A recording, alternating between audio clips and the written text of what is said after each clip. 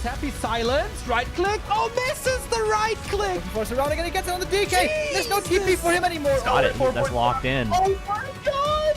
There's a farm. This is not a fight that Kiwikaki can win here in the upper right. Can he win it somewhere else? Oh, but this is a moon. Does he have enough damage? Does he miscalculate this?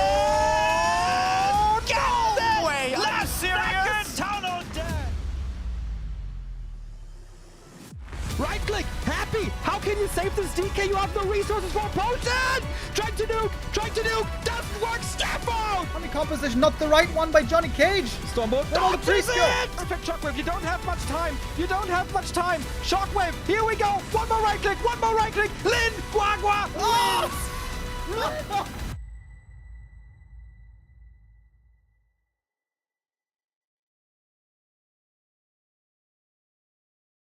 I almost forgot to unmute myself, but I remembered.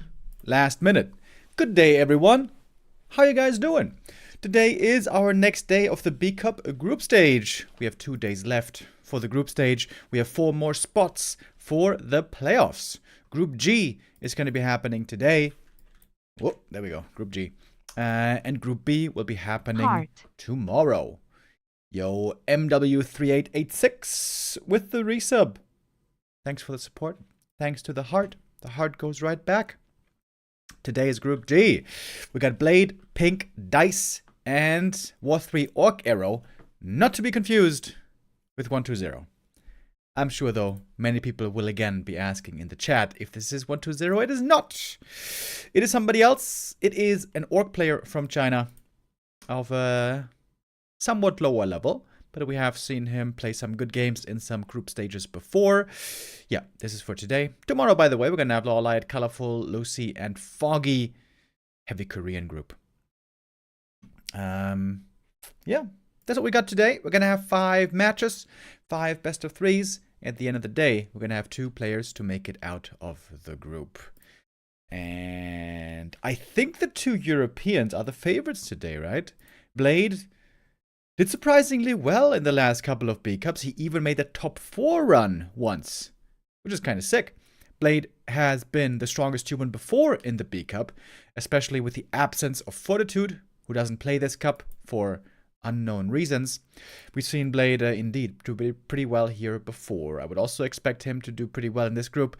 Blade versus Dise, I would think, will be the upper bracket final, but we'll see if that's gonna come to pass or if there's gonna be a surprise.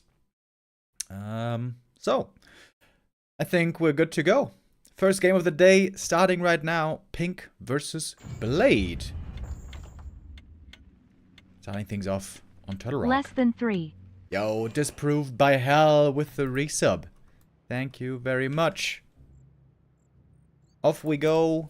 In we go. Map number 1. Turtle Rock, a very rare map to see in this matchup, isn't it? Most humans dread this map. They will veto this map because here it is a nightmare to expand. I would say it's impossible to expand. Well, it's always possible to expand for human. You can never stop their expansion, but it becomes so painful and so expensive that it's not gonna be worth it normally. It tends to be a losing strategy. That doesn't bother Blade though. Because Blade has a unique style in this matchup. He plays 1-base rifles way more than I think any other top human. Plays it pretty well. He has a decent success rate with that strat against almost all the undeads out there. With the exception of Happy. Happy owns him on the regular.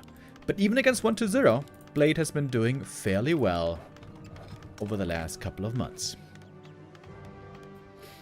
And Pink. What is Pink up to these days? He's one of those tier 3 players from China. We sometimes see him in the group stages, but we haven't seen him make a splash in a long time. This is only the 2nd time ever that Pink and Blade play against each other. Back in 2023. That's almost 2 years ago, boys. Time flies. The 2 met in the Stars War there. Blade also successful. On paper, it seems like Blade here is the favorite, being ELO rank 14 against Pink's ELO rank 28. But Surprises have happened before. Upsets have been observed. We're gonna see what we're gonna get. Most humans out there these days would be thinking that, well, if I'm gonna play one base, then Pally Rifles is just stronger, isn't it? Pally Rifles just stronger than Archmage Rifle Caster, wouldn't you say? And I would certainly say yes. But Blade says, I don't care. Blade is a bit of a stubborn player. He will stick with the same strategy for a long time, even if there's something new and promising on the horizon. I actually think Blade could be insanely good at Pally Rifles. That's his playstyle. He has been playing one-base rifles forever. And now with Pally Rifles, it's actually strong. But, yeah. As I said, Blade is a very stubborn player. So he's probably going to play Archmage Rifles every map, or almost every map. Nice little Acolyte pull here, by the way. Prevented Blade from getting more of the creeps. Only got the one creep carrying the item. Player's forces are under attack.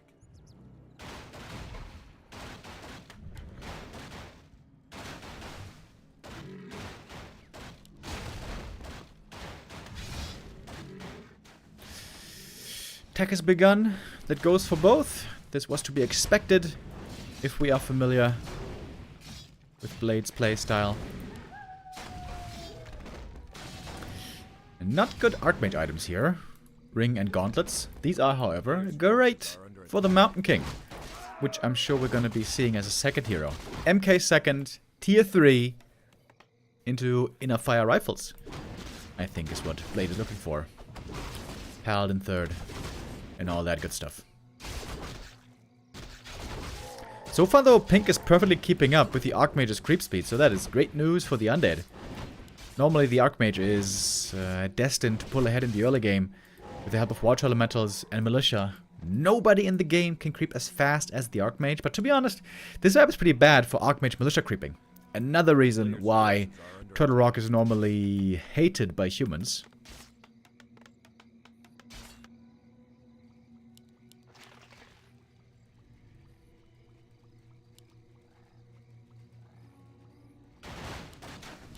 Got a little bit of a footy scout up here. So Blade is well aware what his opponent is up to. And everything is looking normal so far, except for the graveyard placement. That's a terrible position for the graveyard. It's not even very close to trees. Meh. Moving on from small camp to small camp. Mirrored creep routes, basically, so far. On Turtle Rock, there's lots of small camps you can easily creep with summons and such. You see that here. Trying to stack up on damage items is especially the Undead. So far, not the most lucky. No Claws of Attack, no Mantle. Archmage with double ring. Again, not good right now, but truly good later on, I would say. Oh, Archmage got level 3. And the DK didn't. Wait. Did the footy see the last hit, maybe? Perhaps. He really wants this footman kill. That's going to be level 3 then. And booyah. There we go. 0 footy losses so far for Pink. Once again, he's keeping up in experience with the Archmage. I feel like this is a really good early game for Pink. Got another footy right there. The normal stuff to go into would be... what do Undeads play these days against one-base rifles? This is actually seen so rarely, the one-base rifle style. It's not considered very good. What do you play against it? Do you play Fiends? Or just Ghoul A-Bomb?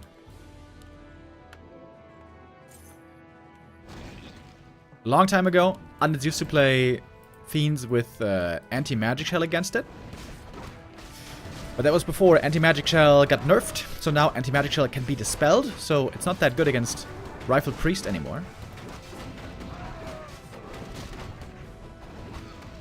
Still good though. Still very good in many situations. Oh, Creepjack here at the shop. Pink with a good start into this game. He's gonna get one rifle kill at least. Trading Ghouls for rifles, something he's gonna do all day long. Gladly. Oh, MK is super tanky with these items, by the way. There's one more Coil Nova ready. I feel like I should try to snipe either a rifle or a priest with that. There it is. And gets the kill. Is it the surround? Ooh, almost. Not quite the surround, but he still wants the kill.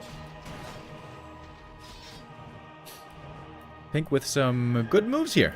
I would say he's definitely in a bit of a lead. Going to the tier 3 phase.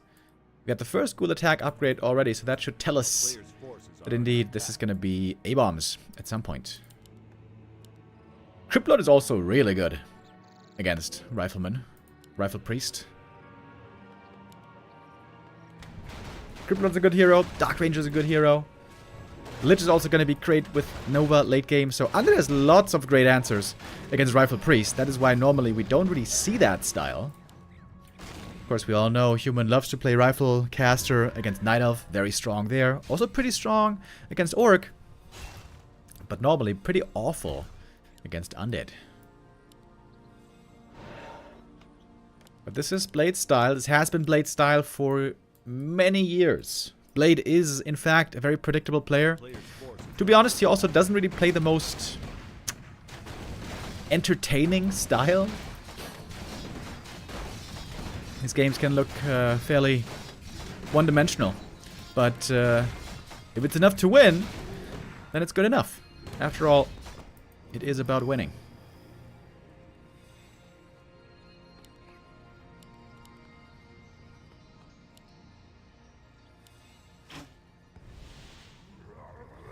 Player's forces are under attack. Blade has managed to get to 50 supply, adding in a workshop now. Wants to have probably late game gyros against destroyers. This is where the wheat is separated from the chaff, by the way, as far as undead player quality goes, is the destroyer micro. How well can you dispel on cooldown, control them, move them in the right position, get damage out of them without losing them needlessly? I can say that with a lot of experience, because I am not a good destroyer player. My destroyers are always in the right spot, in the wrong spot, I mean. And it doesn't sound like it's that big of a difference maker if you're not undead. But if you're undead, and if you watch top undeads, their destroyer micro is oftentimes what sets them apart.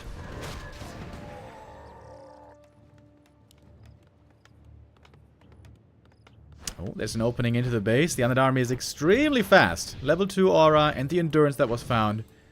Blade gonna have to TP back right away. Oh, and Pink is gonna fight into the human main base with militia. It's a very bold call. Throw of the Beast has been used. There has to be a destroyer. Where's the destroyer? Oh, the destroyer morph is late. Destroyer upgrade only now finished. There we go. Destroyer being morphed. There's a perfect dispel waiting right here.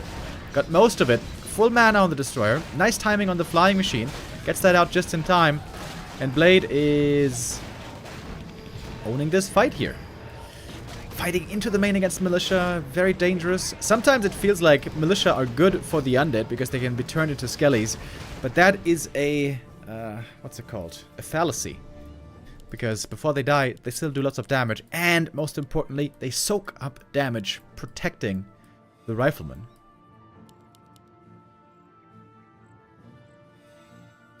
Normally it's in the interest of the undead to delay the game as much as he can. Especially when he's going into A-bombs. Second slaughterhouse, keep creeping, and then get up to like 70 supply A-bombs. 70 supply A-bombs is extremely hard to beat for Rifle Caster Human.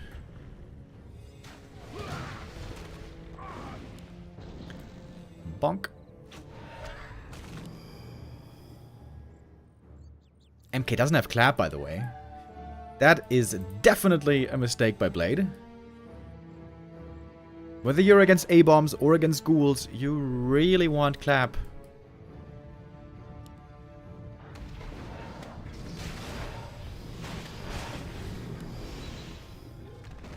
But Blade is still managing to find himself in a good position here.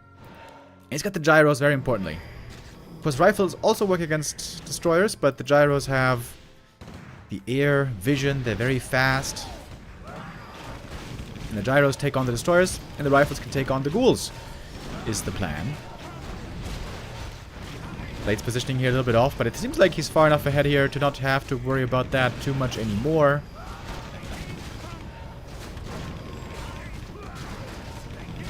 Oh, destroyer's almost winning the air fight. Going for the Dark Ranger kill. He knew the coil was on cooldown. He was just used on the destroyer. But Blade still has to deal with this Destro. Dark Ranger back from the tavern. It's a very close fight as it turns out. Stormbolt now going to be powerful though. This is where Bash is actually good when it comes to hero battles. However, against ghouls and A-bombs, Clap would indeed be quite a bit better. Got Frost Armor. Kind of surprising.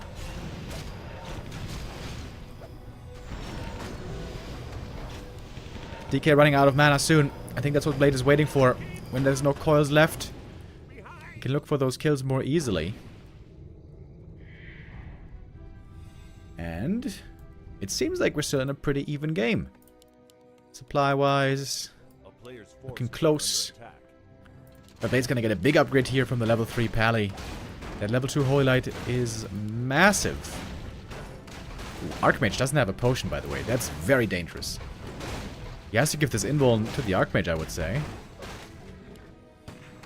I think you should also put the gauntlets on the Archmage to give him a bit more HP. The Mountain King is giga tanky as it is. That could be a weakness that Pink can try to exploit. He's not going A-bombs, by the way. He's going double crypt, just mass ghouls. Which I don't think is the right call in the late game. When the hero levels are high, ghouls suffer pretty hard. They're doing a good job here, always having the necessary amount of gyros. Ooh, going for the Lich as well, and he gets the kill. And that is game. Blade does bring it home with his playstyle, with his unique take on the meta. The one-base rifles. A Blade classic.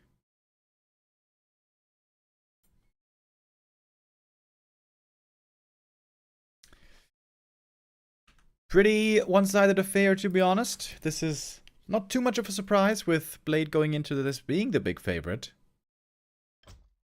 And we can continue on map number 2 right away. Just gotta play a short ad. And then we're gonna get our game started.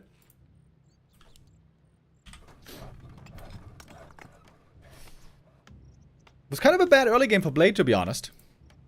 But once he's at 50 supply, once he's got his rifles, heroes, gyros all together, then he can make use of the strong army that he has practiced with so much in the past. I don't even think he had enough fire, right? Enough fire can of course be a double-edged sword. Destroyers can just dispel that, obviously. Oh. Pink is going back to an old school build here. Early altar, late crypt. This is the so-called Ted Fiend build. Huh. Not a big fan of that, to be honest. Against a one-base rifle player. Unless he feels like he can play really good Fiend Banshee against the Priest Rifle. Maybe that can work. Maybe that can work. We'll see.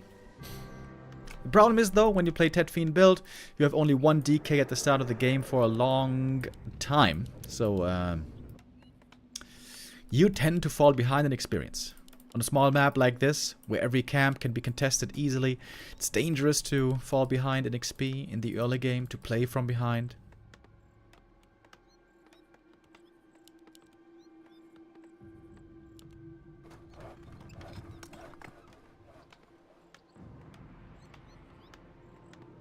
Why is the zoom resetting? Normally it doesn't do that.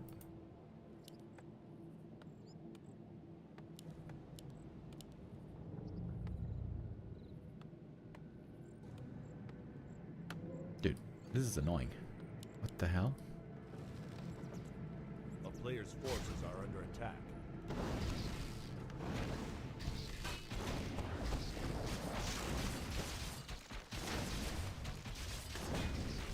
Town is under siege.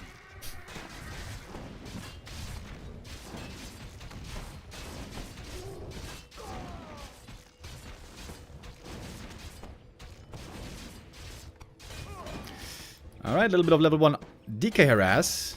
I haven't seen that in a while. Normally, almost every undead these days plays a ghoul opening. Focuses on a bit of creeping first. Ooh, coil. Oh, pump fake.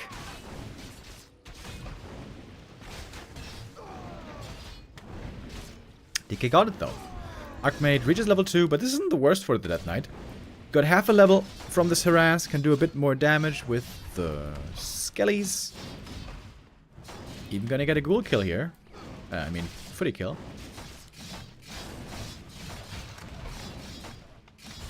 Blacksmith is coming up, so again, it's gonna be one base rifles. Makes sense on this map, of course, where expo play is kind of hard. Blade, the one base rifle player.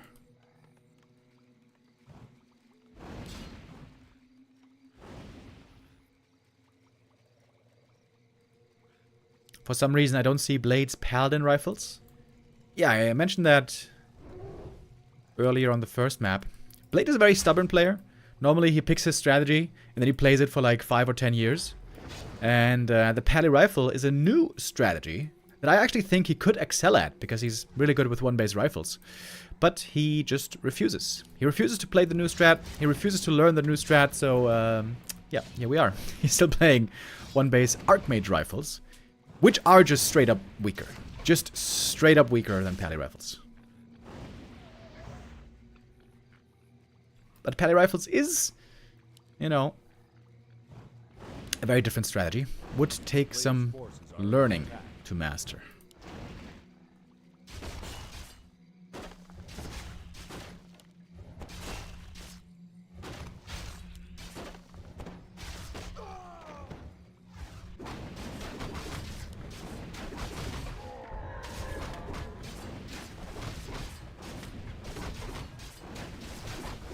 Archmage would love to get a fast level 3. Then be joined by the MK soon. Try to take control of the map. Tech is quite even between the two.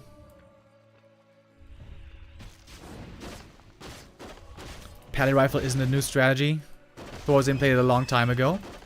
Yes, true. But back then, it was a very, very exotic strategy. And it wasn't very good. It was okay if you were amazing with it, but it wasn't really good. Nowadays, it's really, really good. It is probably a little bit too good, if we're honest.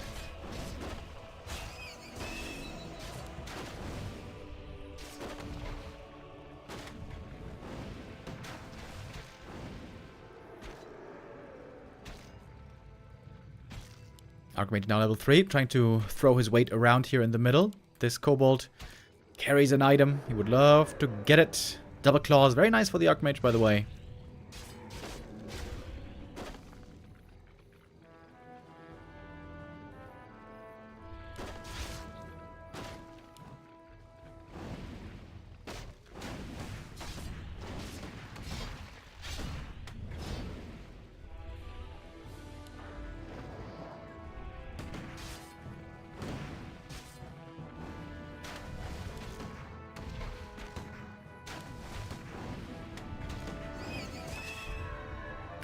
Oh, triple claws. Alright, plus 16 damage. That's pretty scary.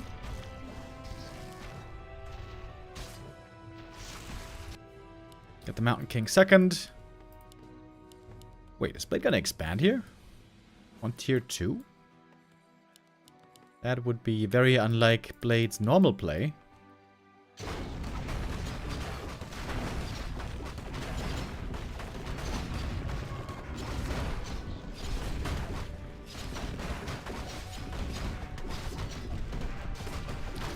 Fast level 2 for the MK. That's nice. One of mana stealing as well.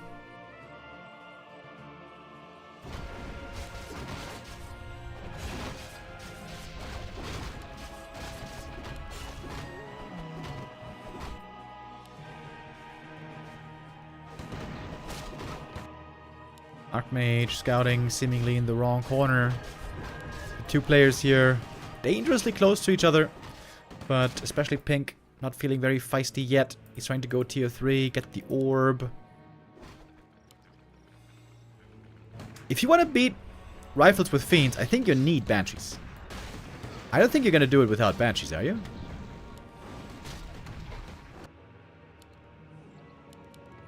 In my opinion, Banshees are a crucial part here. Oh, one Fiend caught already, by the way. Every Fiend loss hurts. It's a big part of the damage output of the army.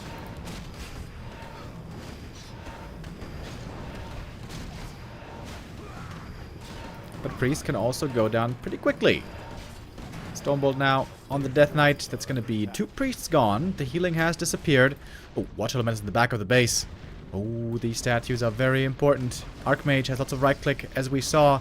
One statue goes down. Fight is still going on up here. And here, actually, Pink is getting a few kills. MK, though, is level 3. 1 of mana steal. And the kill on the Lich. With the Stormbolt, there seems to be lots of kills. Death Knight also about to be forced to his knees. Blade wins this game even before tier 3 was fully ready. Very fast game. 8 minutes 30 only. And Blade makes it through quite easily, I want to say. That was not a close series. Let's not mince words here. Pink, a little bit outclassed here. We'll see if he stands a better chance in the lower bracket, where he's going to be playing next. Alright, that's our first match over. Next match, we have another European representation. Dise is going to go up against War3Orcero. Once again, that is not 1-0. Different player, Chinese Orc. And here also, the European player seems to be the favorite. We're going to look at the stats and the ELO standings later. But first, we're going to go into a bit of a break. Here in the B Cup, they like to take some longer breaks, as we've learned. So after this break, we're going to be back with Dise versus Arrow coming up next.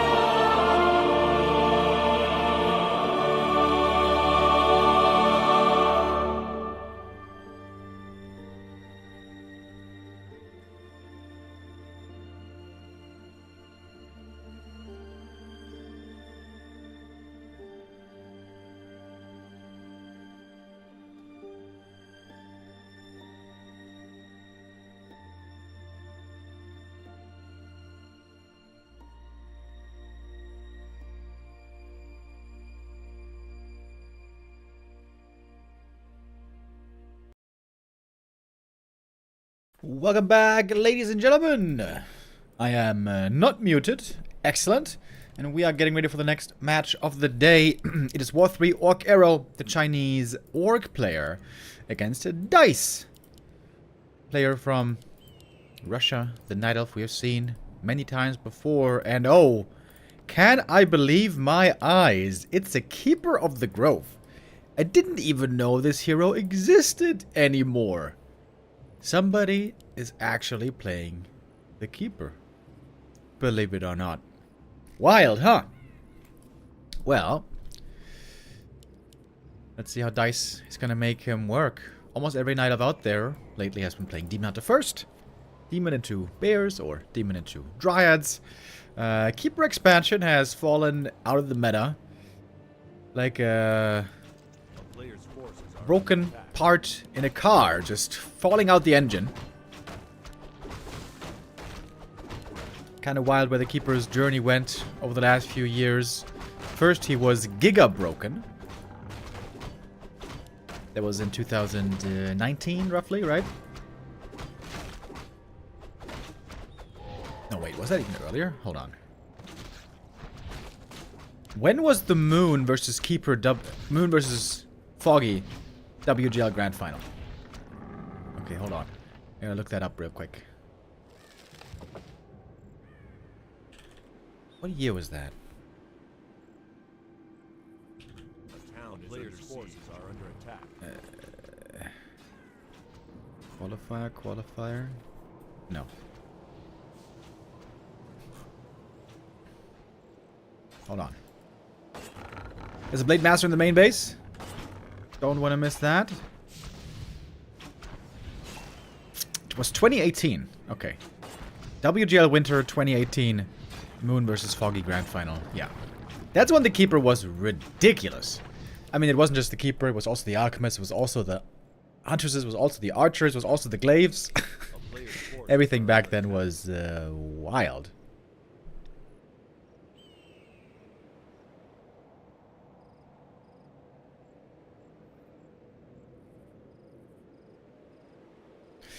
As I mentioned, Dise is going into this game today as the favorite. We've seen Dise do fairly well in some smaller tournaments lately. He is a frequent visitor of the B2W Weekly Cup, for example, here in the B Cup and other Chinese tournaments. We see him in the group stage fairly often. We haven't seen him yet manage a huge run in the playoff stage, the so-called breakout performance we haven't quite had yet. Of course, the latest win for him was a pretty big one. Raralan in January, first place to Dise. That was a nice bit of prize money he was able to get there. Seemed to have a good time as well. Seemed to be by far the strongest player in the tournament. This is, by the way, the 6th time these two are meeting today, Dise and Aero. The first encounter dates back to 2022. And Dise has a 100% win rate, by the way. 100% win rate in series, and also a 100% win rate, in maps. Dise has never lost a map yet against Aero.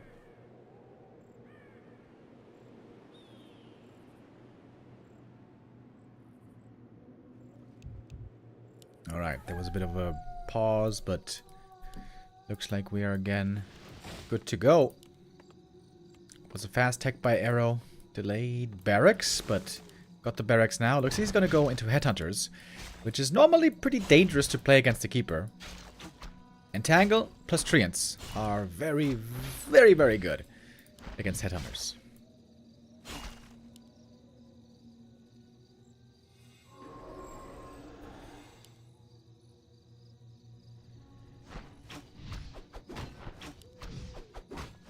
Oh.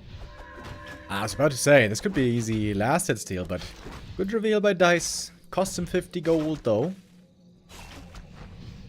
And this Blade Master Harass is working out fairly well. Keeper kept from level 2 for quite a while, being annoying, forcing some moon juice. But once we got a couple of Huntresses out, that's when the Keeper's life gets a lot easier in the early game.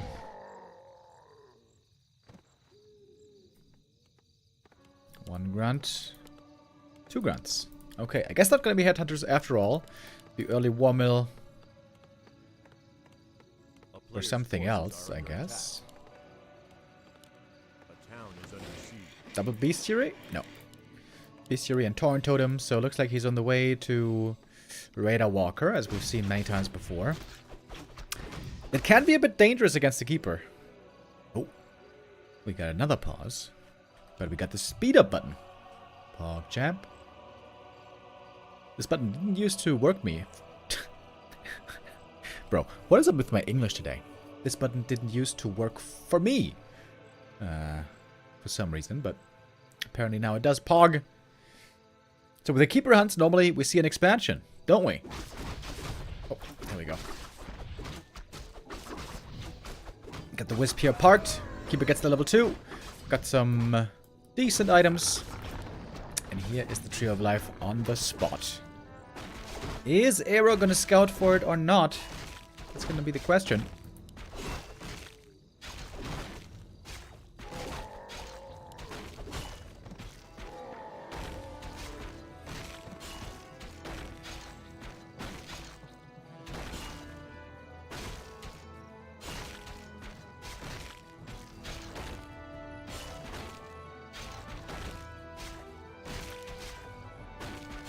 They get level 2 here, always achieved from this camp. Ooh, Grunts are trying to get away. Keeper, of course, would love to get in and entangle here. We got the speed scroll on the shadow. Players' forces are under attack. Oh, I think Dise could have gotten a Grunt here if he had followed through. Mirror image is the standard against Keeper hunts. We've seen that many times before. An Alchemist third. Sentinels are ready. One to protect the expansion here. One to scout in the center. Oh, and sees the Blade Master. Still gonna go for the creep camp here. Alchemist with Acid Spray. Really good against creeps. Oh, the Blade Master. Oh, if he gets the cancel here, that would be huge. Dise is not reacting to it. Now he is. But he's got mirror image to get out of the entangle. I'm kind of surprised that Dise isn't panicking more. Is he calculating this correctly? Oh, I guess he is. Blade is backing off. Doesn't want to test his luck too much here. I guess he doesn't have any damage items. A single ring only. 0 damage boost, which is not ideal, of course.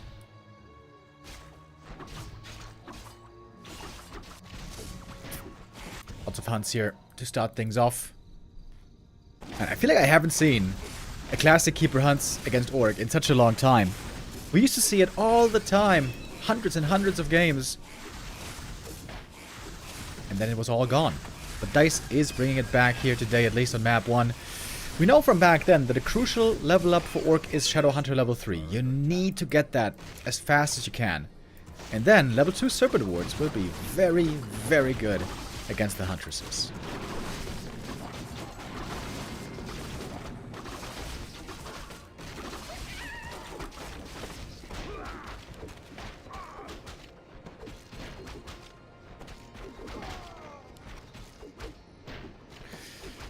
Going from camp to camp here, but the Shadowhunter needs one more. I guess the green will be enough. Alchemist solo experience. Ooh, great item here. Getting more armor from the Lion Horn. Good also for the Alchemist. Good also for the hunts. Mana Stone, quite nice for him as well. Expansion for Dise now about to be fully mining. The Tree of Life is pretty attackable here, though. Perhaps he could place some Moonwells in front. Might not be a bad idea. Oh, but this might be a bad idea. Dise going into the fight without the Keeper being here. The Shadowhunter just got level 3. Keeper, by the way, doesn't have the most impressive levels here. It's a lot about healing as well. I want to stay away from these Serpent Wards. We have a counter expansion coming up for Arrow. And tier 3 by Dise. Oh, really? Okay. I like the Sentinel play here by Dise. Always giving him good information.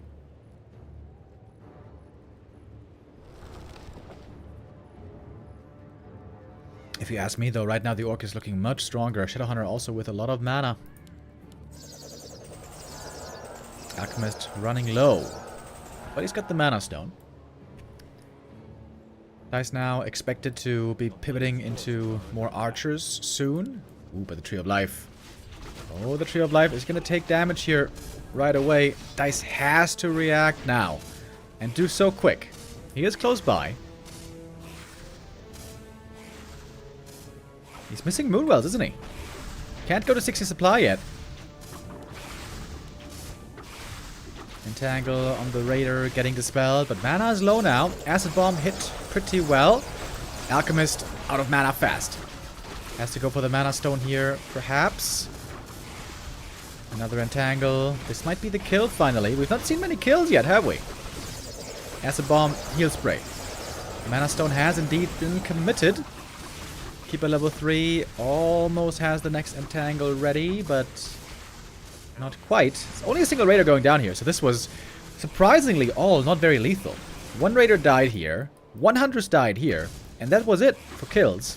However, also the big Mana Stone was used, and that is a big deal. I like the fact that he's going for Clarities right away for the Alch. And now we're getting Archers as tier 3 is nearing completion. Dise is struggling a bit with Lumber here. Need some more Wisps. Arrow thinks, alright, he's in a good spot. He's got the expansion. That's what you want. But when Night Elf is tier 3, things get a little bit more tricky. Orb of Venom, Podum, Marksmanship, all big upgrades.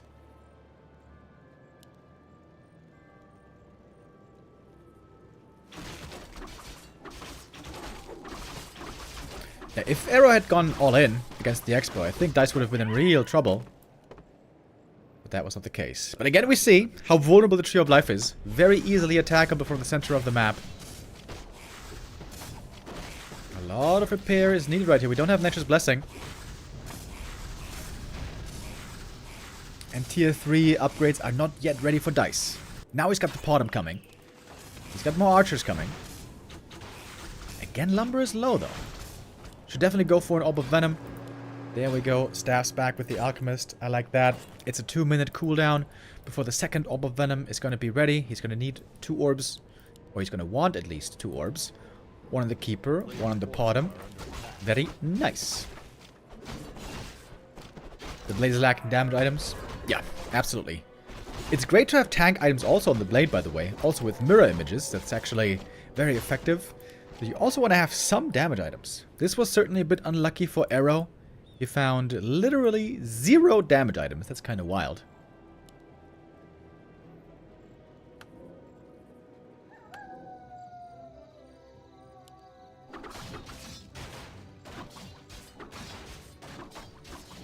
We don't have the Bouncing Glaives upgrade. But now, in the late game, it's going to be more about Archers anyways. They don't have Marksmanship yet, but they do have 2-1 upgrades. That's quite good. And 1 heal scroll to bolster them more. Oh, Huntress's positioning is terrible. Look at that. Hunts can't even get properly to the front.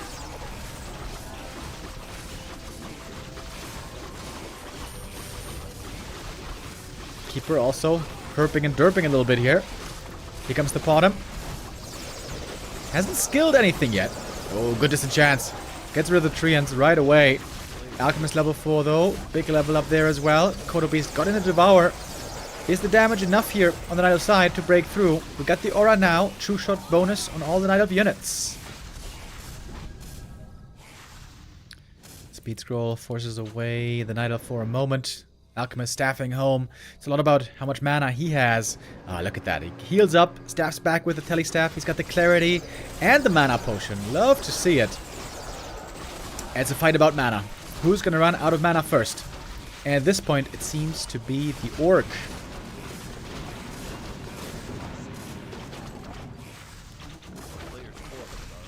Oh, Blade Master.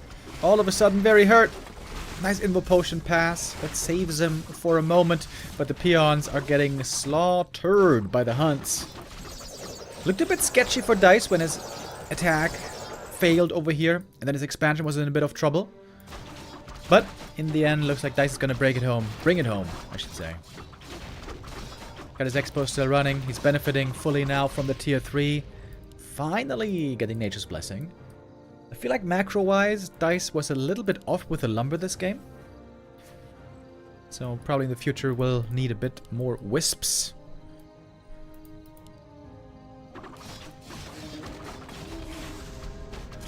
But now the big Night Elf army is again ready. Hunts and archers with lots of upgrades. Good splits here on the treants as well. Blade Master Mirror Image is soaking up indeed a lot of damage, but we also have wisps here for the detonates. Very nice.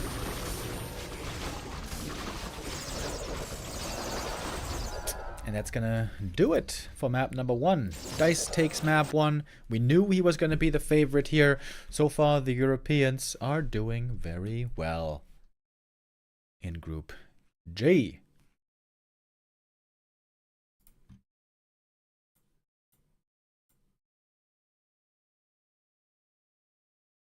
All right. Dise takes the map. And we are getting ready for the next one.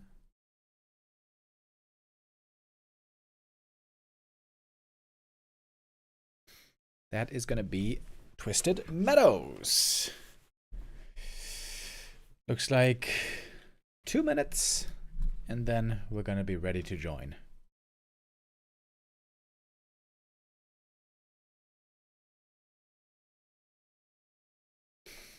Dise is keeping his 100% win rate against Arrow. Yeah, so far he is. Indeed, he has been very, very successful against the Chinese Orc player. Arrow is rather low ranked when it comes to B Cup participants. Only rank 42 in the ELO standings. So, indeed, he is the underdog in the group. He probably is going to be the underdog against Pink as well, right? Probably. Gonna find out about that later if they meet in the lower bracket, which seems likely. If Dise plays against Blade, I think that's gonna be an interesting game. Blade known to be a player very fond of one-base rifles style, and one-base rifles can work against Night Elf, but I feel like if Night Elf plays well against it on the right map, should be a bit Night Elf favored.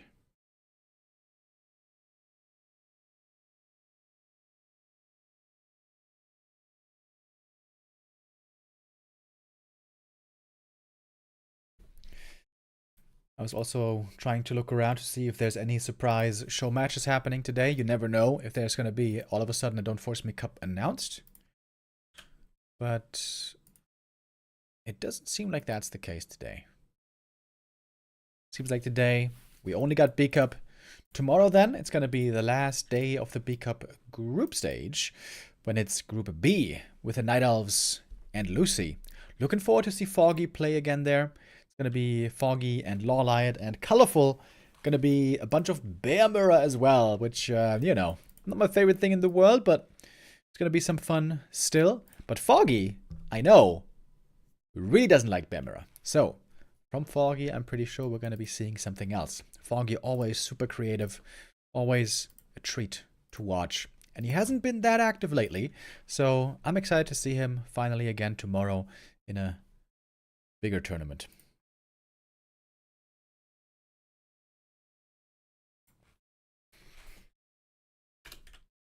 All right, I think we can start the next prediction here for map number 2, because we are now ready to join.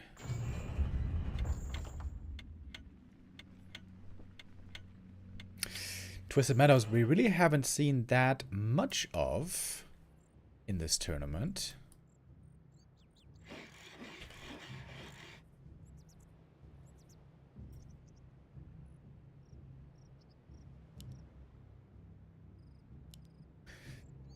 I wonder if they switched servers, by the way.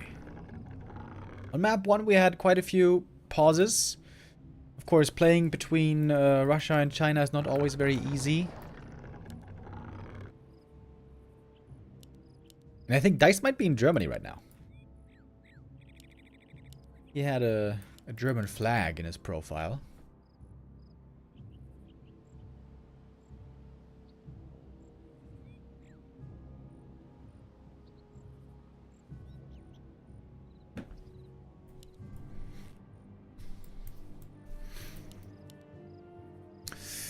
gonna be a more streamlined mainstream build this time. Not a fast tech with a Blade Master Shop Brush. It is a Blade Master with grunts, which is more the norm. And Dise now going for the Demon Hunter.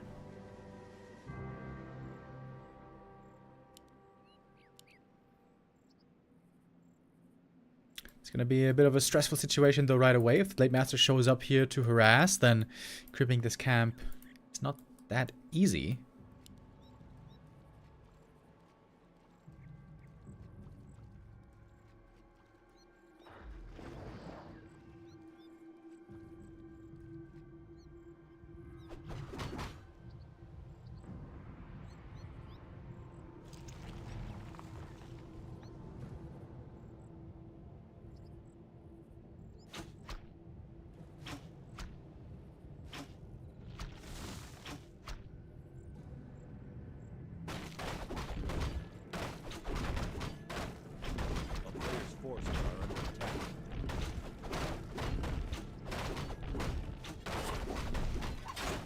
So what's the Blade gonna do?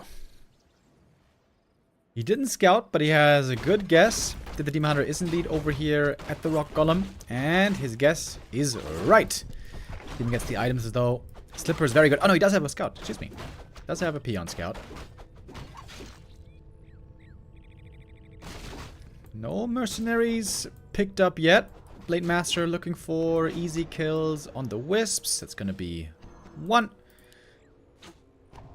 This one, though, he might be able to save. Oh, don't want to get mana burn again. Very annoying when you can't windwalk a second time. Okay. A player's forces are under attack. Dise got the experience from the big creep. That's the most important thing. He's going to make some more archers here to be a bit more stable. Probably going to be selling the one of mana stealing. And with a potential block, will save this archer as well. So, only one single wisp lost in the early game. That is a-okay.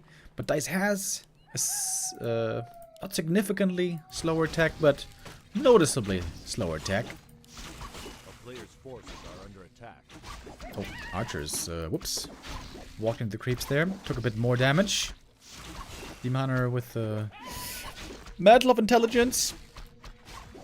Not really preferred by him, but good than a second hero.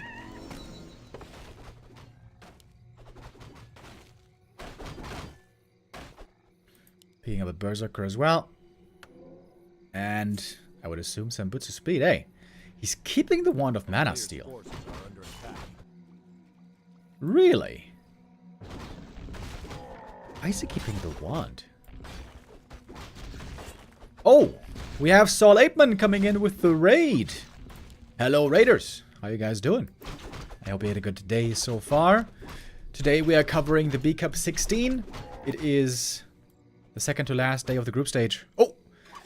Oh, with the immolation and the Boots of Speed, I was able to run down the Blade Master, forcing him into a TP. But good base build here. In the back, the blade is protected. Demon Hunter will also have to return home to heal pretty soon.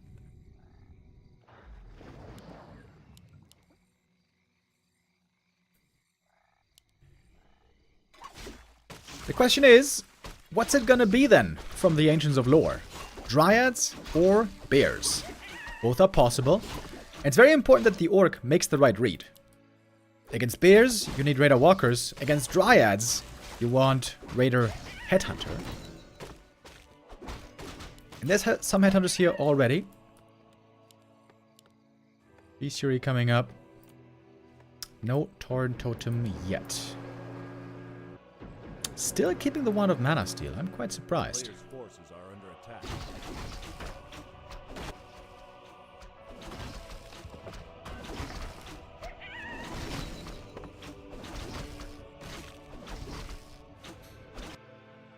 Second hero is the Keeper. Could still be both, either Dryads or Bears.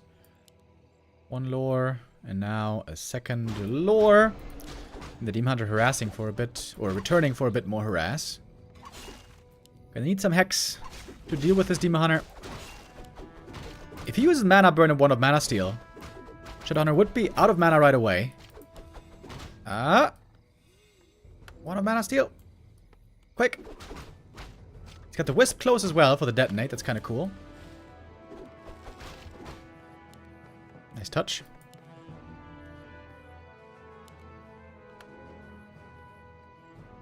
Get some sleep, Saul. Happy Settler with the resub. Thank you.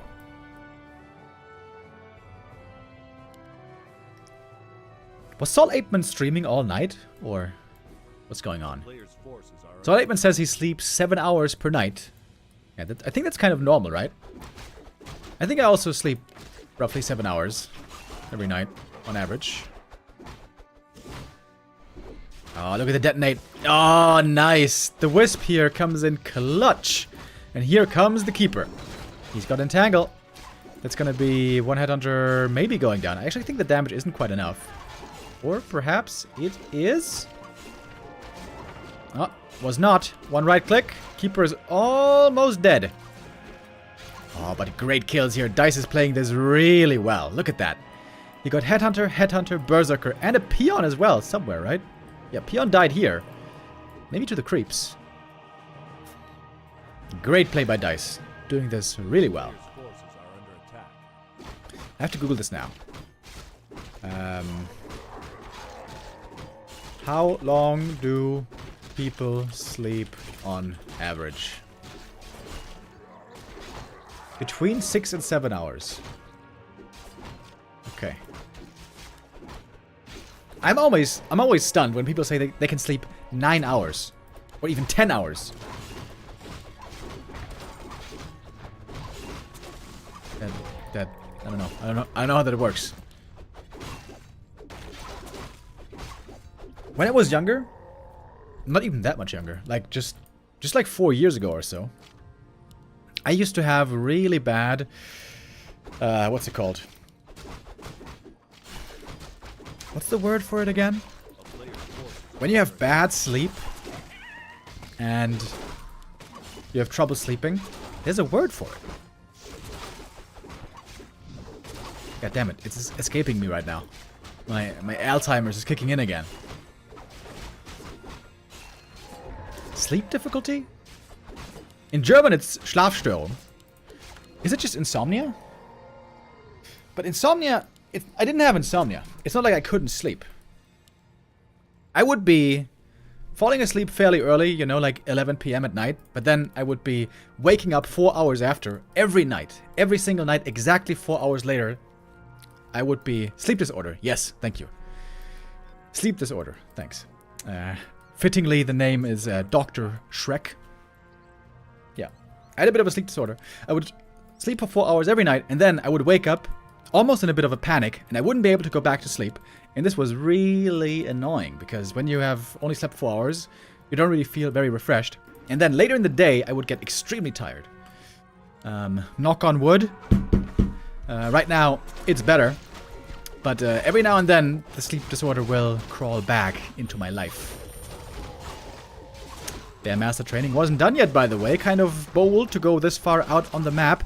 But now, Master is ready.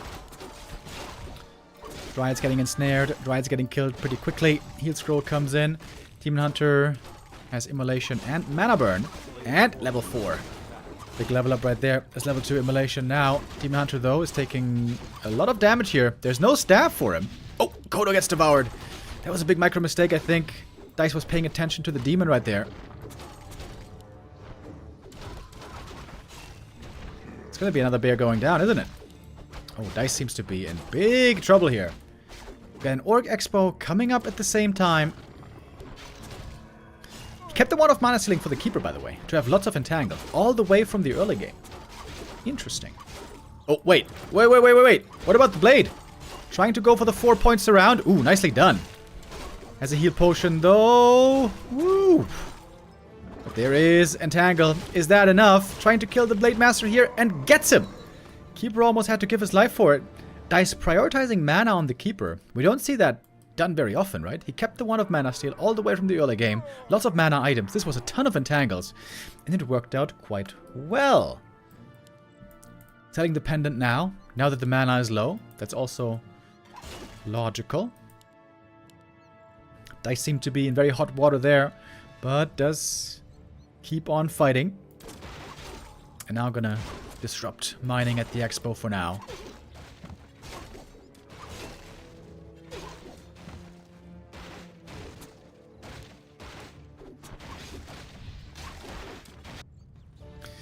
Yeah, lots of people have given me advice over the years of how to deal with sleep disorder. You know, melatonin and all those different things that you can take. I tried lots of them, and none really solved the issue when I really had the sleep disorder.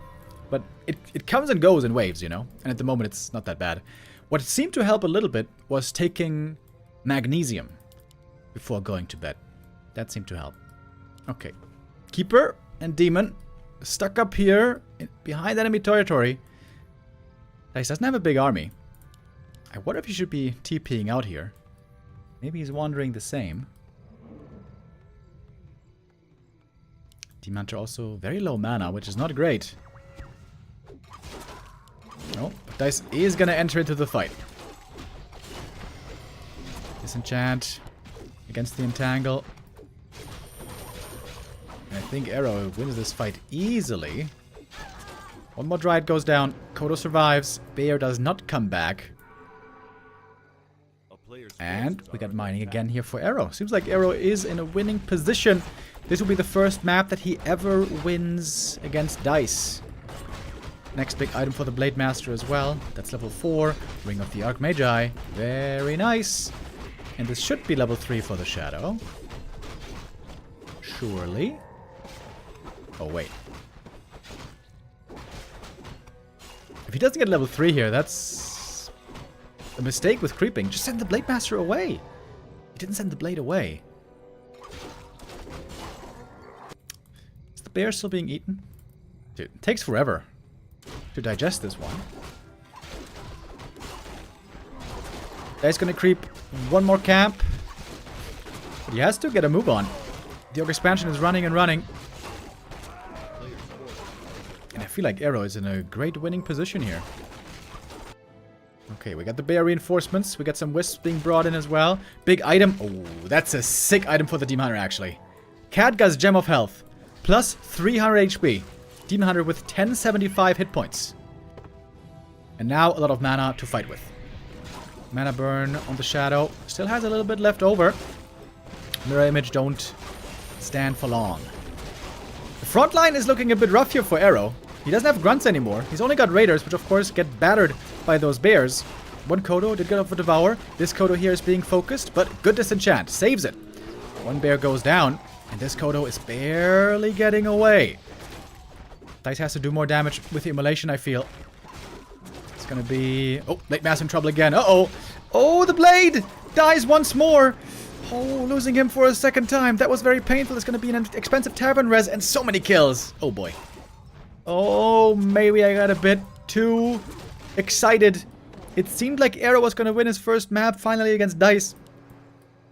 But Dise says not so fast. Does win the crucial fight in the end game. And does win the game. Close call though, especially on map 2. I would also say map 1 was a pretty close affair. Arrow with a decent showing here. But Dise still the one victorious.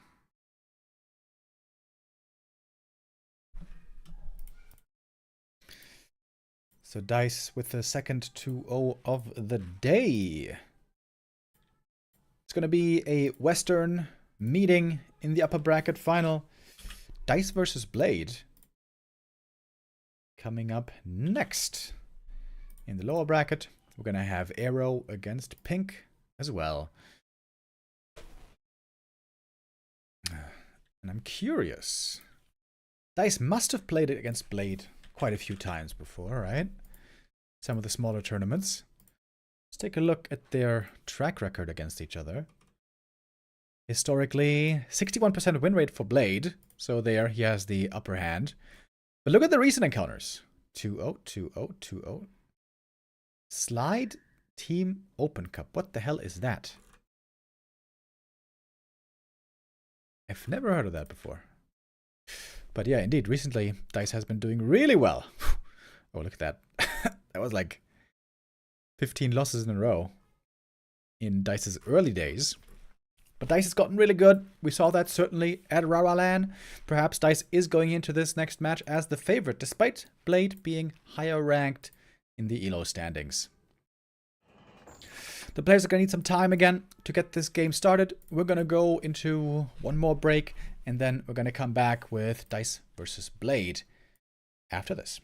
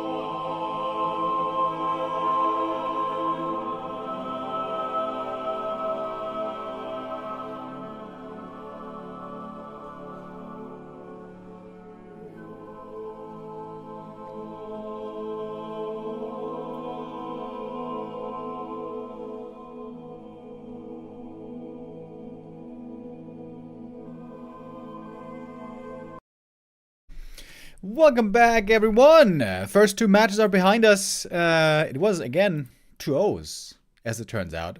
Yesterday we had a day full of 2-0s already. Hopefully today, some of these matches are going to end up being closer. Now we're going to find out who's going to take first place in the group. As you may remember, in the B Cup, the first place finish from the group lands in the upper bracket in the playoffs. Second place lands in the lower bracket in the playoffs. So taking first is a big deal in this tournament. Dice or Blade, who is going to do it? We're going to find out right now. Loading into map number 1, which is Amazonia again. Well, well, well. It looks like Blade is quite fond of Amazonia. Last couple of days we saw it vetoed a lot. But today we get a look again at the old map that I'm not a big fan of. But let's see how much these two like the map. As mentioned earlier, Blade normally a big fan of one-base rifle play. Now mind you, not pally rifles. It is one-base rifles.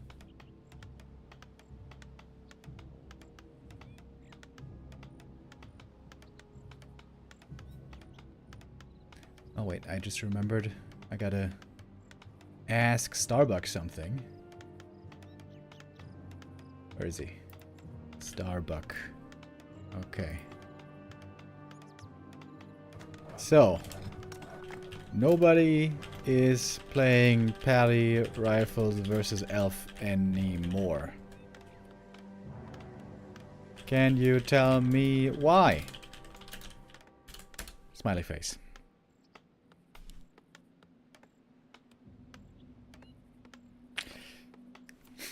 About 2 months ago, pally rifles for a short while looked very strong against Night Elf, and then I saw Colorful beat it once, just playing standard, and then nobody played it again. Really weird.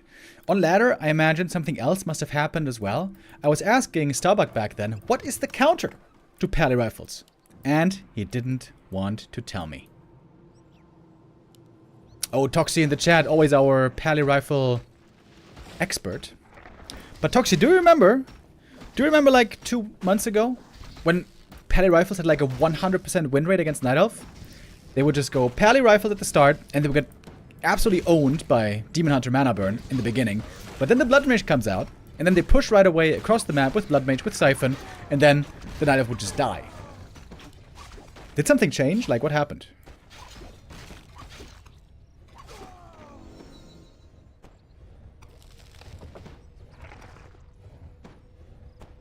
Toxie says he thought it was good versus Demon Hunter, and then he understood that it was not.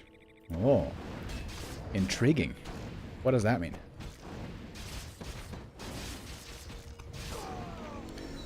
Toxie, we need some detailed explanations, please.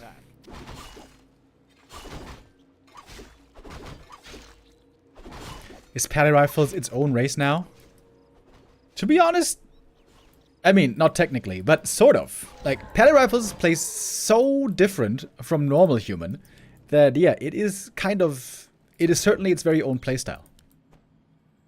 Completely different from Archmage Expo stuff.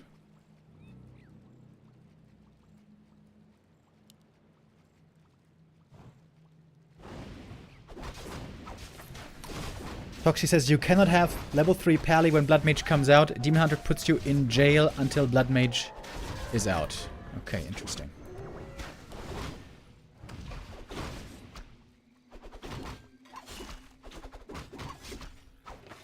Because in the games we saw back then, Night Elves would be aggressive early, either level 1 or level 2. And they would mana burn, right click, be really annoying. But at some point the Demon Hunter is low HP, he runs away, he has to heal, he does something else. And then pally would get level 3 at some point, you know, once he has a couple of rifles to creep with.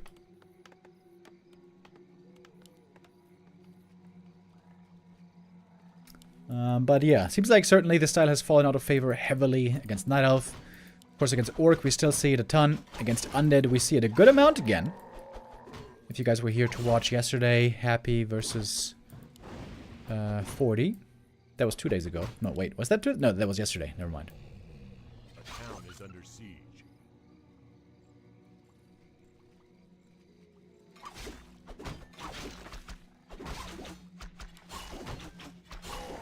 You shouldn't commit any HP until the Naga is out. A Oh, player's interesting. forces are under attack.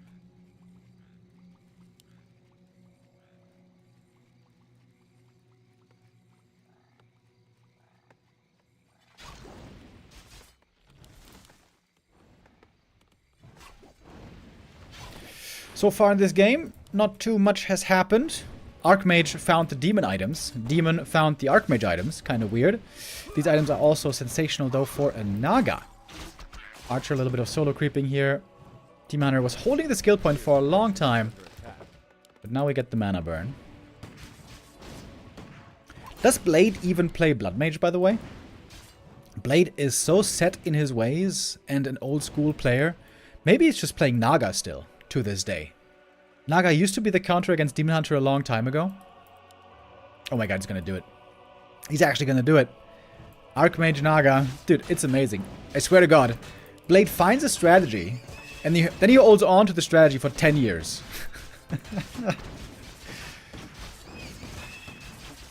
Blood Mage normally considered much better against Demon Hunter these days.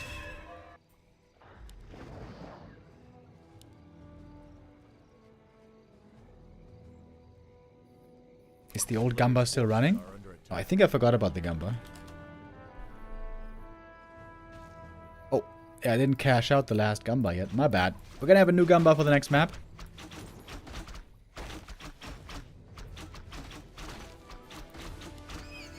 Naga, of course, loves those damage items. She's gonna get a ring. That's good for the demon. That's the cool thing about Demon Naga, by the way. Normally, you always have a good item carrier in one of those two heroes, regardless of what you find.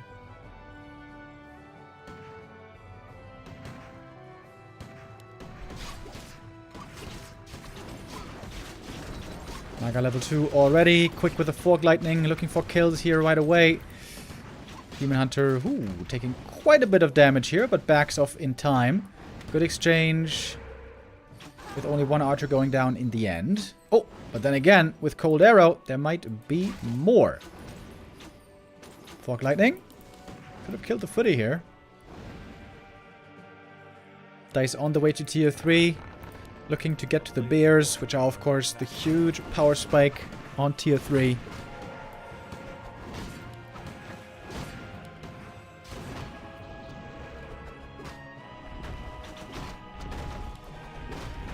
I think Blade is one of the most stubborn players in the game when it comes to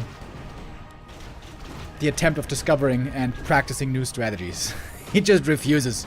He refuses to try to play new strategies.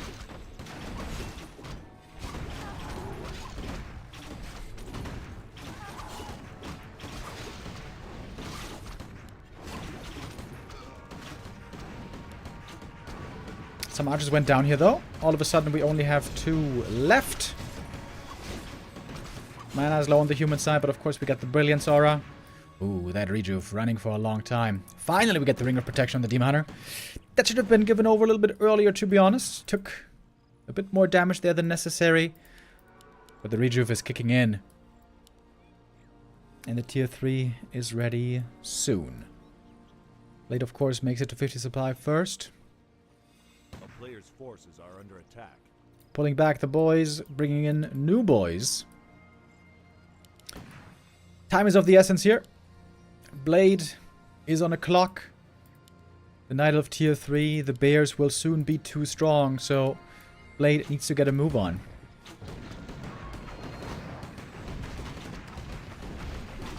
Team Hunter scouting, trying to be annoying. I like this though. The Naga is solo creeping over here at the shop.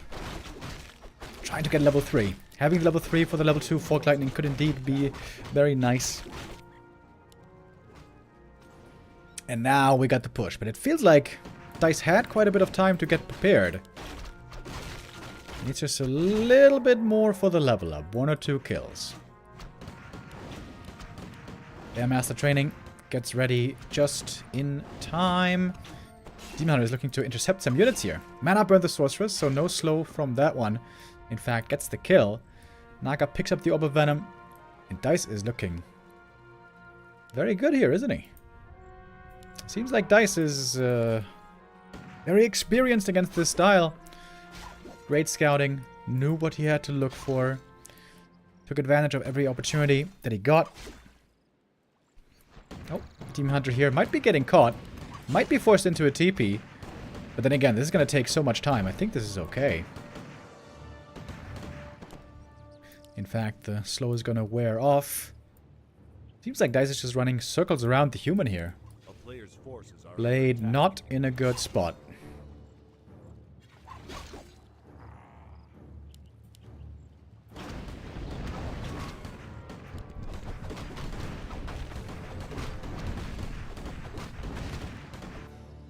And Dise gonna say, alright, how about I go for an attack this time? Sitting now pretty at 50 supply, getting some more upgrade. Wellspring, Mark of the Claw. There's a big entrance into the main base. Blade has to react. But there's no Dryads here. And there's no staff either, so he may have to TP away if he wants to save the bears. Demon trying to distract from the bear. But that slow lasts forever. Oh, wait, he has a staff. Excuse me. I didn't see that one. I didn't think he had it. Speaking of staff, Demon also has one. Getting ready to staff towards the army. Naga can smell the level 3. She's so close. 2 peasant kills. Well, I guess actually 3 or 4. He needs to get level 3, splitting the experience here. Blade is going to have to TP out here at some point. I mean, of course, Dise going to have to TP out. Level 2, Fog Lightning. Saved all the bears so far. Well done. And one more peasant. Boom. Excellent attack. Archers were also used in a senseful manner. Is that a word? Senseful? Doesn't sound like it. 6 peasants left only. It's at least enough for full mining. But so much time was bought for Dise. Making more bears. 50 supply. All bears.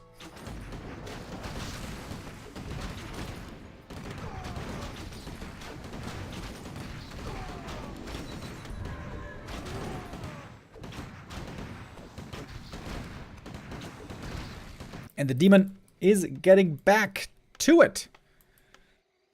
Look at the staff timing. Telestaff ready in 10 seconds, so the Demon Hunter is totally safe to do this. Really good play by Dise. This is an excellent game by the Night Elf here on map 1. And Blade looks a bit dumbfounded. A bit clueless of what to do. He's going to take the red camp because what else can he do? May as well creep something, I guess. Typical, you know, Warcraft 3 player mind. Don't know what to do? I guess we go creeping. Forces the TP. Easy staff back. Dise hasn't built a big bank though, surprisingly. I thought he would have more gold. He hasn't lost much in a while. He lost 2 archers here and that was it, right? But still only at 50 supply. Is Dise? I guess he got a bunch of upgrades. He got 2 more Moonwells, he got Wellspring, he got Mark of the Claw. And now he could go to 60 supply if he wanted. And he's got the double Orb of Venom, right? Ah, no, never mind. Not yet.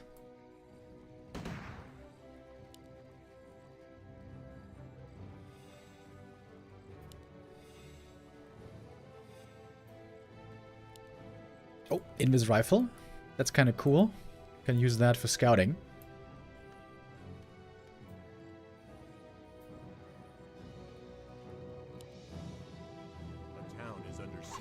And the Demon Hunter back in the main base. He would love to have Immolation now. Might it be worth it to retrain into Immolation here? After all, there's no Blood Mage to suck away his mana.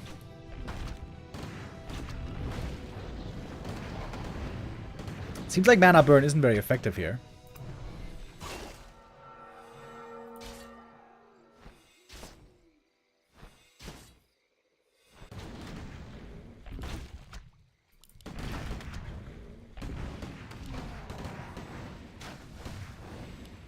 It is a big army for Blade, though. He was able to get a 60 supply.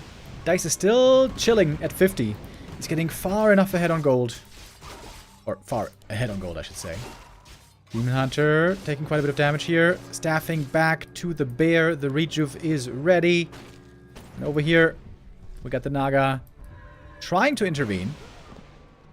Fog Lightning only hits one target, but okay. Item here, Cadgas Pipe, not that good. Dise is buying so much time, it's insane. Great movement by him. Punishing the low mobility of the human, punishing the vulnerable main base of the human. Dise is poking where it hurts. And now he's going into upkeep. Finally. We got the bear production resuming. And the higher you go in supply, the worse it is for Rifle Caster versus bears. Player's forces are under attack. On a narrow map, in a good position, you can out-kite the bears. Especially if you're in a choke and the bears can't connect easily. But that's the weird thing about AZ. While it is a tiny map, there are no narrow positions. Everything's wide open. Goddamn, I hate this map. I hate this map. It is such garbage. Why are we still playing goddamn Amazonia in 2025?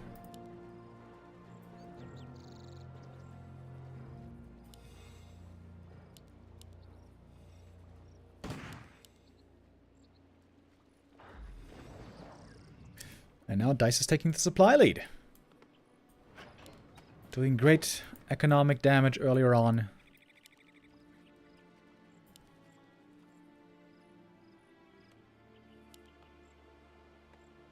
At least we got a guard tower. Or arcane tower, I should say, finally. Blade is just creeping. He's like, okay, I guess I kill creeps. He's gonna have to TP home, though. This army is certainly not enough to deal with all of these bears. Bunch of peasants going down. Blade really wants this item. Blade is just getting outmaneuvered so hard. Rope! Oof, almost forgotten. TP home. TP exchange. Finally now, Dise is gonna make some dryads to have some dispel. How many bears is this? 2, 4, 6, 8, 10, 11 bears. I'm not sure if I've ever seen this many bears. Well, I mean, oh, wait, of course I have. I've seen bear mirrors before, so I have. But against human, this might be a first. 11 bears, that's kind of wild. Upgrades are not the greatest, but they're okay. With 1-1 finishing up here soon.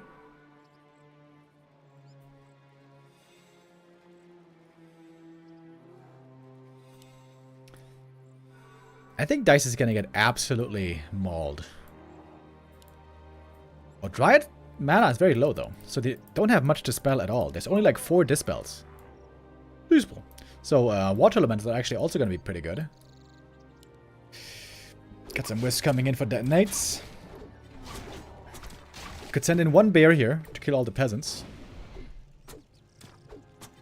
Okay, Dise is finally ready for the big fight. Naga trying to get a fog lightning in. Taking a lot of damage in the attempt, and that is a lot of bears connecting. Oh my god, it's such a nightmare to kite against this army. Kiting against a low number of bears is totally doable. Kiting against 11 bears, very hard. Even using Wisp Detonate to get rid of the slow on the bears, pretty cool. It does drain mana though, so that's the big downside. Some bears are indeed falling. Militia coming out. It is called to arms. Everything is in this fight. Heal scroll being used. The high-level human heroes. Can they really win this game? Perhaps they can. Naga for the night of only now got level 4. Ooh, that's a big fog lightning though. That's 3 kills. Real quick. Water elementals are doing an amazing job here actually. The Dryad Dispel once again is not enough. Demon Hunter though, he got level 5. And that means now that the Archmage shouldn't have any more mana any longer. This is where the Demon Hunter can clean up the Naga Cold Arrow. A good counter normally against him, but not good enough. Oh my god, Blade has nothing left. That also means no peasants. And that's going to do it for map 1.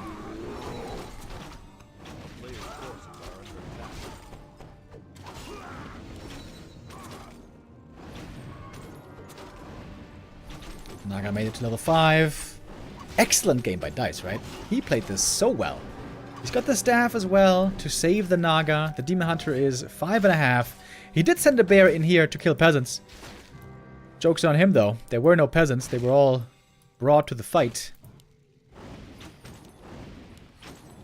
Blade right now has only 2 peasants left over. I think this one we can call GG. 14 supply. Lol. And Blade is still staying in the game. There's enough rejuve to heal up everyone.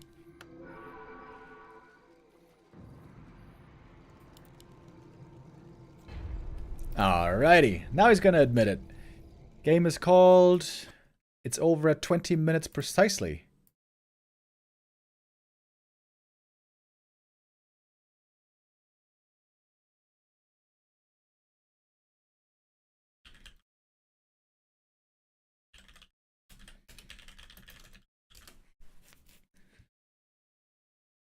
And that was a very convincing showing. Dise looking hot, looking good.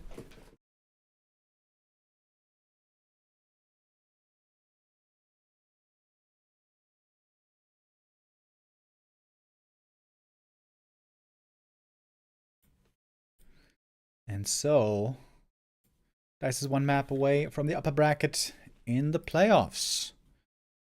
Next map coming up is going to be Blade's choice. Concealed Hill is his pick here. Alright, we can start the Gamba for that already.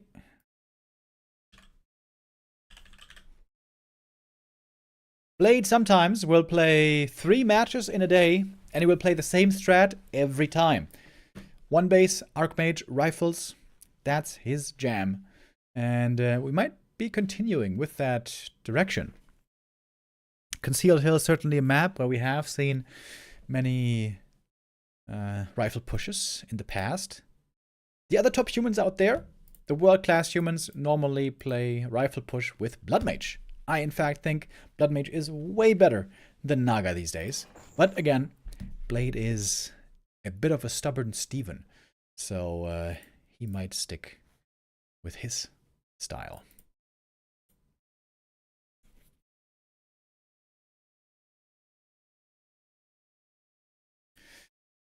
If Dise wins here, he would be the 7th player for the upper bracket. And the upper bracket is going to be looking pretty stacked indeed. We're going to have Moon, Kaho, 1-0, Happy, Starbuck, Life, and possibly Dise.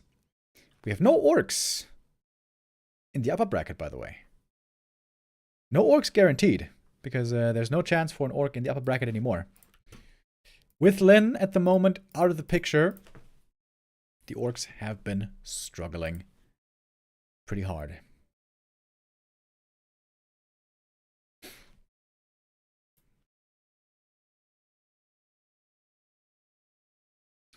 If it ain't broke, don't fix it. Yeah, I think it is broke, though. I think the Naga second against Demon Hunter is kind of broke. And the Blood Mage is looking like the better alternative. But hey, perhaps Blade can still do it his way or the highway. Maybe he can bring this around. Both, by the way, very close in MMR, both at around 2,650. But I would say Dise looked way better there in comparison on the first map.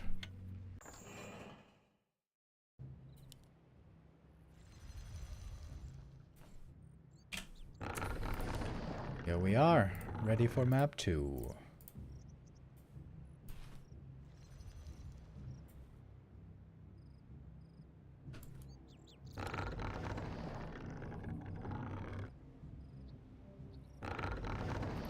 What is Lin up to these days?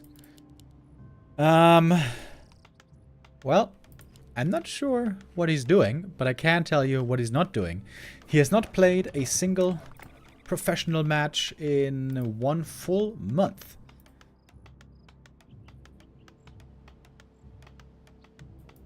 I do know that. And I do know the orcs need him.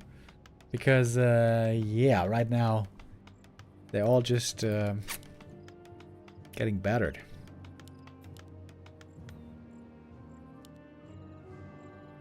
Pretty sure we're gonna get a pretty similar game here. Archmage rifle push against Demon Naga. That's the thing about Blade. He is very, very predictable in his playstyle.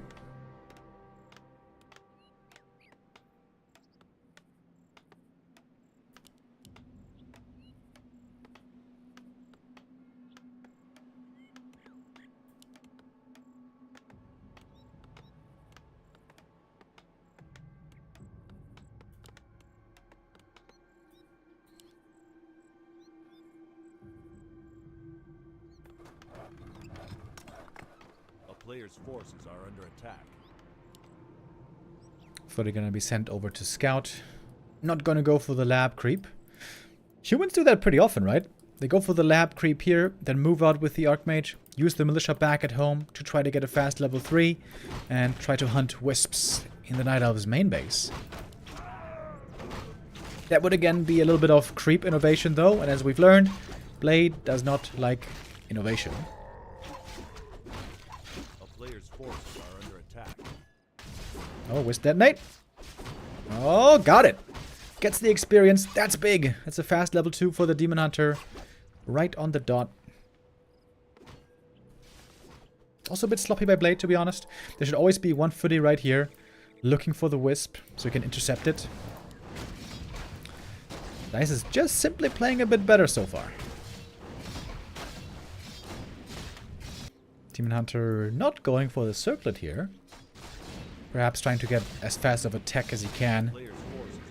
As now he almost has the resources.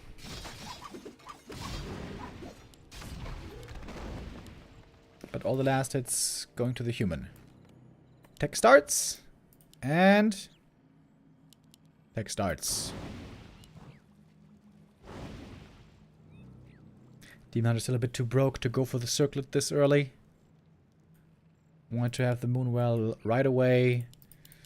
This is kind of cool. So the third Moonwell finishes right as nighttime is hitting. So you get a lot of Moondra's regen. Look at that. Oh, look at that. That must feel good as a Night Elf, right? Nighttime hits. The Moonwell just finished. And now the mana is going up and up and up.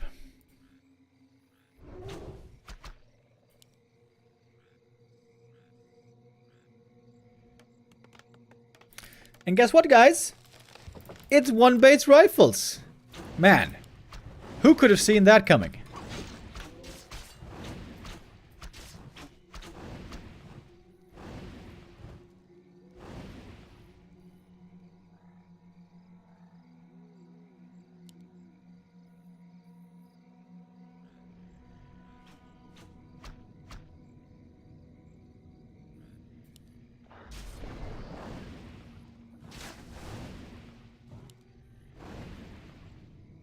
Player's forces are under attack.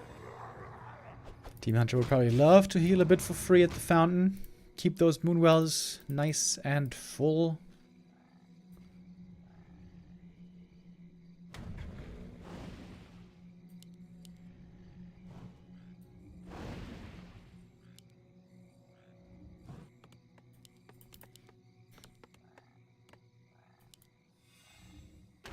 Are we gonna get a Blood Mage finally?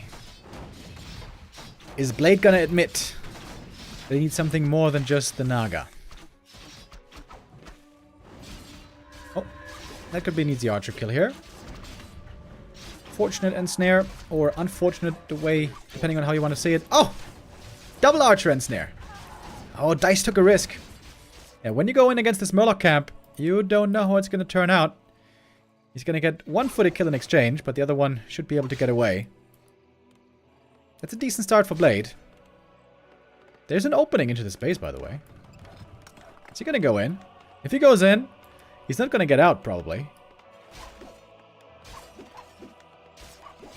No immolation, so the militia should be able to deal with that pretty easily. Wait! Oh, he doesn't lock him in! That's kind of sloppy, right? He could have locked him in here pretty easy. Demon Hunter can run away from the Naga. Man, I really don't like this Naga second. I don't like it at all.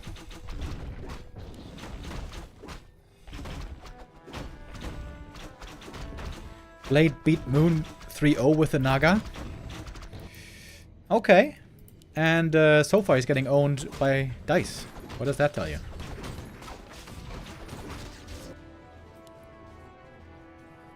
It tells me that Moon has not been in good shape for a long time.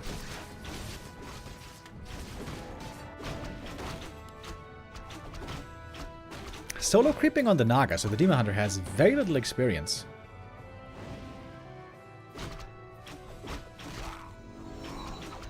Naga with the mana pot. We saw earlier how Dise was valuing mana a lot on his keeper second. Perhaps he's going to do the same with the Naga. If the Naga gets 3 especially, the big mana potion would be great. Tier 3 is coming up. No wisps were killed, so the Night Elf Tier 3 wasn't slowed down. Oh, Blade is going to try to go for the red camp. That seems risky.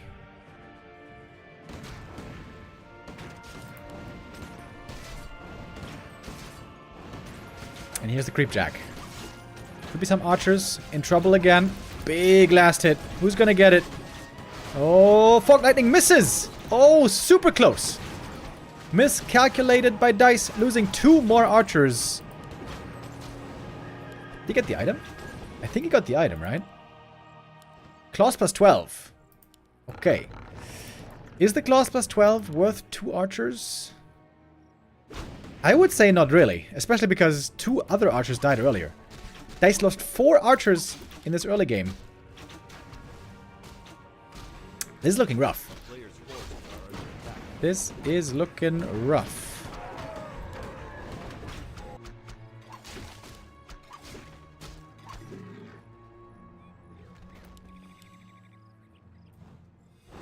Why is Blade creeping this camp? Why are you creeping the green camp? This isn't even a level up. Shouldn't you just go, go, go? Davai, davai right now? What's he waiting for? Demon Hunter has no items, by the way. He's only level 2. Cold arrow. Wait. Oh my god. What's the Archmage doing here? Ooh. Almost forced into a TP. Demon Hunter almost forced into the invuln. Oh, the demon's items are terrible.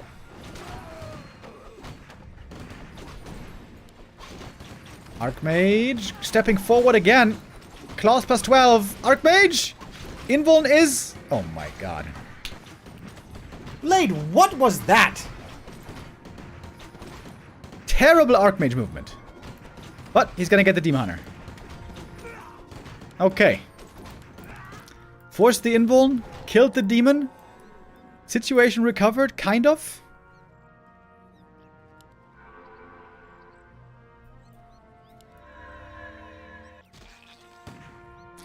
Of course, he tried to get the heal scroll, but he was a bit too late. It was difficult to get the heal scroll and use it right away. But the Archmage movement was just terrible. He should never be that far in front.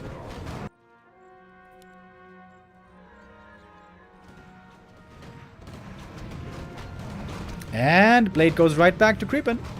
He loves creeping. This reminds me of Todd's play.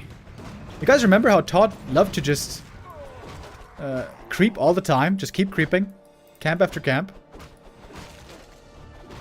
Oh my god, look how hurt the rifles are down here. Okay, one sorceress goes down. Naga level 3. She is pretty strong. Orb walking. Getting one more kill. Using the cold arrow here when she's trying to get a slow. Mana potion. Fork lightning. That's another kill. But this bear's probably dead. Oh, these rifles, by the way. Needs to pull them back. Bear might survive. Tough game for the Demon Hunter. Absolutely no items to speak of. And still no level 3. Fork lightning. 2 more kills.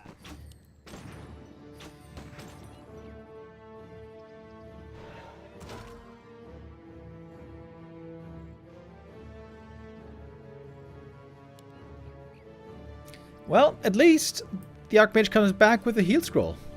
That's the silver lining. Demon's still level 2. That's kind of crazy. Items are so bad. Or what items, I should say.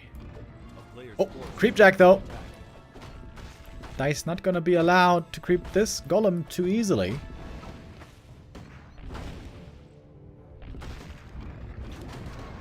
Oh, Naga looking for more kills. Fork Lightning. Locked and loaded. The micro by Dise is just so much better. Oh, Fork Lightning. Forces the heal scroll. Demon Hunter may have to be staffed out. Hoo-wee! Almost killed. That was less than 10 HP. That was lucky for Dise. That could have very well killed him. Naga was out of staff range there for a while. And now the Naga is out of mana. Way more experience on Blade. Looks like he's got a very good chance of winning this game. Has to pass the staff. Staff!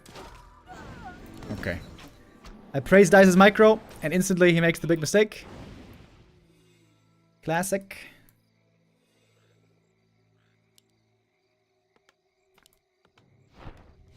Demon Hunter threatening a counterattack. If he gets caught by the Naga, he's dead. Level 2 cold arrow, baby. Trying to buy time. He does have ultra vision advantage. That's very nice now for the demon. He can stay out of sight.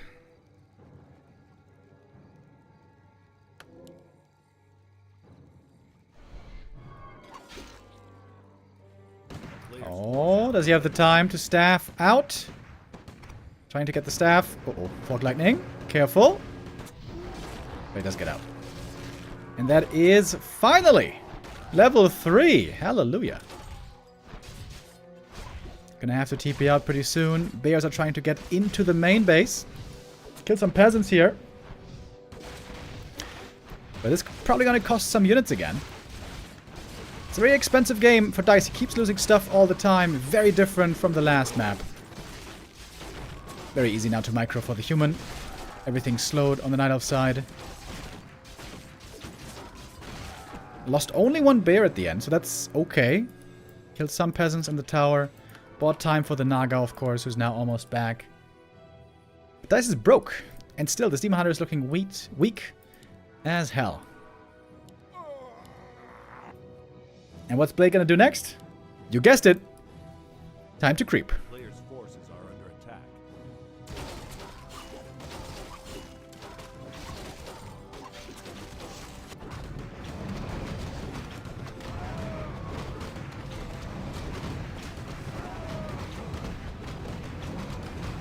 Dude, if he goes back to creep this camp as well, this is so inefficient. He's got a strong army right now. Blade, you have a strong army. You have double heals, double invul, and heal scroll.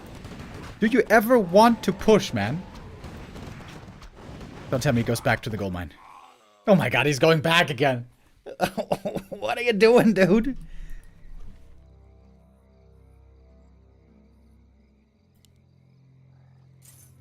Okay. Sells the Scourge Bone Chimes. That makes sense. Oh my god, he's really going down here to creep the small camp. Unbelievable, dude. Okay, I guess he's trying to expand. Okay, you know what? I applaud that.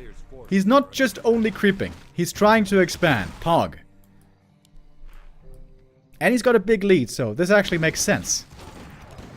Wonderful. Good scout by Dise, though. Sees it right away.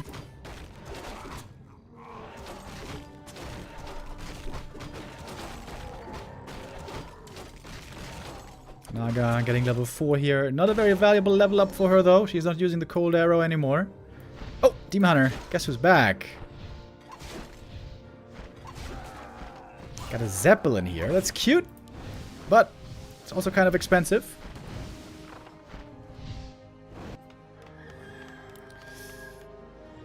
I think Dise is running out of time here. Oh, he's trying to go MGs. Oh. Okay, MGs are very good against Riflecaster.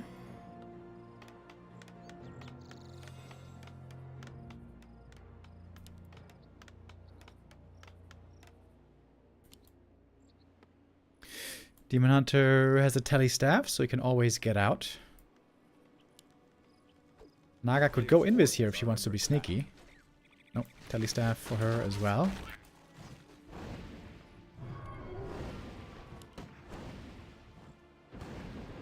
Distracting from the demon. He's in the main.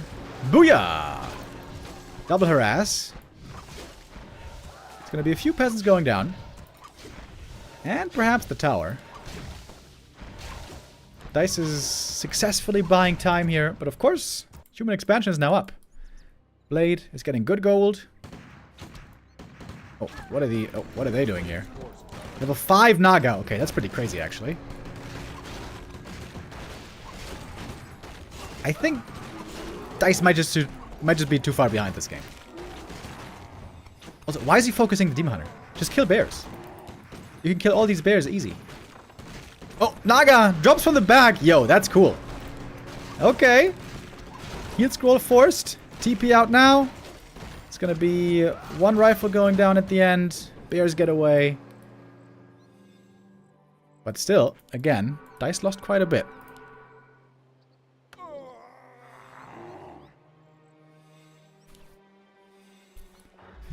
How good can these MGs really be?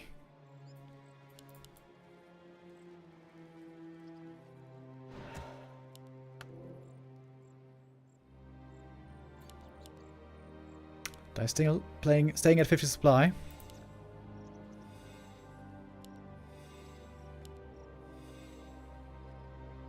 Oh, and there's still an entrance into the main. Again, a lot of free damage. Player's forces are So I got the Zeppelin. Oh, Naga and bears are getting caught though.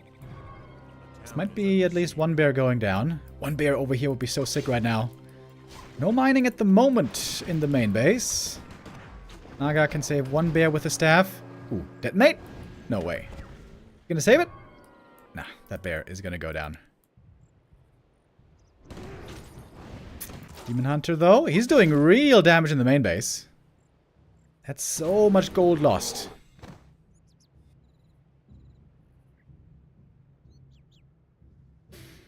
Dise is playing his heart out here.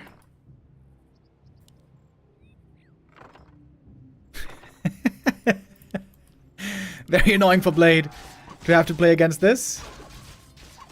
One gyro would be phenomenal. One gyro would probably be game-winning.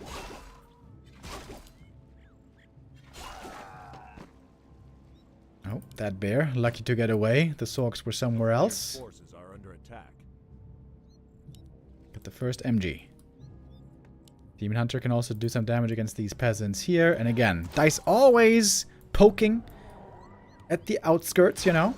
Looking for the easy kills. Oh, Demon Hunter could die here. If he sees the Naga too late, if he staffs home too late, but he is easily healthy enough, staffs into the main base. There's been no mining going on here for a long time. But the main army should still be way superior for the human. Good invis play. Zeppelin could be used here to try to save the bears. Zeppelin plus staff.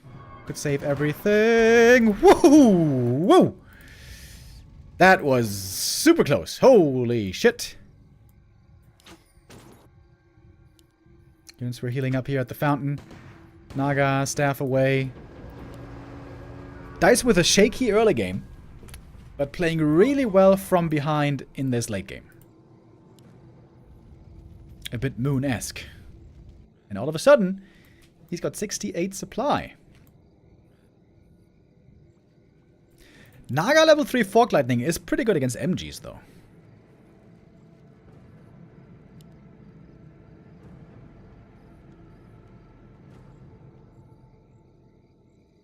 Archmage. Oh, that might be the invuln gone. Okay, does use it in time. Oh, Wisp coming in for the detonates. Did not seem to connect that well.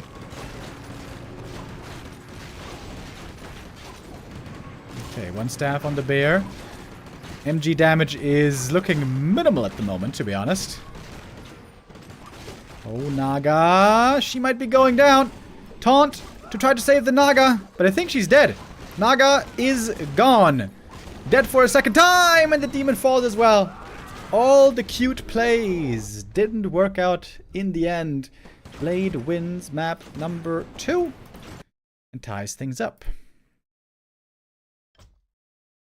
Seemed like Dise almost got back into the game there, but it was not quite enough.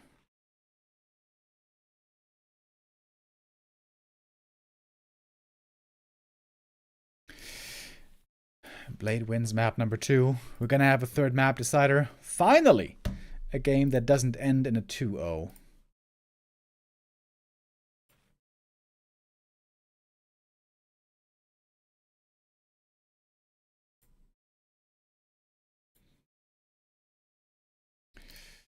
I was thinking that Dise had this game, in my opinion, looking way better on the first map, but Blade shows that he is not to be underestimated.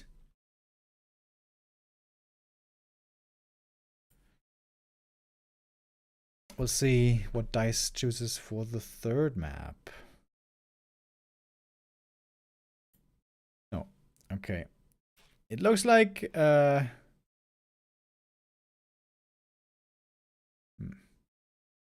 looks like we had a bit of a break. BBC, the organizer of this tournament, as I mentioned before, likes to take pretty long breaks between the games. So I thought, how about, to kill some time, we're going to check out an, what's it called? An educational video. So, we're going to check this out. 4 things you should know about Warcraft 3, number 64. Do we know this already? Do we not? Let's see.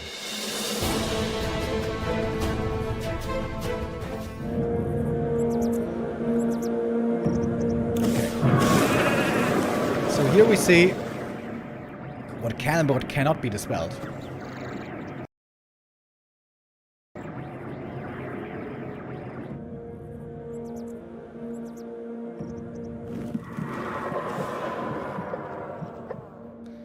So it's their team.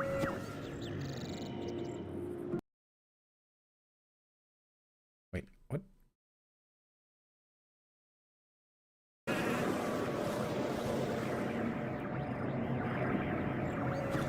Okay, so when you try to dispel your own buffs/debuffs, they don't get dispelled, I think is what he's trying to say here.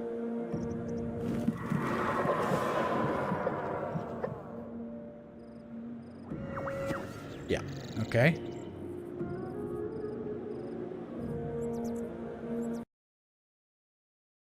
There's a 1-0 versus Sock show match on KK right now. They're on map 2 already.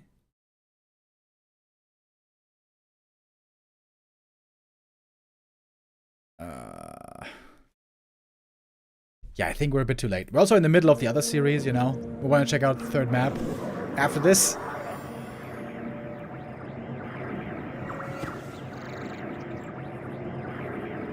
Okay, so Dry Dispel doesn't dispel your own buffs.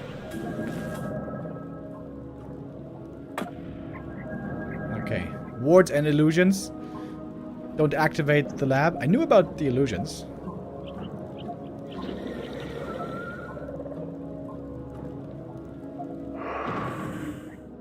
When you lose your unit, also you lose control of the thing.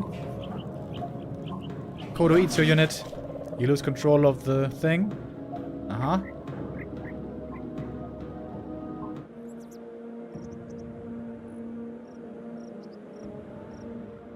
These are all the creeps that can swim, guys. That's pretty sick.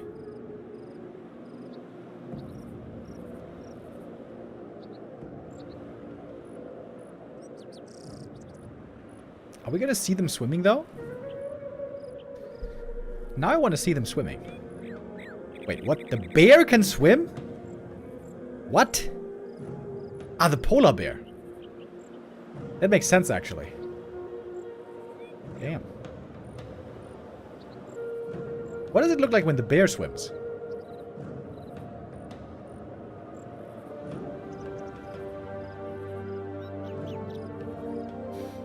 Oh, look at the dragon turtle. Scary. Come on, let him swim. Yeah. Hey, look at the polar bear. He's the fastest. Look at him go.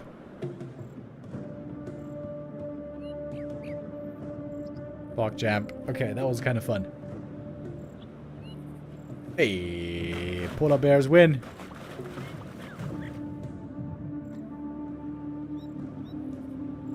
Yo, the Titaners are slow as hell. It's really cool that they did this extra animation of the Titaners for swimming. Alright. Powers on the high ground. Let's go.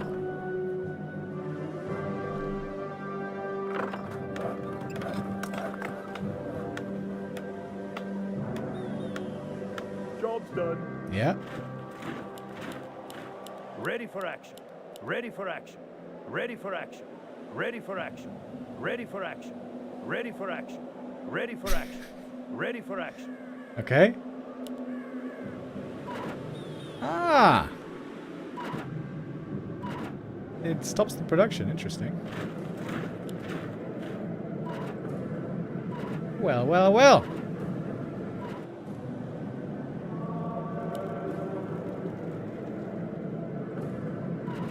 No room.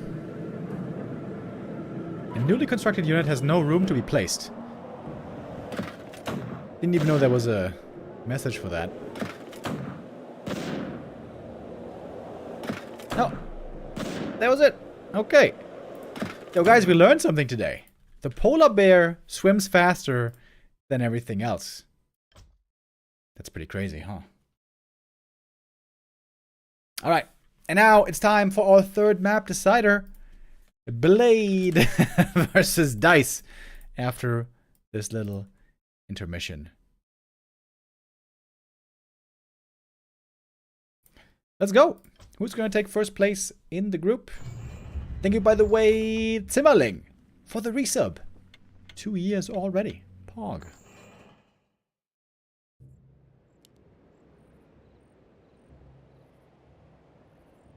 Here we go.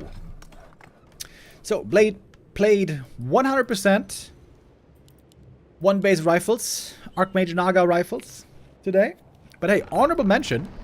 In the last game, he actually played a late Tier 2 expansion. So, I guess that is discovering new horizons. For him. All the other top humans normally on this map will try to expand. But Blade being Blade, I'm imagining he's not going to fast expo.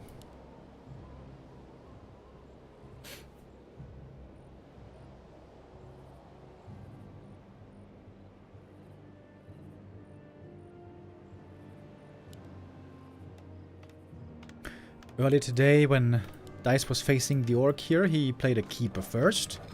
Why are we watching more games instead of more creep races? That's a good question. What are the fastest creeps?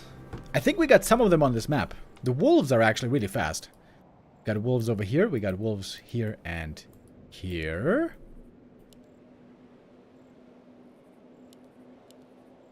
We even used to have wolves in the middle, but those were removed.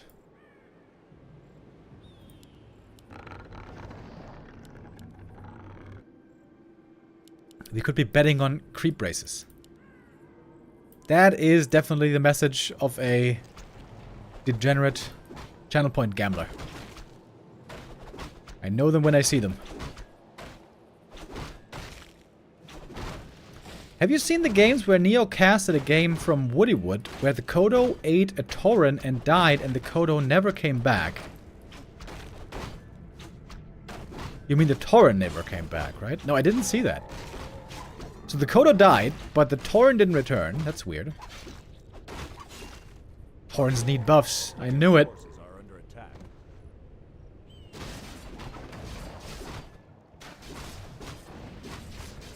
Oh yeah. The score isn't updated. You're right, you're right. Are we actually gonna get a fast expo this game? Hold on. Hold on. Peasants are all pretty hurt here. This is not ideal. Oh my god. Ah, never mind. He's teching. 2 farm tech, by the way. Very fast. Demon Hunter with excellent items. Claws and slippers. Archmage, if he gets 1 more kill, he gets level 2. Ooh, preventing Wisp losses here would be so big. Quick reactions would be heavily rewarded here for the Night Elf. Still no experience. AM still level 1. Oh, if the AM doesn't get level 2 here, this is not good. Oh, very stressful to handle all these wisps. Everything's so hard. Where's the demon? He took a wrong turn. Comes back home super late. Wisp. Detonate. That was a lot of wisp kills, though. I think there was 3 detonates. But no experience for the Archmage. No level 2. No aura for a very long time.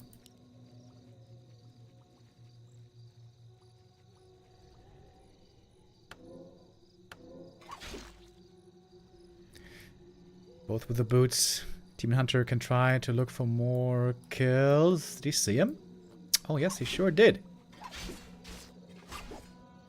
So losing the wisps, not great for Dise, but other than that, this looks like a great opening. Great start into the game for him.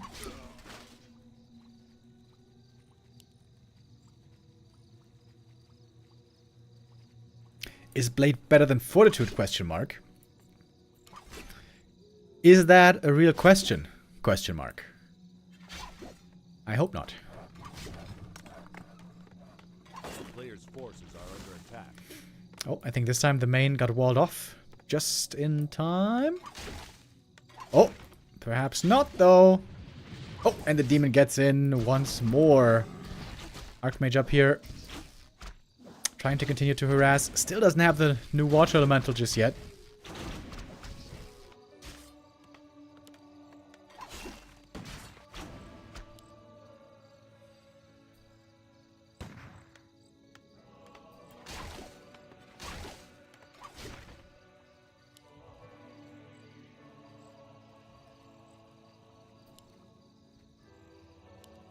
Player's forces are under attack. And it's the Naga second one more time. Blade loves his strats, doesn't he? Double Naga play here.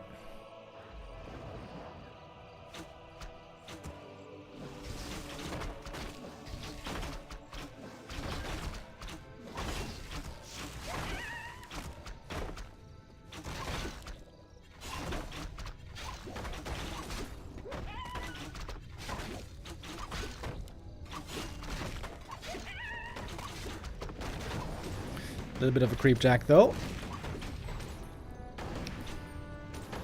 Dise didn't get the item yet. Oh, denies the Ancient of War. Also passed the boots to the Naga as she was in trouble. Nice little touch there. Bro, dude. Archmage is still level 1. This is getting ridiculous. 6 minutes into the game. Normally, human is known for being able to creep extremely well. You wouldn't be able to tell it from this game. Wait, he's at the lab. Is he hiding? Ah, he's got Ultra Vision advantage. That's why he was hiding.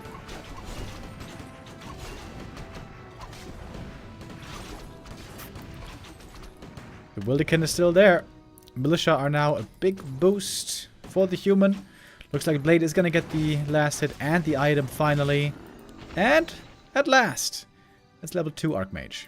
Scourge Bone Chimes is perhaps the worst item he could have gotten here. Actually, it is certainly the worst item he could have gotten there. Gotta be more gold at least. Demon Hunter almost forced into a TP. Oh, Naga's trying to catch up. But the demon runs it off. Puts a speed to the rescue one more time. Alright, Blade. You know what the game plan is, dude. You know how you have to win this game. You know it, buddy. Just keep creeping. Camp after camp after camp after camp until the whole map is gone. That's how you win. Just keep creeping, buddy.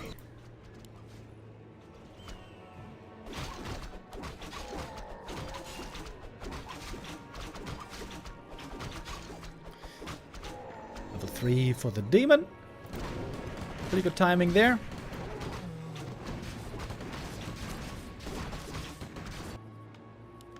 Alright, Blade is at 50 supply. Now, most humans would think, hey, let's sell this Scourge Bone Chimes, get a heal scroll, and then go for a push.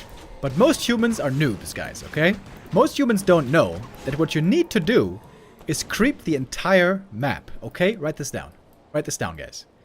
Always play the same strategy for 10 years in a row, right? That's the first point, the first key to success. And then number 2, keep creeping until the whole map is empty.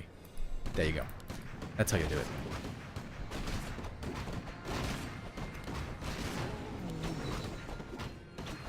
A player's forces are under attack.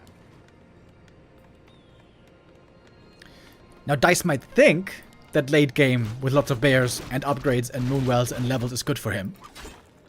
But just you wait. Just you wait until this Naga is level 4, and then what can stop you? What can stop the Naga?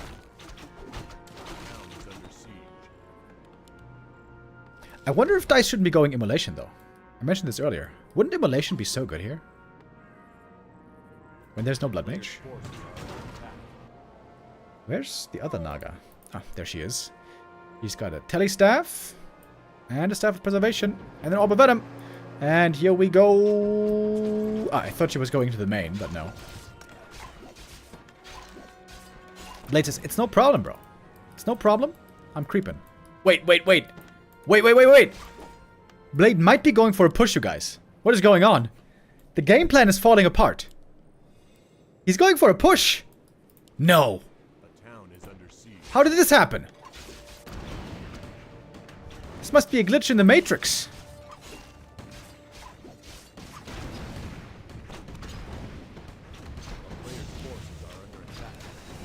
An actual push. Honest to God.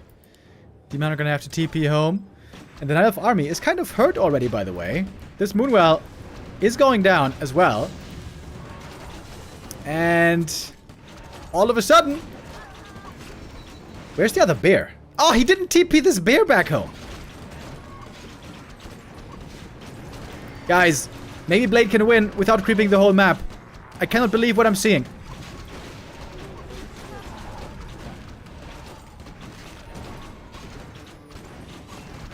He's going for the push. And actually, perhaps, winning. Everything's slowed. All the bears are dead. And Dise loses. What the hell? Dise loses the game. What happened?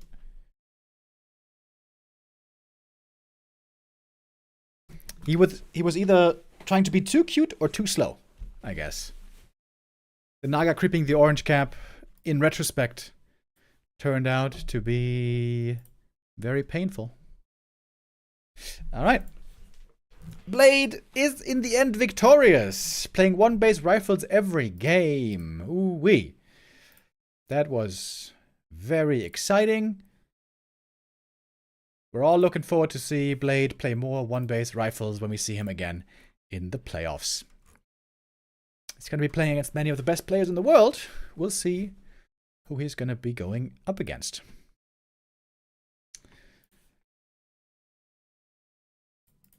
And with that, we're done with the upper bracket today. Dise is, of course, going to have another chance still in the lower bracket. Now it's going to be Dise, Pink, and War3Orcero in the lower bracket fighting for second place.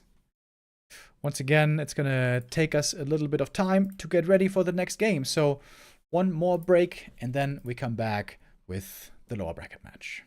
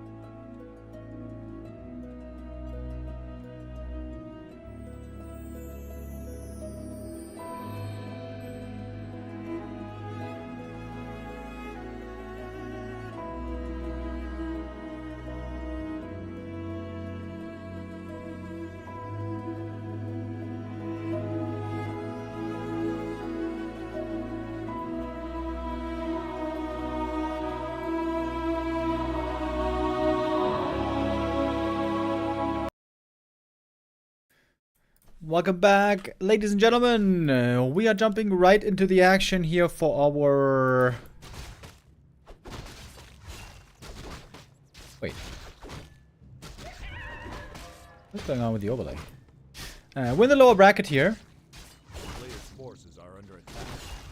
This is pink versus arrow, but the overlay is completely wrong. What the hell? Okay, I'm gonna try to restart it.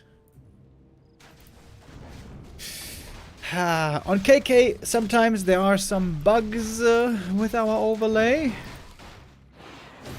Hold on for a minute.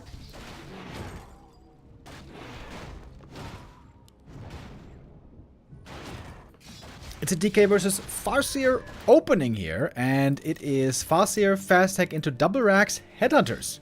A style we're not seeing so much these days. A player's forces are under attack.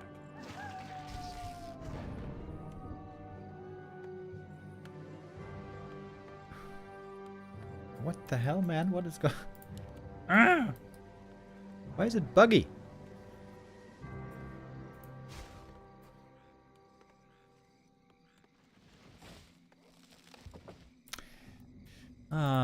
The wonders of the KK platform.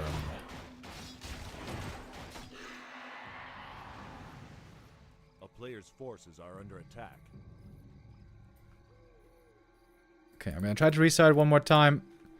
But if that doesn't work, then we're gonna have to go with the Blizzard overlay.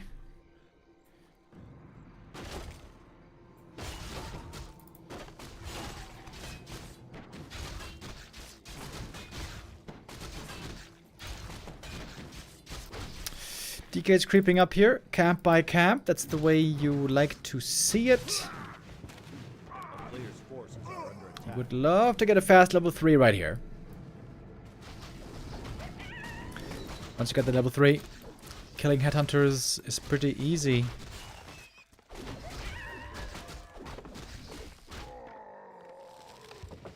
Yeah, okay. Alright, the overlay is not working right now. Sorry about that, guys. For the next map, it should be working though.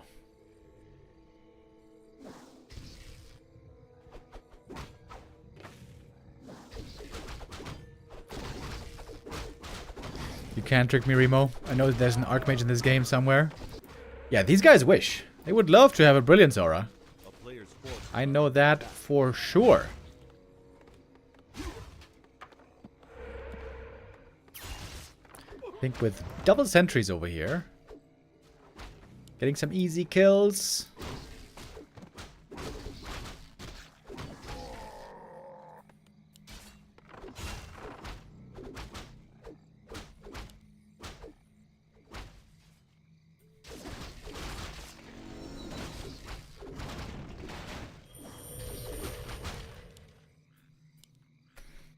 Got a Shadow Hunter second to keep the rest of the Headhunters alive. That's worked out pretty well so far. We have a bunch of Headhunters as well. On the way to tier 3, but the undead tech is quite a bit faster. Lich, however, slower. Slaughterhouse being added, all looking pretty standard. Some undeads like to play Dark Ranger second. The Dark Ranger is the main reason, in my opinion, why we're not seeing so much Headhunter play by Orcs anymore. Dark Ranger, once she gets level 3, is insanely good against Headhunters. And to get faster to level 3, often undeads will want to play DR second, but that's not the case here.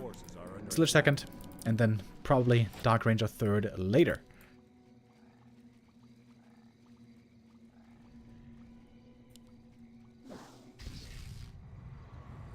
Is this pink versus arrow? Yes, it is.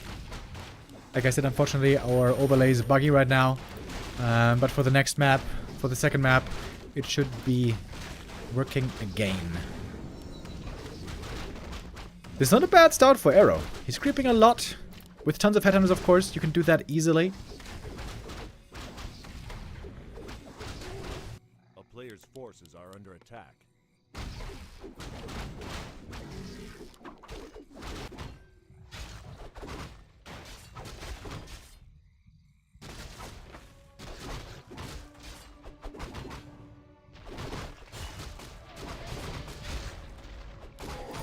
Creeping also here in the middle for the undead. A big item, Scroll the Beast. Can be quite nice on a bunch of ghouls. Man, that's a lot of headhunters, by the way. This is 10 headhunters already. Kind of wild. A player's forces are under attack. He's going up to 12 headhunters. Right? 2, 4, 6, 8, 10. Yeah, 12 headhunters. And then a TC, I guess. Arrow playing no Kodo. No... no raiders, no nonsense. Just pure headhunters. I mean, upgrades would have crazy value. He's got 1-0 so far. Level 3 Shadow is quite nice. Level 4 Farseer is actually really high already. And there we go. TC third. Berserker upgrade. Lots of gold still. How does he have so much gold? Wait. He doesn't even have a shop. What? Arrow doesn't even have a shop. It's just pure headhunters and heroes. Look how rich he is. Okay, here comes the Dark Ranger. And this is the big danger. The Skellies can really be quite amazing against headhunters. Ghouls, though, also, when properly target fired, will be going down quickly. Almost getting one volleyed. Throw the Beast, though. That's more damage. And it's a bunch of kills going both ways. Coil there a little bit too late. DK now out of mana. Berserker upgrade is finally finished. A little bit late, maybe. Oh, Farseer. Oh! Surrounded! He's got a heal potion. And an Ankh. So he should be safe. Time to pick off some Skellies, but there's so many Skellies still. DC joins in finally. Perhaps a little bit late. Headhunter numbers are dwindling. Only 5 left. What was once 12, I think. Ooh, but still supply lead on the Orc. Well, I guess it's even supply now. And now we got the shop. Honestly, he didn't need it earlier. Kind of sick how he got through this entire early game and mid game without a shop. Now, of course, he's gonna need clarities and heal salves.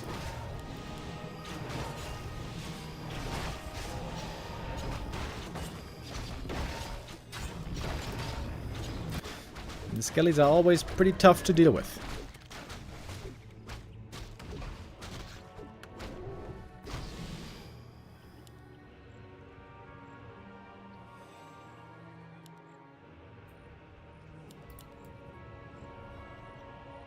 Player's forces are under attack.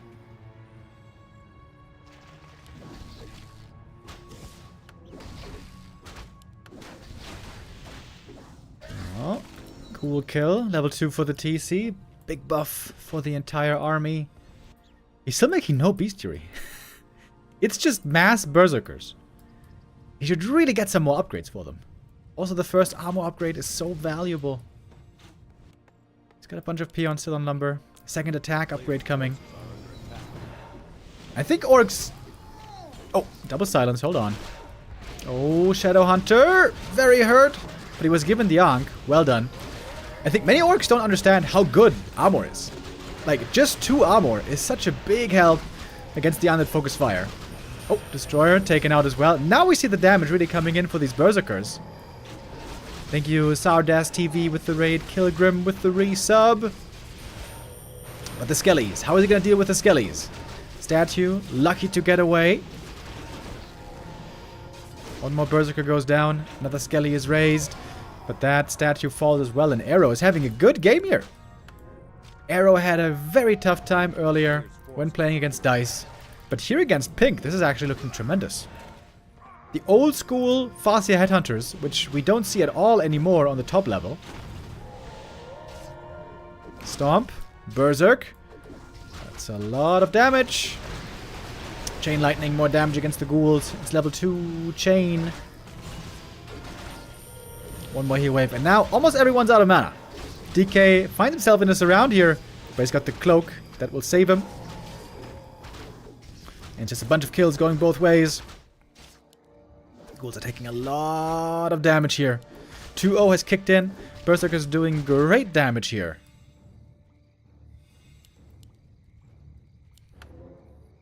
And look at the Farseer. Almost level 5. That's great.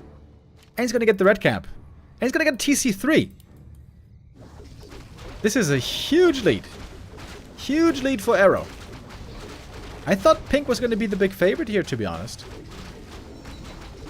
But Arrow with a very strong aim. With quite the unique build. Just pure headhunters, no Kodo, nothing else. Not even the shop for the longest time. Kind of wild.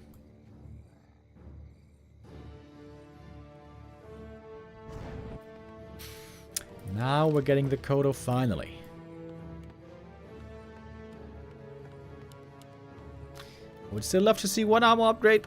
Just one armor upgrade is so good.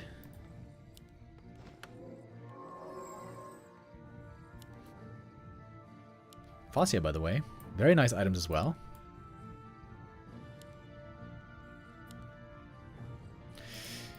Levels are looking fantastic for Arrow. 5, 4, 3. On the undead side, we have 4, 3, 2. That is 3 levels behind. That is insane, actually. Huge lead for Arrow. We can see it plainly. We can see that he probably could go for a tiny Great Hall easily. But it's much harder to tell when you're in the game. And you have limited information.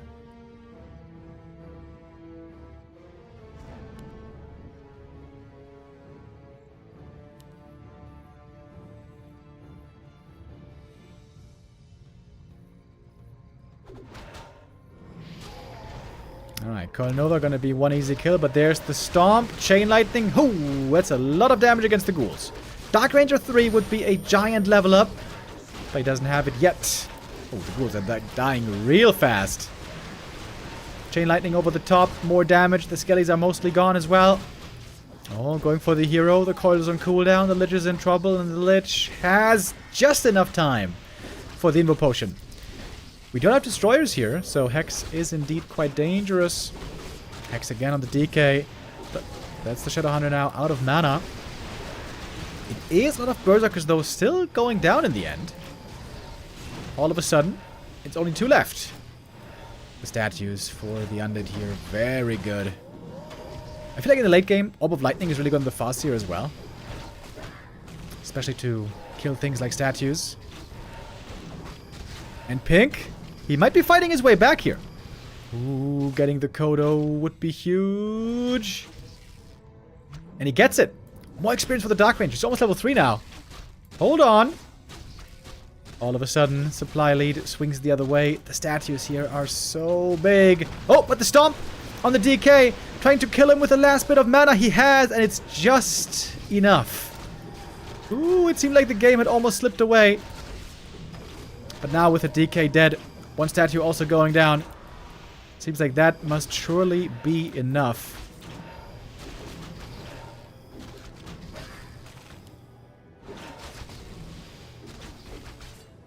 Not enough damage anymore to take out the Berserkers. No easy ghouls, or rather Skellies being raised. And the Dark Ranger is still not quite there. She needs just a little bit more for the level up, but by now we got the Orc expansion coming. It has been found.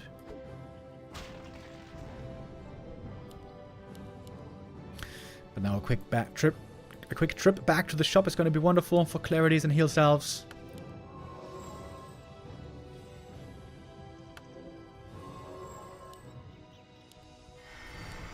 Whoops! Misclick on the Invo Potion. It always feels bad. Happens to the best of them.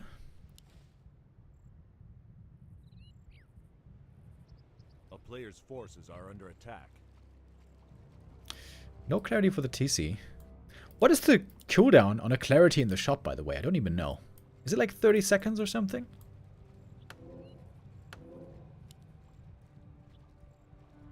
Clarity, please? I guess it's on cooldown still. Okay, last try for Pink. Bring in a whole bunch of Skellies, but not many ghouls. Dark Ranger got level 3 though. DK got level 5. That's also big. There might be a chance here still. Chain Lightning did lots of damage against the Skellies. They're being dealt with by the Wolves. They will be enough. But now the Dark Ranger Skellies are kicking in. The level 2 Black Arrow. Dark minions here. Pretty scary. Shadowhunter got level 5. E-Wave now, very strong. Has a Healthstone still also on himself. No mana for a Stomp at the moment. Well, actually, there is when using the mana potion. It's perhaps the trigger, the special trigger that he's ready to use. Yet now, for example, could have killed the DK here. Forgot about the mana potion. Stomp, right clicks. Oh, here's the Hex. But too late with the Stomp, but the right click is enough. Level 6 on the Farseer in the end, and GG is called. That is the wrong post-game. Disregard the post-game. That's also our overlay being buggy. Okay. I'm gonna restart our overlay here real quick. And then hopefully it will work. The score now 1-0 for Arrow, of course.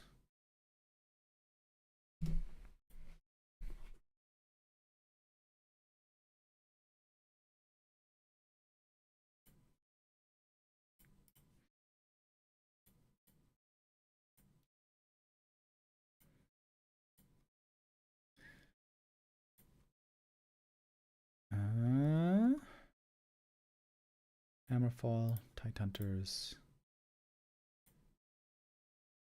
Okay. Alrighty.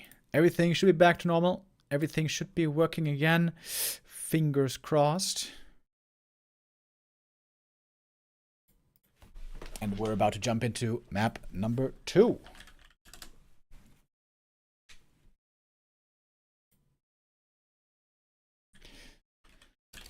We can set up the Gamba here real quick.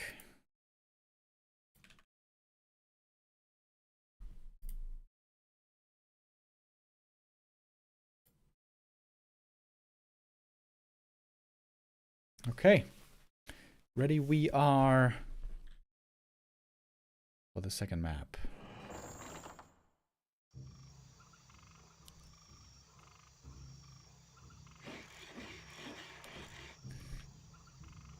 Okay. Overlay, please. Nice. Okay, it's working now. Good. We got pink in the bottom right. Trailing now 0-1 against Arrow here in the top left. This is only the second time ever that these two are meeting, interestingly. The last time is more than 2 years ago. Adobe New Talent Cup in 2022, where Pink was able to beat him with a 2-1. Pink is higher in the ELO standings right now. Pink rank 28 and Arrow rank 42. I wonder if he's going to play the same build again. I had not seen this build before. Like, double racks headhunters with nothing. Like, not even a shop until tier 3. It was certainly interesting.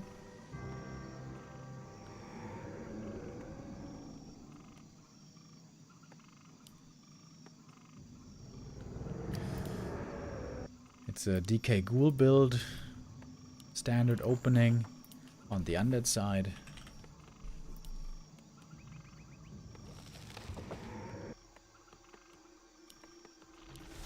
And this will be a very fast orc tech. You could also go Wyvern here, by the way. Doesn't have to be Headhunters again. There we go. Here comes the tech. That's a weird spot for the War Mill. Like, he's not close to trees. Which is weird.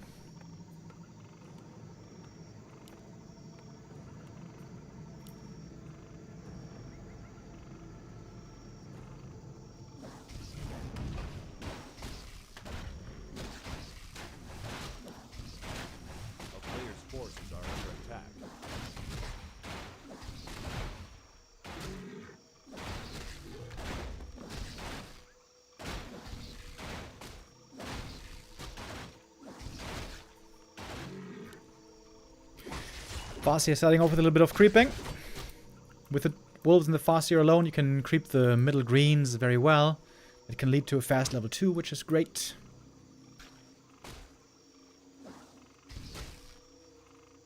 Oh, but the DK is close by, ready to steal with a coil. Or just take it for himself. A player's forces are under attack. A town is under There's lots of small green camps on this map, which give half a level. So, whether it's this green, or this green, or this green, you take 2 of them, and then you get level 2. Oh, DK. Coil still here would be huge. Oh, he had the opportunity, but missed it. Farseer with double gauntlets. Not good for him, but actually very good for the TC. But probably this is going to be a Shadowhunter second again.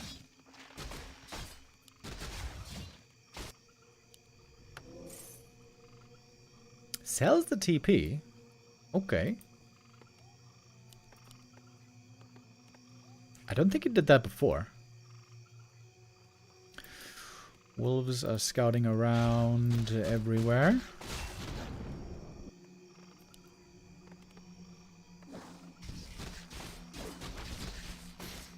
Skelly's also seeing what's up. But it looks like the DK is going to get level 2 pretty easily. So Arrow is not playing the harass Farseer that we mostly saw in the past. We saw on map 1 how he was prioritizing getting high levels on the Farseer for himself. He got level 4 really quickly into the game, and then even level 5 fairly fast, and was level 6 at the end. Shadowhunter second again. This is a weird looking orc base. A player's forces are under attack. Yeah, this wall mill is definitely not optimal. Like, he's losing so much lumber because of the bad wall mill placement. It's gonna slow down his tier 3 probably.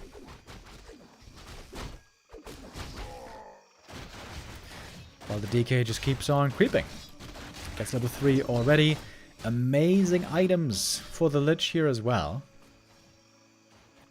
And now, like we saw before, with level 3 DK, you can try to hunt down some headhunters. Forces are under attack.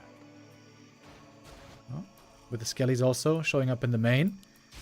And take out some peons here. Arrow's reactions a little bit on the slower side here. Sometimes. We saw it with the wolf resummon earlier. Very hard to save all the peons against Skellies and Coil, though. Oh, he's going Hex. Oh, he could kill the DK here. Possibly. DK's gonna try to fight out. Uh-oh. Uh-oh. Wait. I think he's stuck now, right? Oh, that's of course the risk you run when you sell the TP. Killing 2 headhunters, but losing the Death Knight. Level 3 for the Farseer. And it's going to be a very expensive tavern res. DK and Dark Ranger coming at the same time out the tavern. I hope they had a good time. But Death Knight now completely out of mana.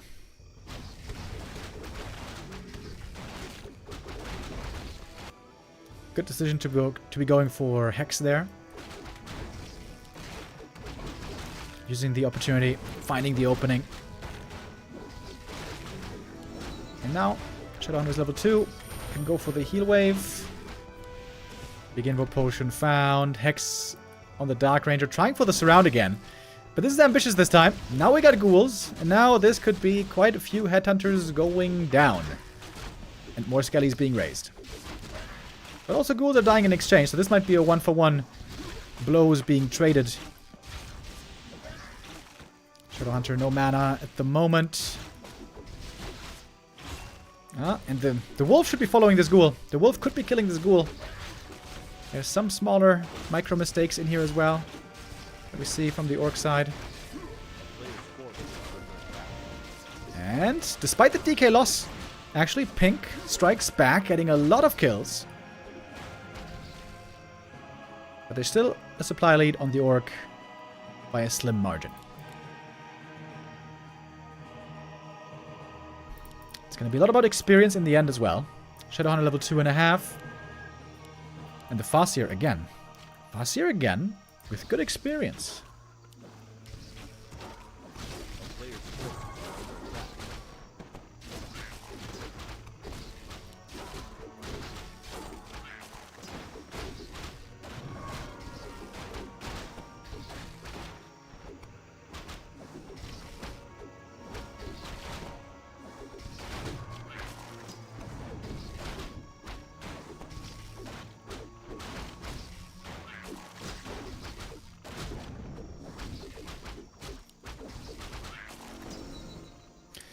Shadow Hunter level 3 now.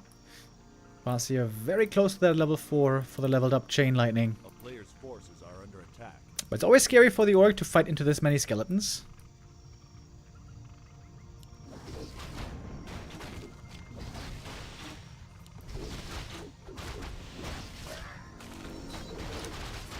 There's level 4 Farseer.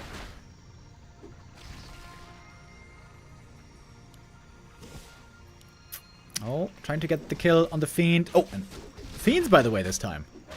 Not Ghouls anymore. I gotta say, I'm not a big fan of Fiends versus Headhunters. They have a tendency of getting super owned by TC Stomp in the late game. But the TC is not here yet. Dark Ranger now also with Silence. There's gonna be more Headhunters going down. Level 4 DK with the Aura is really good here. Good heal wave as well, though. And the next heal wave is almost available. Berserker upgrade just finished. And Arrow is looking for more. Trying to run in for the surround on the Death Knight. Oh, he barely gets away. But the statue might be falling. Shadowhunter with a good block. Almost let that one slip, but gets the kill. And Ping has been losing a lot of stuff, man, this whole game. He lost the DK, he lost a bunch of ghouls. In fact, now he's not even playing ghouls anymore. He's playing fiends. Only 2 ghouls left back at home to tend to the forest.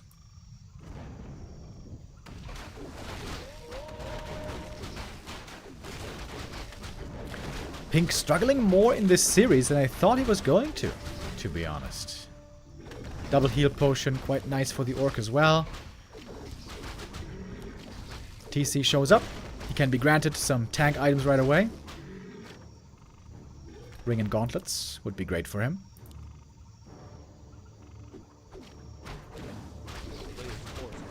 And Arrow again with a late shop. Super interesting, right? He doesn't make a shop until tier 3. I wonder if that works, though, if you're also getting heavily pressured by an undead on tier 2. Pink obviously made big mistakes here on both maps.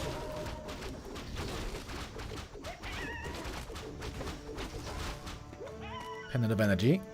Kind of nice for the Shadow if he goes for mana pots. A player's forces are under attack.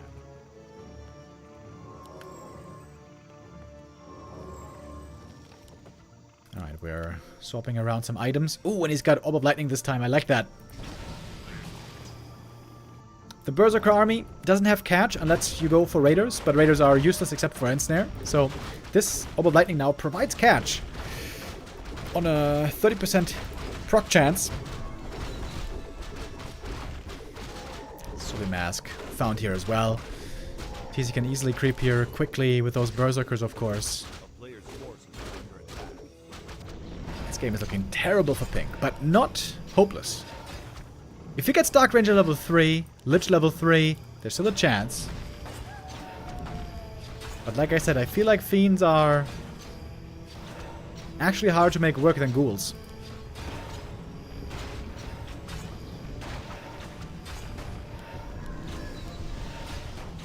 What's the item situation? We got a big mana potion for the DK. Cloak of Flames is, I think, actually good against Berserkers. And Dark Ranger got the level 3. Very good damage items as well.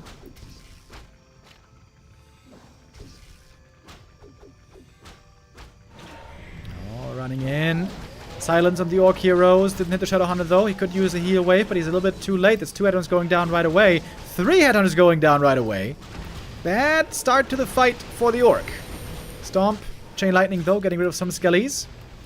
Level 3 now on the TC. And this is the thing about Fiends. They're not very fast like the Ghouls. They cannot really run away from the TC. And here we go. They're getting stunned for a long time. And that Fiend does fall. TC running in, looking for the next stomp. Once again, kills on both sides. TC missing the opportunity for the stomp right there. I think Arrow is struggling a bit with the micro at the moment. Wolf resummon though, right as the Destroyer goes down. The coil misses, very painful. But the Berserker is getting killed one by one. Supply now, very, very even. And the undead heroes tend to do better in the late game, quite a bit better. Coil is in one more time. The Fiend is healed just soon enough. Trying to save the Kodo Beast, but that's a mana potion. Oh, no way. Denies the Kodo. Perhaps needlessly. And the supply is still very even. Lich now getting close to level 3. There's almost no creeps left on the map. In fact, this camp next to the undead base is the only one that we have. Arrow, would you please get an armor upgrade? It is so good on Berserkers. I think Arrow just lost his lead right there.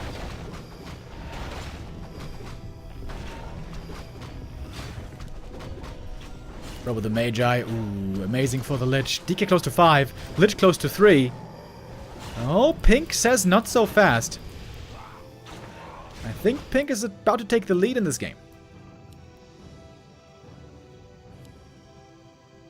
Farsia is close to 5 as well. That's actually pretty damn good with Chain Lightning.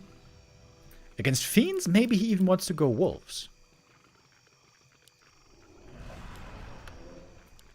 Both is good, but both are not amazing.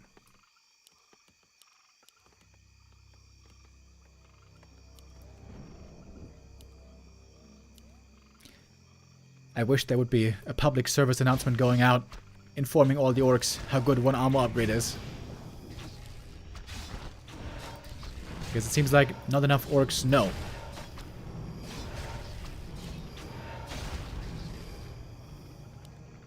Alright. They're eyeing each other up here. We're close to the orc reinforcements. Pink has to go in sooner rather than later. Nova right away on the Kodo. Big stomp though from the TC. Breaks the silence with the Invul Potion. Ooh, the Destroyer just gets away in time. And the TC won't have mana for too much longer. This might be the opportunity for the Undead here to really run away with the game. Trying to take out the Destroyers. Is that the right target though? Shouldn't he be going for Fiends? Not sure that the Destroyers matter that much. Chain Lightning once again. Good damage. But the Orc is running out of everything. Running out of mana, running out of units, running out of hope.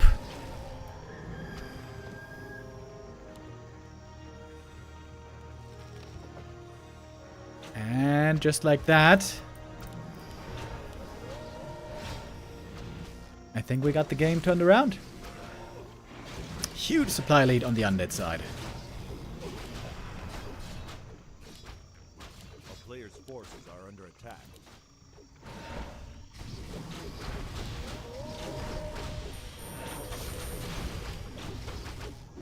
Taking out one statue here, maybe just in time, but it's 2 Berserkers going down again. And Skelly's being raised over and over. We don't have Dark Ritual, so not that much mana for the Lich. But the statues still provide more mana. A town is under siege. A player's forces are under attack. And I guess at this point the Undead heroes are just too strong.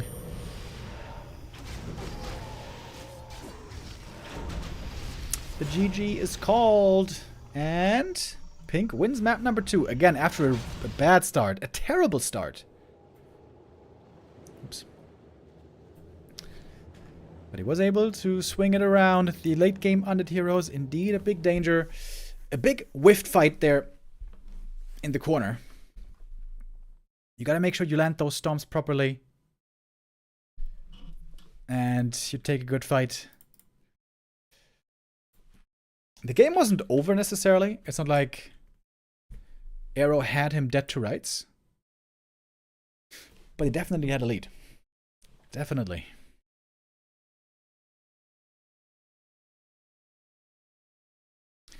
Alright. We got the game tied up. 1-1. So it's again gonna be a 3-mapper, just like in their only other game they ever played before, professionally, in the Dobie New Talent Cup 2.5 years ago.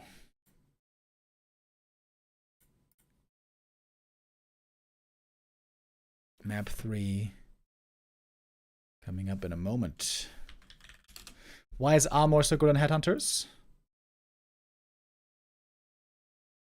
Hold on.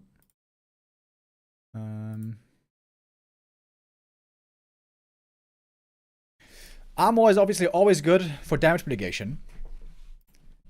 on things that take damage, right? So, more armor on things like bears, great. More armor on things like demon hunter, great. More armor on things like ghouls even, great. More armor on things like archmage, not that good. But even more so, against undead, against orb of corruption, where you go into negative armor, taking more amplified damage, reducing the amplified damage that you take is extremely helpful. And there's another factor that comes into play that makes this even worse. The more units you lose, the more stuff that the undead kills, the more skellies he gets and becomes stronger from those kills. So the more you can avoid losses, the more you can avoid damage you take, the better it is, not just for saving your own units, but also for preventing skellies from being risen. And so, having armor and headhunters is huge, because on the top level, undeads will never be focusing the heroes. That is a mistake if they focus the heroes. They have to go for the headhunters. So you know your headhunters will be taking damage, so armor upgrades are grand.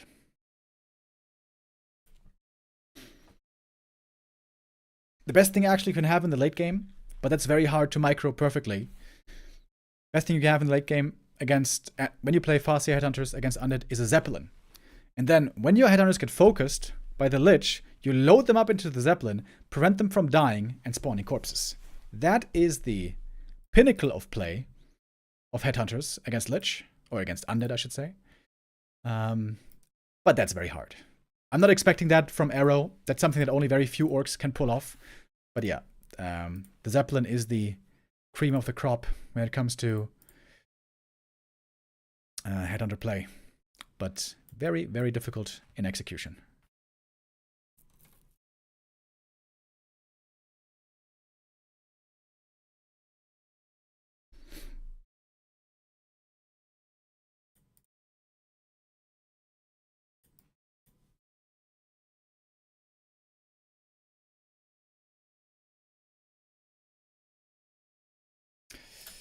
But yeah, headhunter play indeed hasn't been that much in the meta lately. From the top orcs, we see pretty much only Wyvern at the moment, which is a bit sad. The headhunter play is definitely more dynamic, more interesting, and more nuanced. But it's understandable why orcs are not playing ground units. They don't want to have the Dark Ranger racing all those skeletons.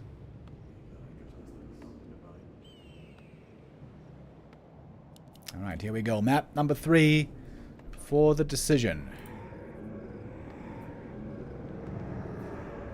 Pink in the bottom left.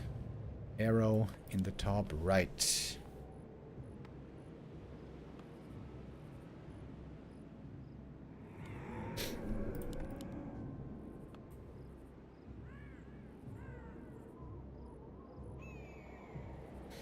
Why did orcs stop playing Blade Master Mirror Image versus Undead? It doesn't fit into the meta right now. You want to have Mirror Image if you need something to block for you in the front line for your backline units, right? But right now, it's all about air units. It's all about Garg Destroyer versus Wyvern Bats. And air units don't care about what's on the ground. Air units can always attack the other air units. So having mirror images on the ground to tank for you doesn't really do anything. Also, crit and windwalk is very often too valuable to give up. Different opening this time that we see from Arrow. No longer fast tech double racks, but it's going to be slower tech, one grunt into headhunters.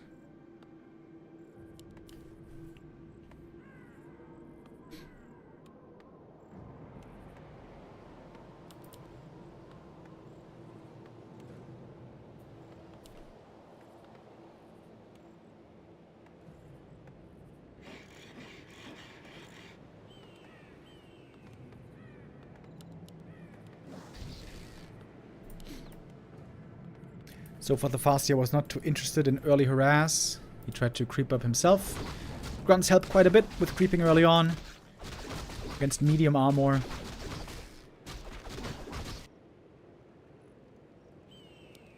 Oh, the DK is going to go for the shop creep first. I like that. With the Acolyte, he saw that he wasn't going to be getting harassed.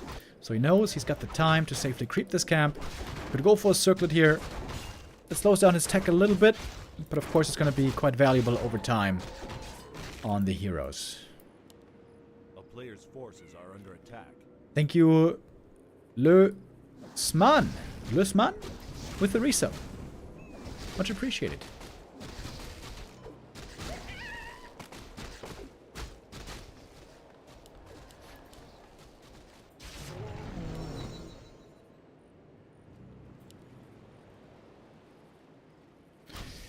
This can be a very strong map for damage boost on heroes if you find the right items. Lots of claws are possible here.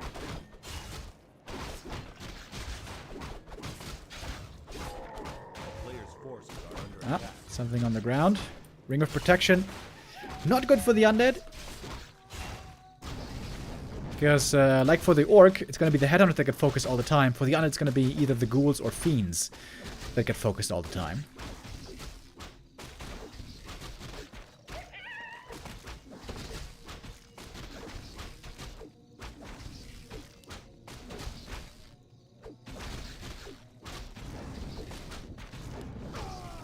Forces are under attack.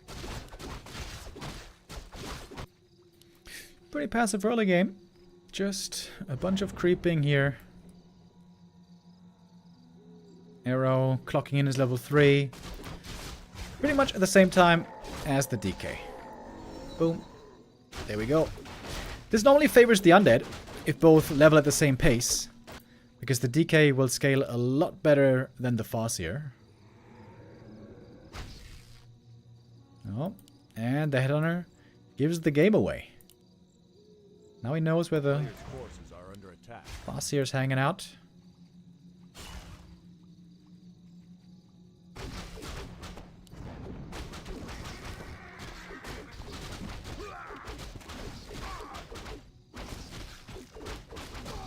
And there's at least one easy grunt kill here. This could be even more kills. Ooh, Arrow, you need to run. This seems to be the worst early game so far for Arrow. That's gonna be one more headhunter going down. The stutter stepping here is not looking that amazing. Ooh, that's a lot of losses. Yikes. 3 headhunters and a grunt lost in the early game. That's the big downside. This is the big downside, the major downside, I would say, of playing headhunters opening.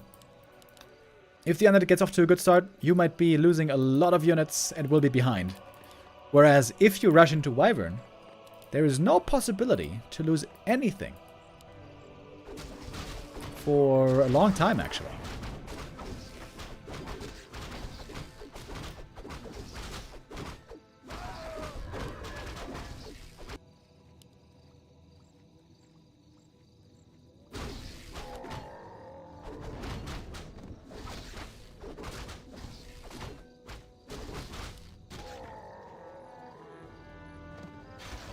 Forces are under attack.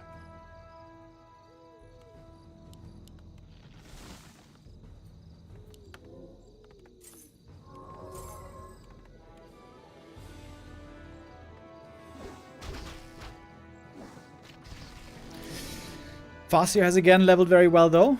Once more finds himself quickly on level 4.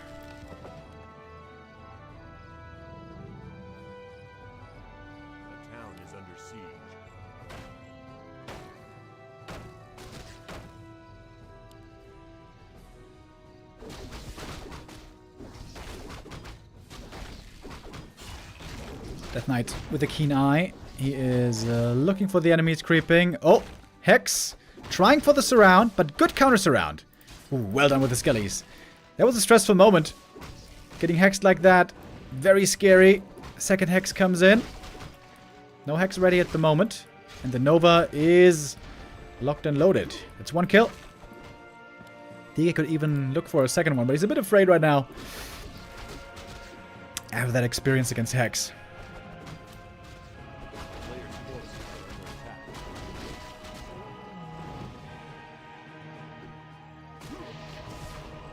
Oh, coil on cooldown. That's certainly a mistake by Pink. That's really strange, actually.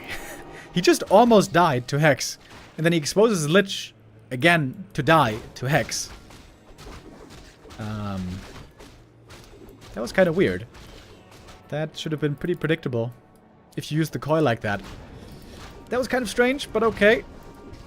Arrow's gonna get this item here now. More experience on his heroes. If he gets this camp as well, this would be huge. Players' forces are under And attack. indeed, with Headhunters, it's easy to creep. Mana Stone, great item. Oh, that was a big mistake by Arrow. And the overlay's wrong. What am I doing? No, wait. The overlay. The overlay is correct. Wait. I'm confused, guys. I am confusing myself.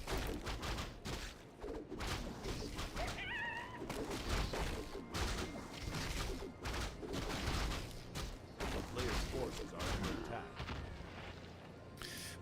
Wow. Fast here items here could be amazing. He's going to be given the Robe of the Magi. He has plus 11 damage. But going to give the Mana Stone over to the Shadow Hunter.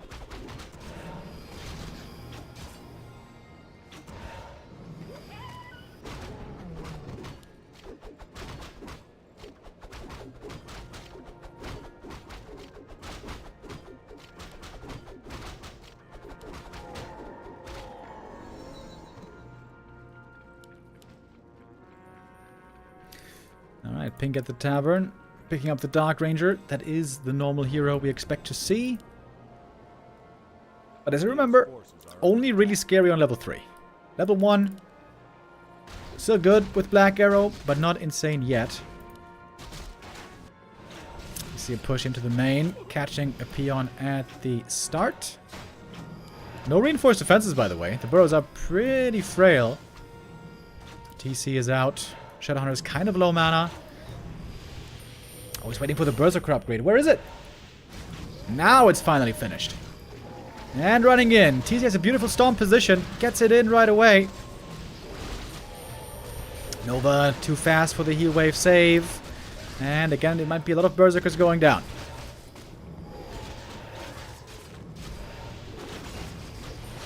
Heal wave coming in once more. The Mana Stone has been used already. We see no destroyers yet. But Akodo Beast joining now. Has the upgrade already, surprisingly. That's a big damage boost for everything. It's a lot about mana here, once again, when it comes to these hero battles. Chain Lightning on the Skellies. But there's more Skellies. Word of Necromancy being passed around. Black Arrow working as well. Ooh, the Wand of Mana Stealing here is amazing. Again, when it comes so much to the mana. And that's another Berserker going down. The trade in the middle was terrible for Arrow, but all of a sudden... It was terrible for Pink, excuse me. But all of a sudden, he's finding the kills. He's finding the opportunity to strike while the iron is hot. That Kodo is gonna fall. Lich in a dangerous position. Oh, he's surrounded actually. There's a coil though, and a heal pot. Trying to fight his way out. And will be able to do it. One more Fiend goes down, but the Berserker count is extremely low. Very dangerous. And there's no double barracks this time to mass produce the Berserkers. Only a single barracks. Wolves getting dealt with by the Destroyer. Gonna be another Fiend going down though. And supply-wise, we are very even still.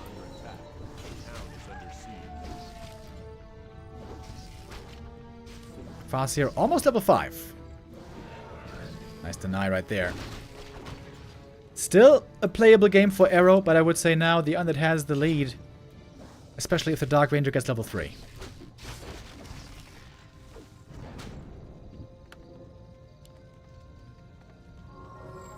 Time to get some clarities. Shadowhunter needs one as well, for sure. Sells the robe! Oh. Wait. He sold the robe and still has 200 gold. He didn't even need to sell the robe. DK got the next item, very tanky now on the first hero. Got the clarity cancelled by the creep. Small mistakes creeping in here by Arrow. He got the Farseer level 5. Level 3 Chain Lightning.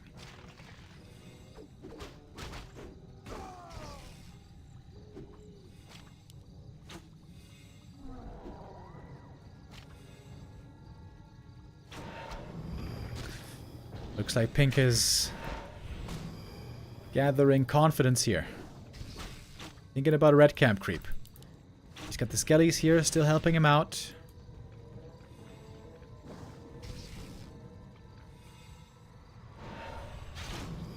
Arrow a bit unsure of how he wants to approach this.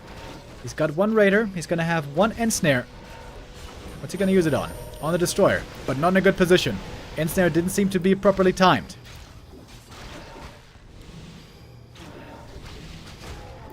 It looks like Arrow is struggling more and more. He's trying to take out the statue in the back. Doesn't get that one either. Doesn't get the Devour either. Finally, it's an ensnare on a destroyer. That one he can kill. Speed scroll to eat with the Kodo. Okay, that was well done. If he saves the Kodo and kills the destroyer, that would be great. But the mana's running out. Shadowhunter doesn't have a mana potion. Seems like that should have been included in the walk out of the base. And the statues are still here. That's the big deal. The statues are still healed to heal up the undead over time. Good stomp now on the heroes. Takes out a destroyer. New wolves being summoned. No dispel at the moment. Mana on the undead side is also indeed quite low. Basically no mana left on anybody. Good ensnare on the raider before it goes down. Takes out the statue. Level up on the shadow. Now he almost has a heal wave again. But it's going to be 2 more berserkers falling. Some more skellies coming from the corpses. Invo potion on the TC. That's a big one for 15 seconds. Does he have a heal salve? Yes, he does. Needs to use the heal salve on the TC when the invul is running. Speaking of invul, Lich here also using it to stay alive. 7 seconds for him. The DK is ready with the coil soon. The Kodo goes down. The Fiend is returned. And the TP has to be there for the escape. This exchange definitely goes to Pink. And with him getting the red camp after, this is a big W for the undead. It's going to be Dark Ranger 3, DK level 5. And the big item from this camp. And 59 is new 69. Yo, Fake Face Chan with the resub. Thank you. Arrow getting close this game. Getting close in every single game. I guess the first one was rather one-sided. Going Arrow's way. But this game now is looking very, very good for the undead. It's not hopeless for Arrow, but it's going to be an uphill climb for sure. Fasir should not be here. Fasir, what are you doing here? You're stealing experience. What? You're stealing experience. This is a nice item. Legion Doomhorn for more movement speed. What did the undead get? Oh. Oh. Khadgar's Pipe of Insight. Best item on the map. It looks like Pink is destined to win this map now. And to win this series. Waiting in the next round, in this lower bracket, of course, is Dise. So we're still going to have to see who has a chance to beat him. Oh! Who is this? Der Zodige with the 10 gifted subs. Thank you, thank you, thank you, thank you very much. That is amazing. Der Zodige. Much, much appreciated.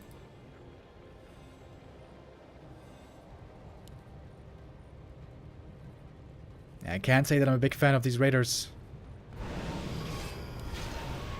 Doesn't seem like they're providing much. The long-range Coil Nova also really strong in this late game against the Berserkers. Coil Nova here does how much damage? 500, right? Yeah, 500 damage with level 3 Coil, so that's a one-shot on a Berserker.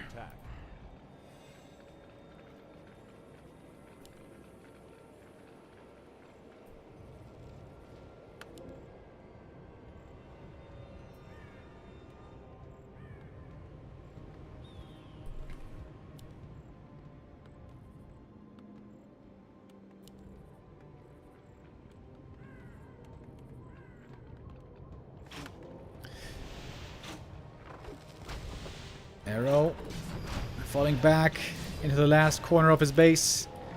Still doesn't have an armor upgrade, unfortunately. But Pink has a huge lead here. There it is. Coil Nova again and again. If the Lich had Dark Ritual, this would be even more scary. But it's scary enough as it is. Of course, there is plenty of mana sustain already mana statues, and Khadga's Pipe.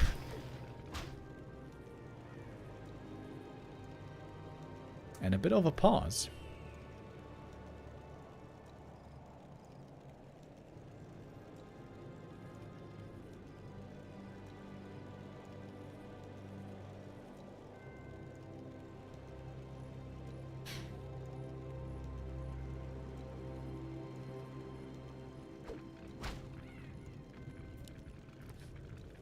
How can Arrow possibly win this game?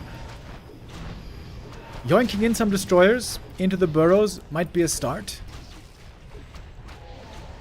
Ooh, man, the Coil Nova though. It's nasty.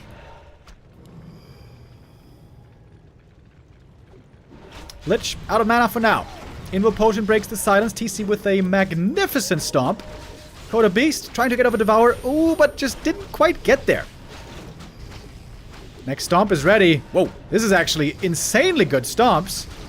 Coda Beast with the Devour, but probably going to be taken out. Has to run away from the coil, I would say. No, there's a heal wave. Healing up the Kodo one more time. TC with magnificent stomps, but man, the DK has so much mana. That's the thing. Undead hero levels at the end seem to outscale this strategy. Now also, Dark Ritual is available for more mana on the Lich, as if the Undead didn't have enough mana as it is.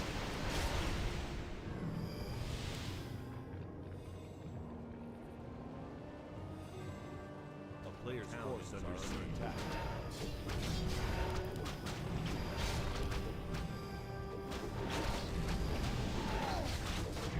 Silence once more. I think he dispelled it himself by accident. TC has one stomp ready, but only one. The mana advantage here is just insane. Chain Lightning for one more Fiend kill. But we got more and more Skellies that can be raised here. Kodo with a Devour. Fiend didn't even try to dodge. And it's just so much mana. It is ridiculous amounts of mana. Khadga's Pipe, an item that has been nerfed twice in the past, still unbelievably strong. I don't think Pink needed it to win this game.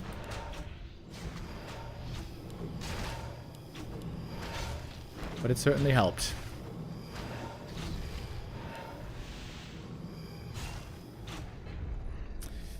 GG is called.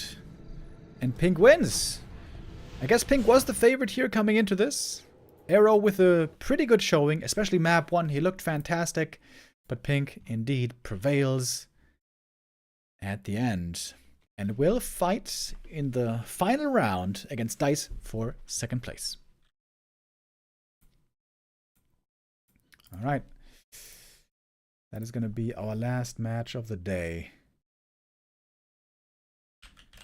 Dise versus Pink. One more game to be played here in Group G in the B Cup 16. Once again, the players are going to need some time to get their game ready. We're going to go into one last break, and then we're going to come back with Dise versus Pink.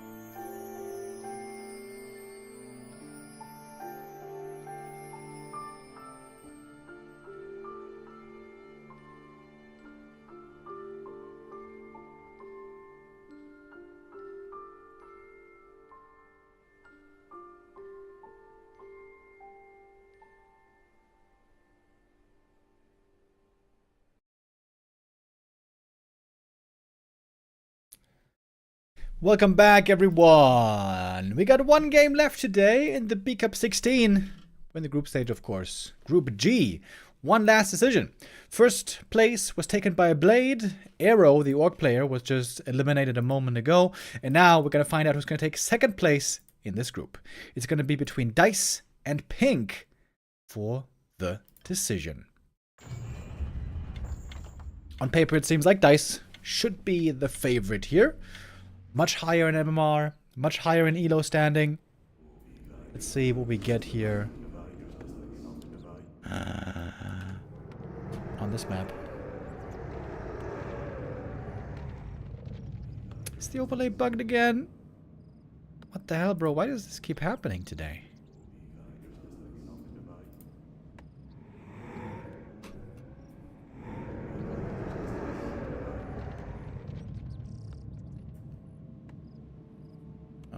Come on, bruv. Crap.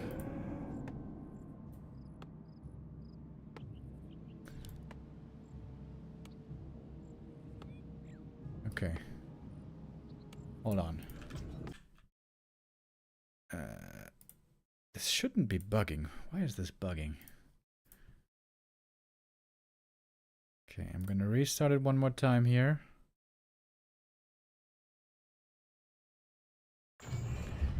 Come on, baby. Be good to me.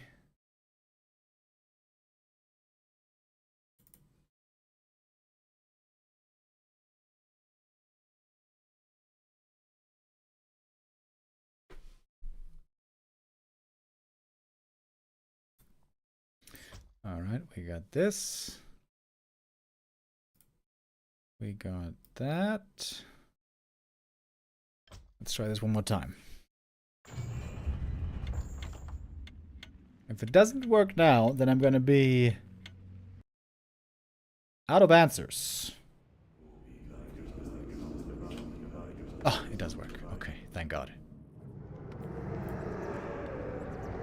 Alrighty. Last match of the day. Best of 3 between these two. Dise had a close series earlier against Blade. He looked fantastic on the first map. I felt like he was poised to win that series. But it didn't transpire that way. Blade was able to win it out in the end with his rifle style. Now, Pink, the next opponent for Dise. Pink was also in a tough spot earlier.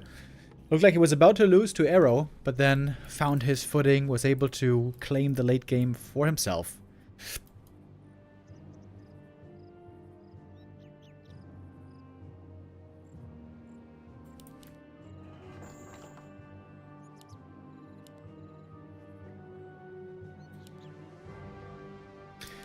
Dise has had lots of experience against undeads throughout his career. He also used to play a lot against Happy in the BTW Weekly Cup. Playing against the best undeads out there. Nowadays in the meta, different undeads very often have different styles.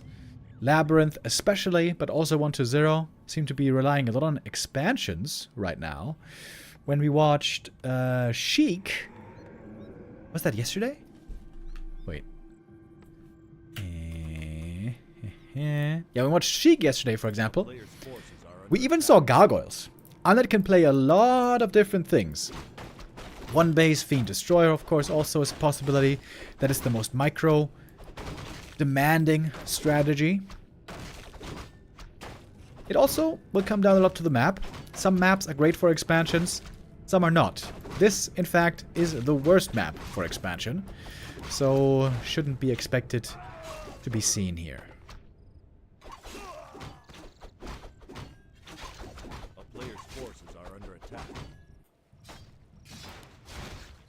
DK starting things off slow. Only creeping the green camp. Oh, detonate. Booyah! Pink not looking for that little wisp maneuver. Gives away more experience to the Demon Hunter. Oh, right. He gets level 2 right away because he got the Acolyte. And he got the Skellies. This is great for the Demon Hunter. Doesn't even have to creep another camp now to get that level up. As we see a quick tech on 2 Moonwells. A player's forces are under attack. And now the mana burning shall begin. Good start so far by Dise. Looking clean here. He looked very clean also on the first map earlier against Blade. I was quite impressed. But then maps 3 and 2 looked a little less convincing.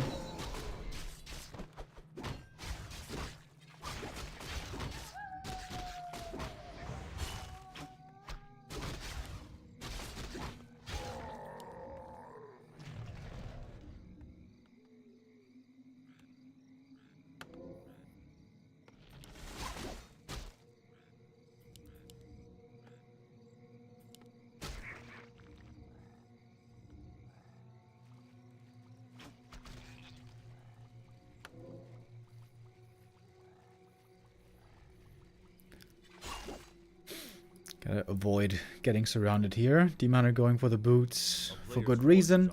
Let's compare the techs real quick. Undead is ahead just by a millisecond. Oh, archers out on the map is dangerous. That could be some archers going down pretty easily. In fact, that one will fall. But trade it for a ghoul. If you can trade archers versus ghouls 1 for 1, it's mostly good. Oh, and snares. This is how Dise, I would say, that's the main reason why Dise lost earlier to Blade. Losing archers to the Murloc and snares. Also, this ghoul escaped. Dise seems to be making some smaller mistakes here. So losing 3 archers, getting only 2 ghouls. If he could get this ghoul here, that would be quite nice, but I don't think he's going to be able to find it. A player's forces are under attack. Yeah, I think Dise needs to respect these Murlocs a bit more. Very easy to lose archers against those. We can see the DK also has more experience.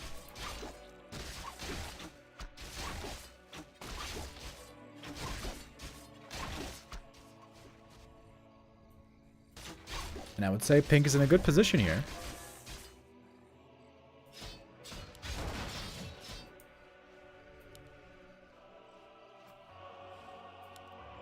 Tier 2 is ready.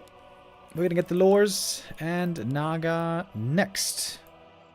I certainly will need that level 3 demon.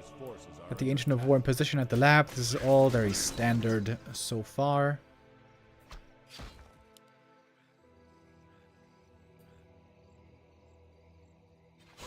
Under siege.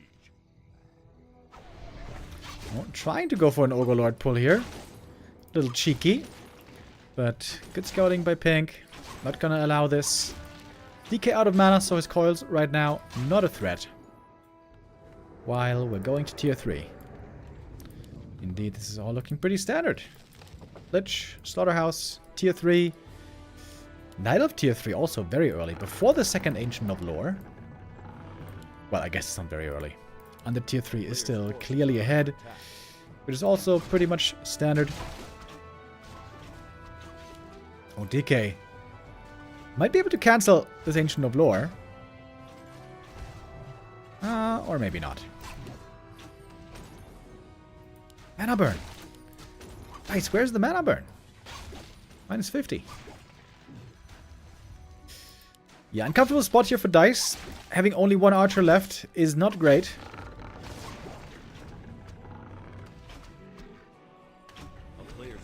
Team Hunter taking a long time to get level 3.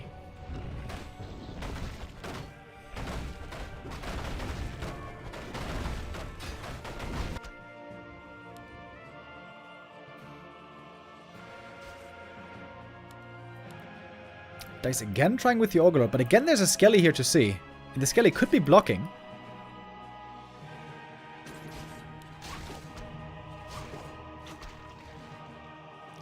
Is Dise gonna dare? Nope.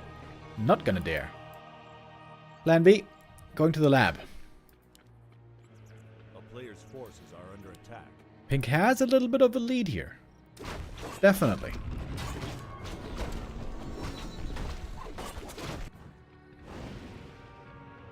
And now it's the Undead going for the Ogre.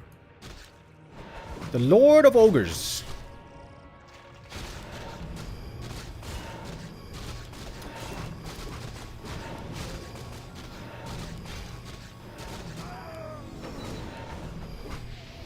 Medallion of Courage is pretty nice. DK always gets the coils out before getting mana burn. That's also a nice mental victory. And now we get the Naga third, of course.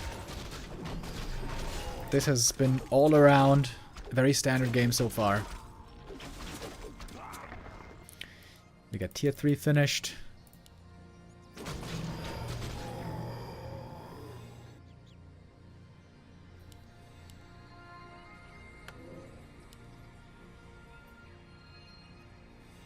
A player's forces are under attack.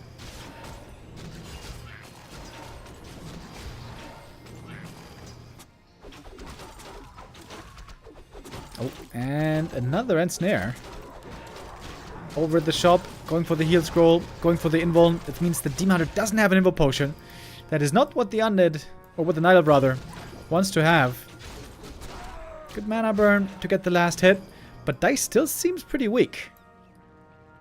He wants more bears, he wants an invuln, but the mana burns here are looking good now. One more burn for the road, maybe? Oh, that bear could be falling, perhaps. Rejuvenation is worth a ton right now. 2 easy ghoul kills. And the staff is there to get the demon to safety. A little bit of moon juice still left. Or perhaps scratch that. Almost nothing now. Moonstone being purchased quite early. I like that. But more bears are necessary. There we go. 2 fresh bears soon to join. Moonstone also better vision for Dise right now for a short while. Demon Hunter item's pretty damn bad, man. No ring, no invuln. He's gonna have to be very careful. Catches the fiend though, with the bear, with the slow. That's a kill on the fiend.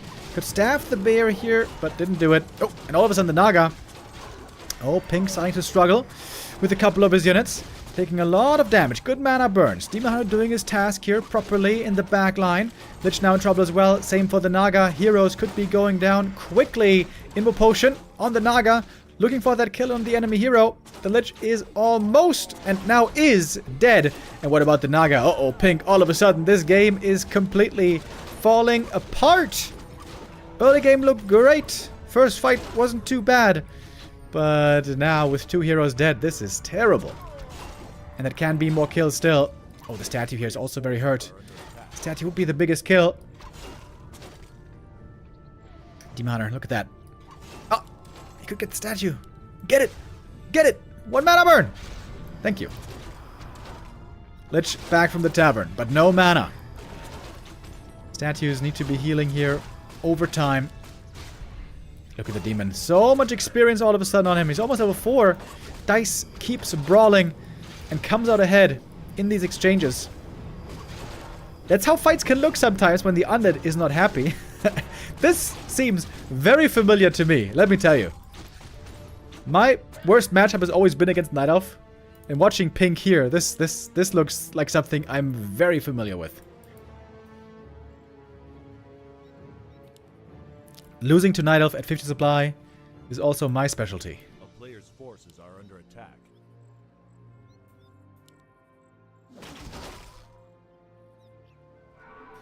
And now Dise is really far ahead. Great saves as well, look at that. Lots of red HP units. And now we got nighttime. Dise could even send some units to the fountain. Might be a bit risky though. Doesn't want to send them into the waiting arms of the undead. Naga with good items here, with claws. But the Demon Hunter still has almost nothing. This is like insane. No periap, no ring, no slippers, no circlet, nothing. Except for boots and orb on this demon.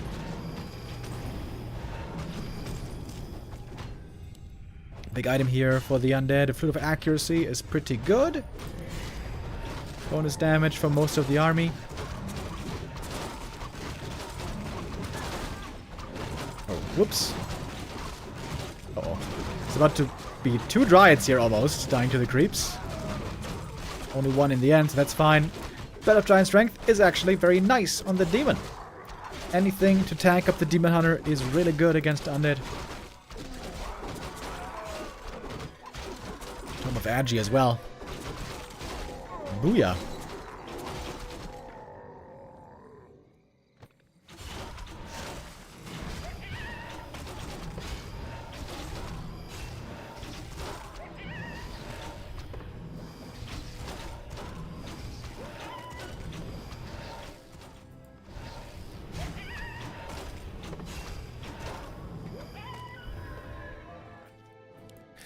Dise seemingly very confident, trying to expand now. He's already got the Ancient of Wind. That is wonderful. Forces are under attack.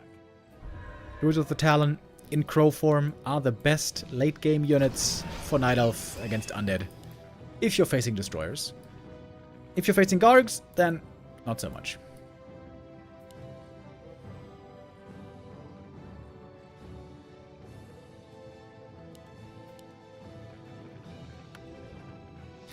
We got a lot of gold on pink, though. This game is not lost, by no means. Pink needs another ziggurat, though. Oh, whoops, he's a bit late with that one. A player's forces are under attack. Oh, Dise over here. Using an Invis Archer. That's kind of cool.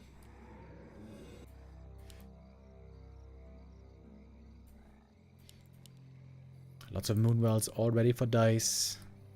Moonwell placement seems a little bit odd. But the main thing is that you have them, right? Double level 4 heroes for Dise. Quite nice. But here's the move out. Okay. Dise now jumping into upkeep. Crows and bears. The zoo is coming. But not many crows yet. You need to have at least like 4 crows to have a good answer to destroyers. So there's still a ways to go. The timing here on pink is actually good. Dice's expansion has not paid off at all yet. Could be a couple of wisps going down right away. The entangled. Oi! 3 wisps taken out right there. Perfect timing on pink. Dise waiting for more reinforcements. He's got 2 fresh bears. Another crow is coming. Does Dise have to hold the expo? I don't think necessarily. But he will try. Web is being researched right now. Staff right away on the bear. Do we have double staff? Yes, we do. There we go. 2 bears staffed out right away. Fork Lightning coming into play as well. Where is the web? Finished now. Demon Hunter in the thick of things, has to go for the Invo Potion. With that, he's going to be safe. The Fiends are on top of the Bears. Not a good deal for the Fiends normally, but level 3 for the Naga. Good level up there as well. Demon Hunter now is going to be hurt, by the way. The staff isn't ready yet. The Demon Hunter could be falling here. If there's a nuke against him, this is kind of scary, but the Demon Hunter is backing off to the safety of the back line, using the staff to save a bear here, but I think Pink might be coming out on top in the end. Staff on the Demon, back in the main. Everything here is hurt. There's so much Moon Juice! So much Moon Juice to use and heal up.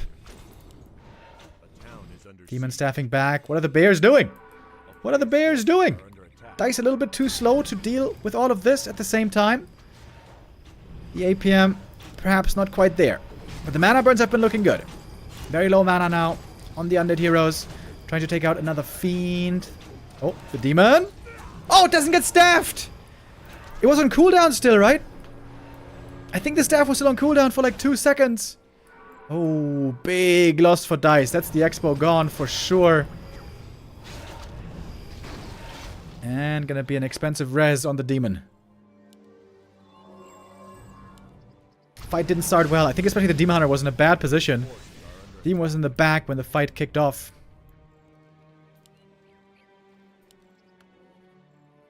Now definitely a lead for Pink. 10 supply lead. But if the Demon and Naga get level 5, Dise could still win this game. He's got the double staff, which is great.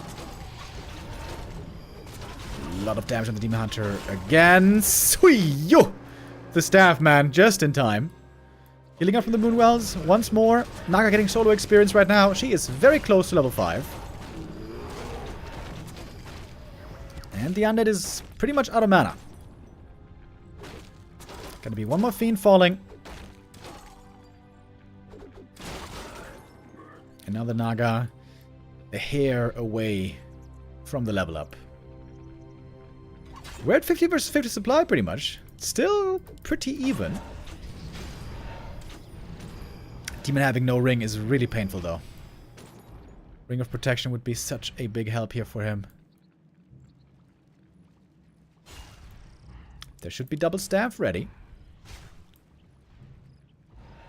But the Moonjuice is looking rough. Staff. Before the Nova. Staff. Oh, Dise is cutting it close here. Naga needs a clarity. The Naga might be the Naga is the carry now. She's about to be 5. She's got those claws of attack. You need to get a clarity. 70 gold for 100 mana. It's a great deal. 500 gold on Dise. Why is he not spending it? Come on, man. Hurry up. Dude. Would you use a clarity, please? Okay, this is driving me insane. He was next to the shop and didn't buy anything.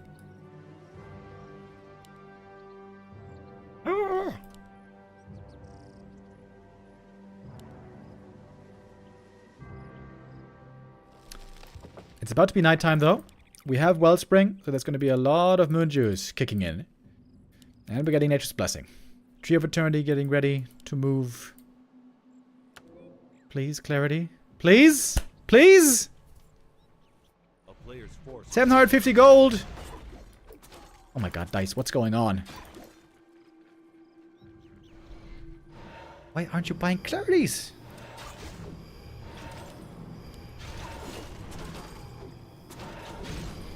Big mana burns again from the Demon Hunter, but 2 crows were killed at the start of this fight. Good heal scroll, healing up 2 of the herd fiends here. Demon Hunter now very low HP. Staff is going to be there. He saved once more. The dust is good on the Naga, by the way, to have reveal against Burrow. You know what's also good? Clarity for more mana. Demon didn't heal. Demon has a heal pot. Oh, trying to get to the shop. Ooh-wee. Demon Hunter staffing back on a suicide mission. Naga. Whoo! Invo potion before the Nova. Did you see that? Lich was prepping that Nova.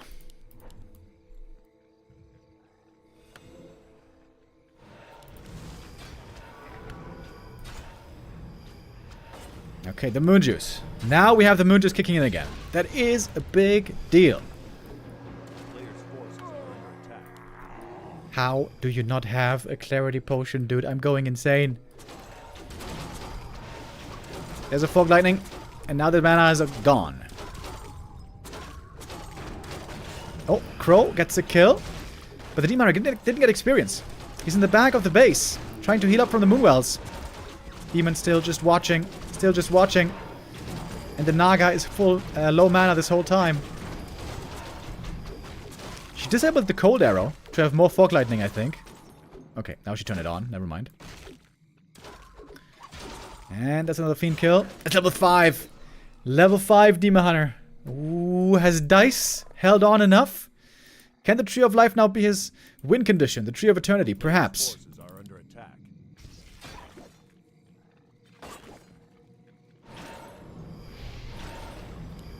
Oh, Demon. Oh, staff away. Is in time.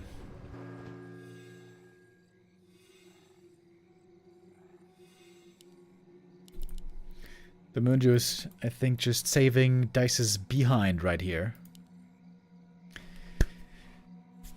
Bro, how are you not getting Clarity Potions?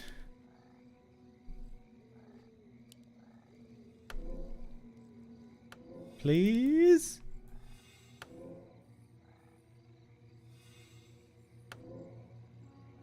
He's just not doing it! He's just not buying clarities.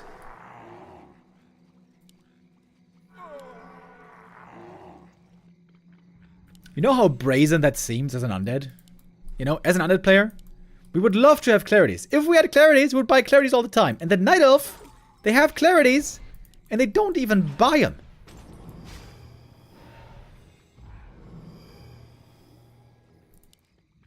Big mana burns. Big mana burns.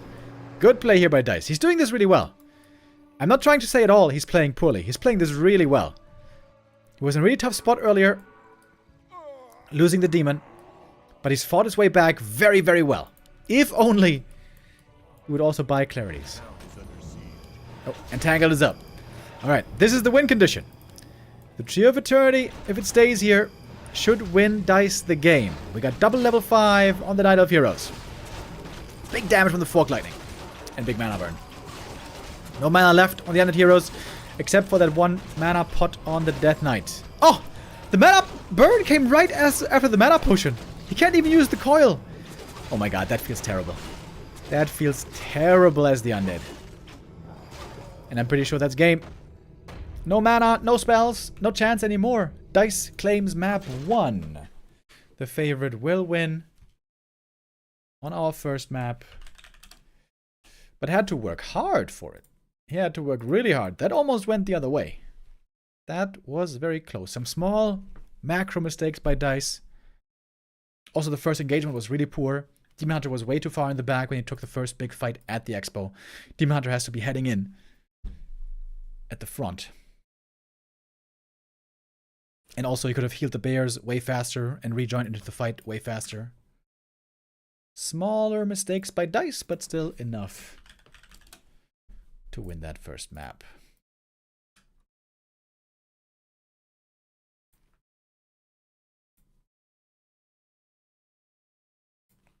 All right.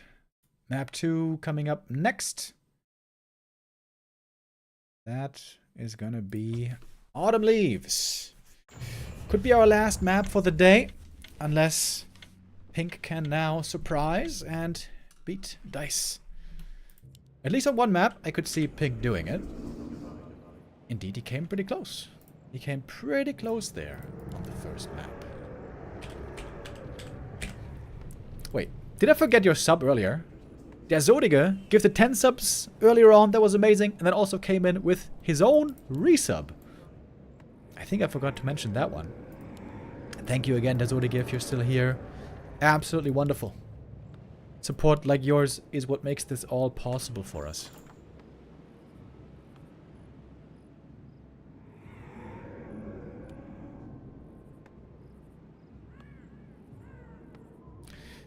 Alright, guys. Please no balance whining. I hate balance whining. It is really annoying.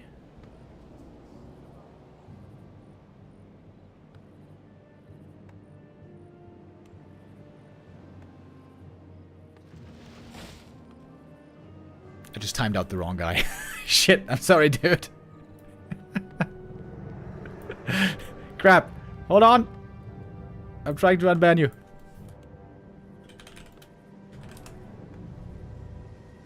Ah, okay. There we go. Saved.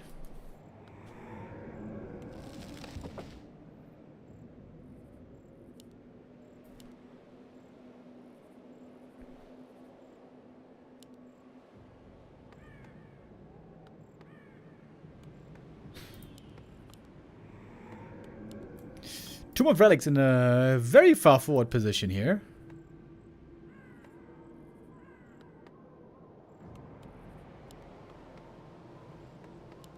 Is he gonna expand this time?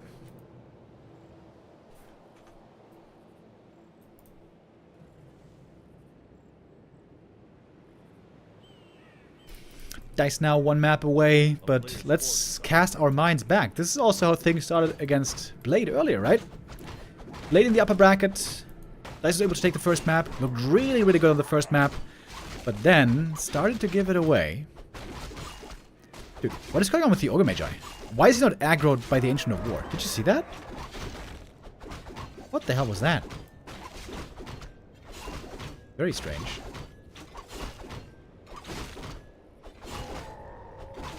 A player's forces are under attack.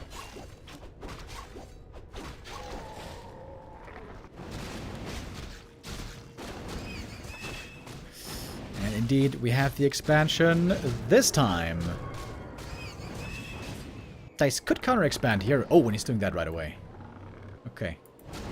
Dise is ready to go into the late game.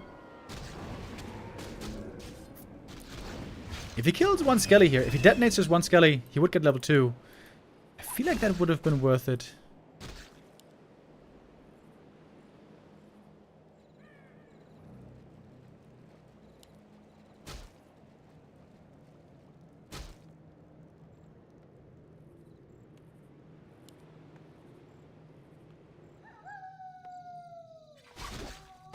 I wonder if this creep isn't better here, by the way. If you creep this one, the smaller green, you can pick up the item and then go harass right away. As we saw, if you creep the natural, it takes too long, and you can't harass. I mean, he's playing a counter expansion, so it's not the end of the world. But you can still always counter expo even if you harassed instead.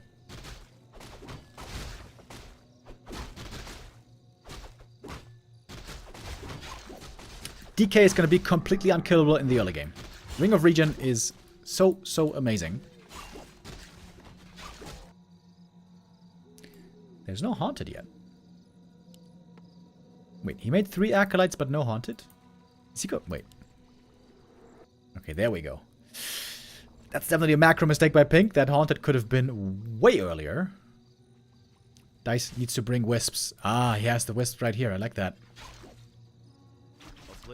DK looking for the counter expo and does find it right there. Dise has to react quickly. And I'm not sure if he can save the expo, to be honest. That might just be too late. Detonate's coming in. That is going to be the expo cancel, isn't it? Oh, next detonate. Detonate? Whoops. He can make it anew here, though. So he did cancel at least. He killed a bunch of ghouls. This is not the worst thing ever for Dise. Sure, it's a delay on the expo. Oh, but he has to scout. He has to scout. Otherwise, if he gets cancelled again, that's really bad. Oh, Dise now a bit careless. Not considering the other could swing back the other way. That's careless. And now it's starting to look a bit bad. More than just a bit.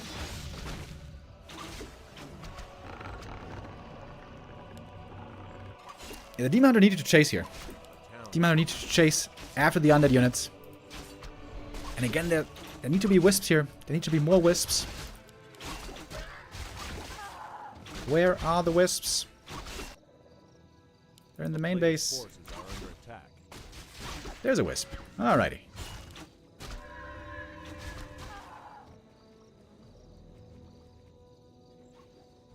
Oh my god, that's another cancel. Oh my god, that's another cancel. Yikes! And again, where are the wisps? Need to have a ton of wisps here, buddy. Ooh-wee. DK got level 3 somehow. I think it was another wisp going down.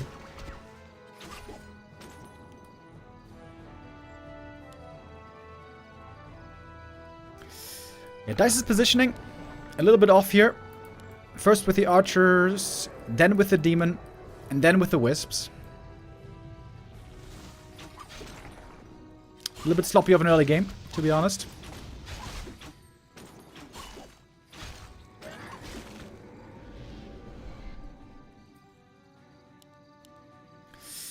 And now Dise is going to be in a tough spot. He's basically going to have to all-in bust this expansion.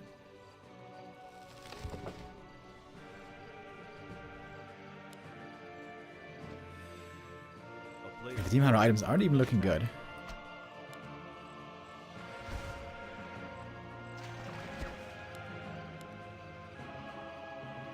Ring of Regen has been insane this whole time.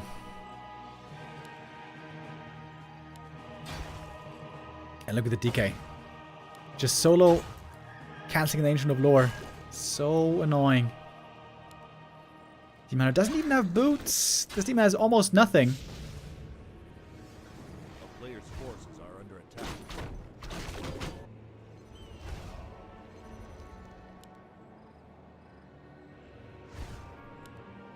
Yeah, the more I think about it, I think creeping this camp first is not the play. He's still trying now with the Tree of Life. Very, very late. This Ancient of War creep doesn't seem to be working out too well either. Oh, there's more ghouls. There's more ghouls on the way. That could be another cancel. Dise sees the ghouls, hopefully.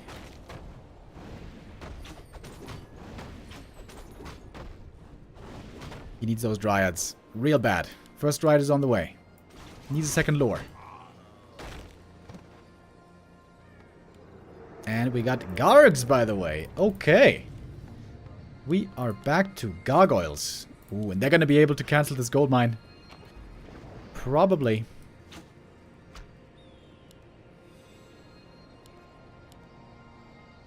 A player's forces are under attack. This should be an impossible game for Dise. Normally.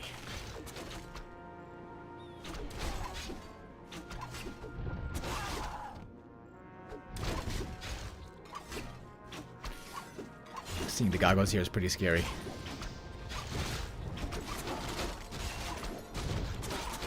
Surround on the Naga. Passes the TP though. This is kind of a good exchange for Dise. But healing is going to be real tough. Okay, got a bunch of kills here. Oh, whoops. Dryad wasn't quite in TP range. Dise now on the way to tier 3, but Moonjuice is looking terrible. A player's forces are under Tree of attack. Life still not operational.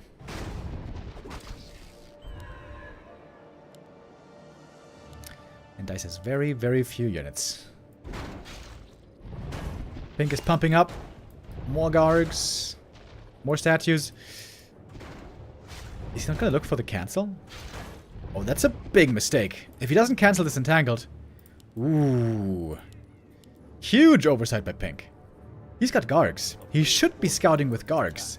This would buy him hundreds of gold of an advantage. Even more of an advantage. Big oversight by Pink here. That is actually a huge help to the Night Elf. But it's still a very, very rough game for Dise. No question about it.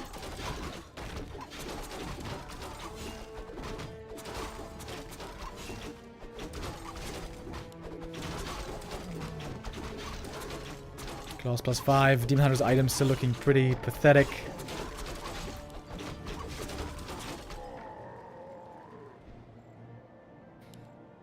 At least Dise is mining finally. He's not even that far behind in supply, but the gold is heavily, heavily in favor of Pink. For obvious reasons.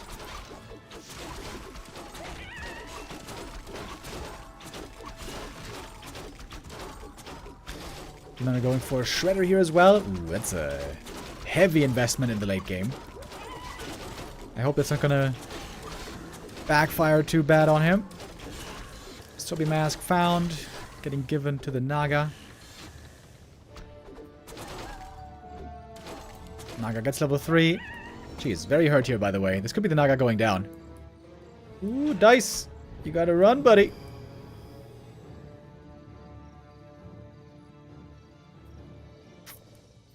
We got double heal scroll and a mana potion. Strong attack by Pink at 60 supply. Demon Hunter doesn't have the orb yet. Needs to get it right away and will. Picked up an invuln and a heal scroll as well. Okay, if Dise can hold here, I will be pretty impressed. This is a very difficult hold to manage. Holy hell, look at that damage. Demon Hunter forced into the invuln potion right away. Heal scroll was burned instantly. Good target fire so far on the gargoyles. You want to make sure you target them down and don't just play A-click. Demon, ooh, going down. Tried to give him an item maybe, but there was nothing to give. There was no staff either. And with the demon falling here, this is certainly the end of map 1.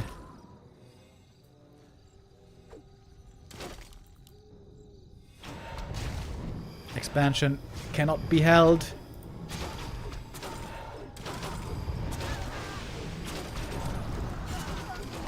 And that is going to do it. GG it is. Pink ties it up. And Dise, once again, is not able to convert on map 2. And all of a sudden, there is a real danger that Dise might lose here, despite being clearly the big favorite.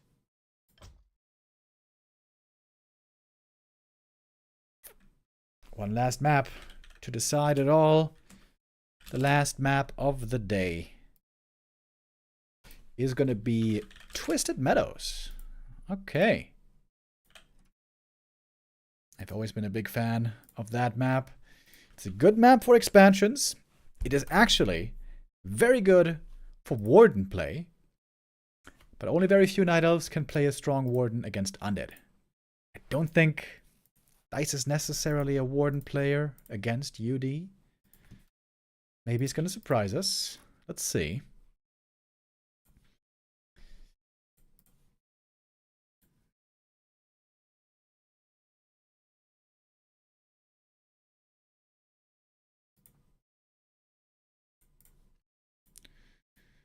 All right, 2 minutes. And then we're gonna be ready.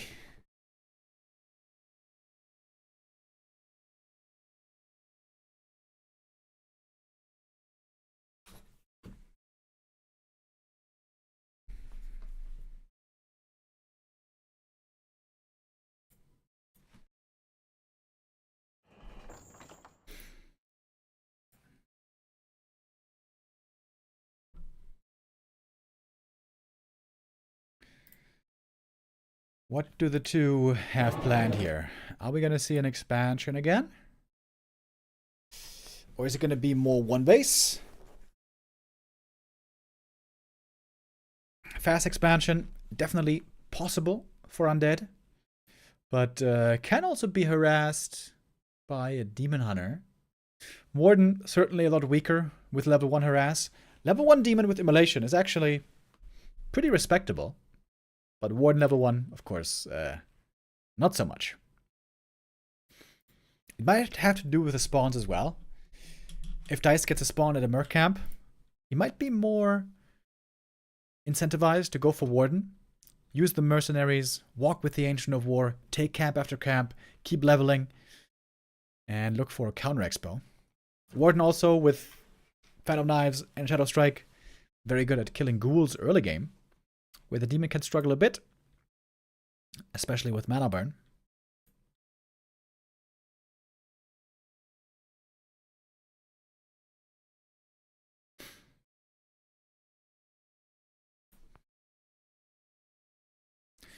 We're almost ready for our last map of the day.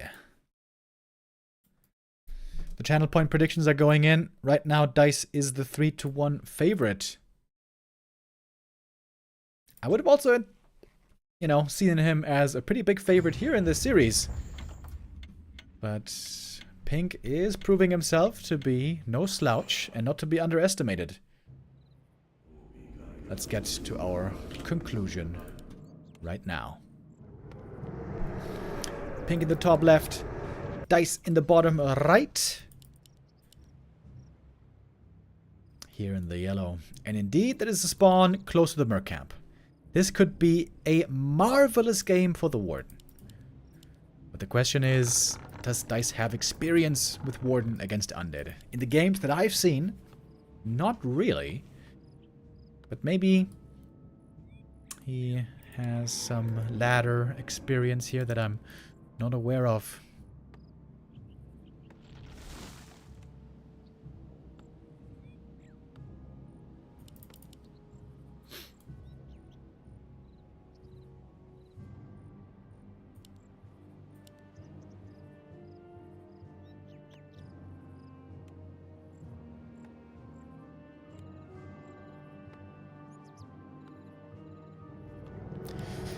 We're seeing the shop forward again. This might point to an expansion once more.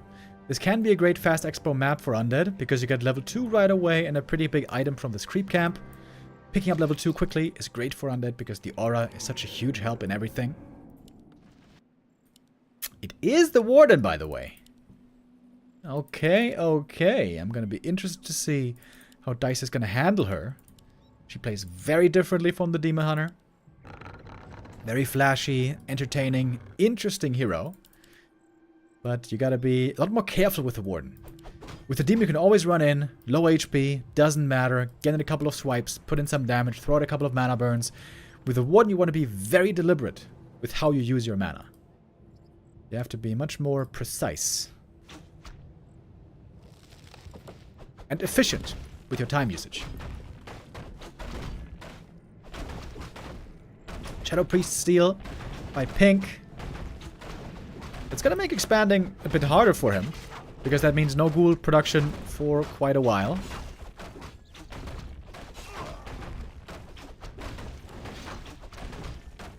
First Wisp almost going down. Taking a lot of Ancient of War repair to keep this one safe. But clean creep by Dise. He gets the full experience. 1 of mana ceiling. Great for him. Normally want to creep this camp with 4 ghouls, but the Shadow Priest purchase made that impossible. We have no ghouls back at home. This Shadow Priest is actually slowing Pink down a lot. Look at his lumber. 78 lumber only. He needs 210 for the expansion. This Shadow Priest might have been a big mistake, to be honest. This expo is going to take forever. A player's forces are under attack. Warden got the quick level 2. Having no Shadow Priest for the Night Elf is annoying. But also, I would argue, for the Undead, it's annoying. Still no Haunted for quite a while. I would say now the Warden doesn't want to use mana. She can't get kills. This would just be a waste of mana. She can try to get the Shadow Priest, maybe. Also going to cost her a lot of HP, though. And a deny in the end. Oh, Warden. About to get surrounded. She has... Ooh, the... Natural cloak ability. Blinking away. Ooh, DK. Is he gonna chase? Level 1 coil does 70 damage to heroes. Or now above kill threshold though. Haunted coming up now. Tree of Life halfway finished already. And we got the Berserker on the Night Elf side. Very important. Warden with the staff home. Healing up. We got a lot of ghouls moving out though. Dise has to fight back. Try to protect the Ancient of War. That's his creep engine in the early game. And this Haunted indeed. Late. One ghoul goes down. Denied.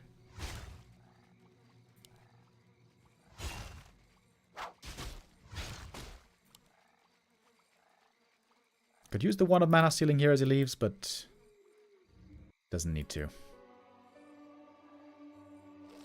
Town is under siege. Tree of Life has been found now finally by a Skelly, but certainly too late to cancel. This time around, Dice's expansion will not be delayed.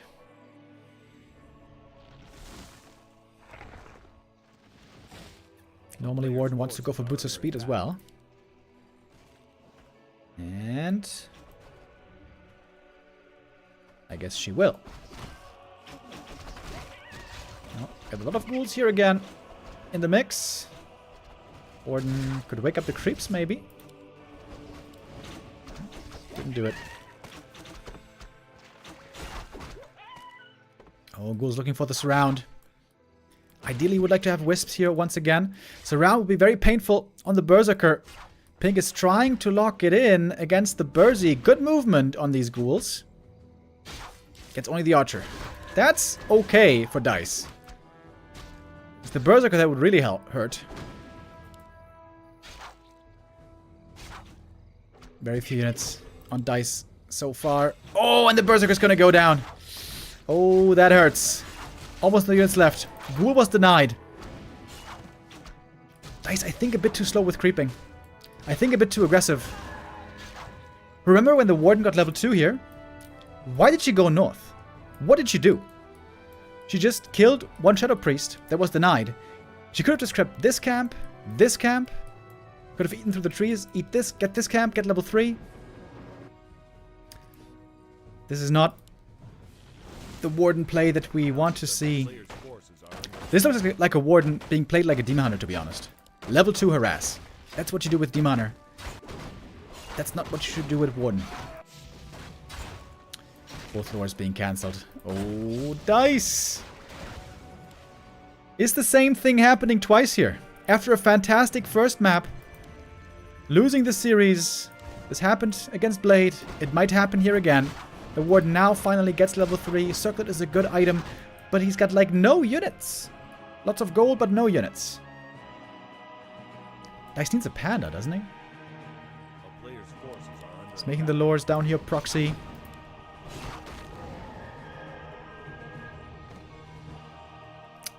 Bad spot for Dise. But it's a Warden. If there ever was a hero to have great comeback potential, it is the Warden.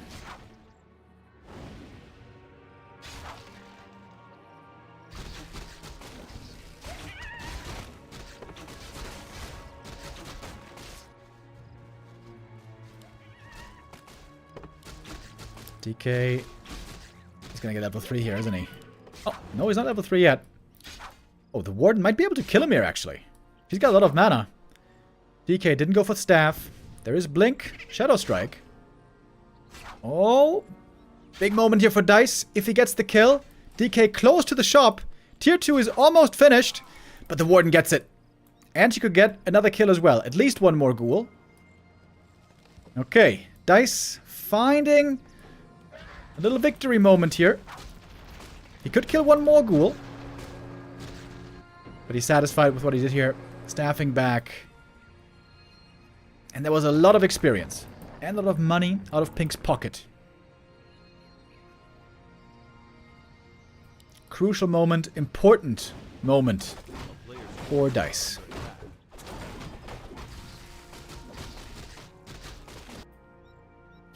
Let's get the expo running now. On that expo, of course, far ahead. That is like 1,500 gold ahead. But faster tech on the Night Elf. Warden is trying to get level 5 now as quickly as possible. Don't want to lose the Engine of War. Oh, DK has the coil ready for the steal. Ooh, very close. Oh, Warden is looking for the next kill. But Deathline now has a heal pot. He should be fine here, right? Surely. Warden could kill a ghoul instead. Good denies by Pink, by the way. He's had lots of denies this game.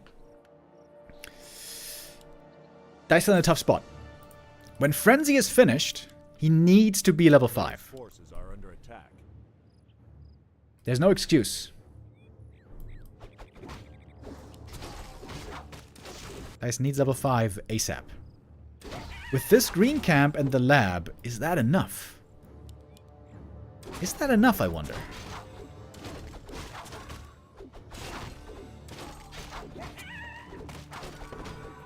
He's getting lots of bonus experience here on tier 3. A player's forces are under attack.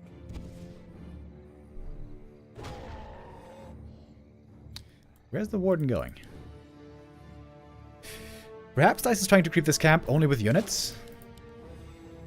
And then the Warden wants to go harass right away with Blink Fan. He needs Fan of Knives in the late game.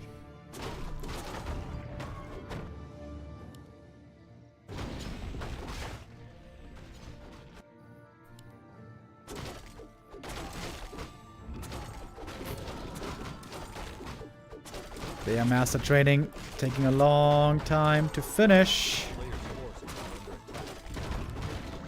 He's not using the Master Bears. I guess that way he gets more mana. Okay, Warden got level 5. But no Final Knives yet. Telestaff is not ready, by the way.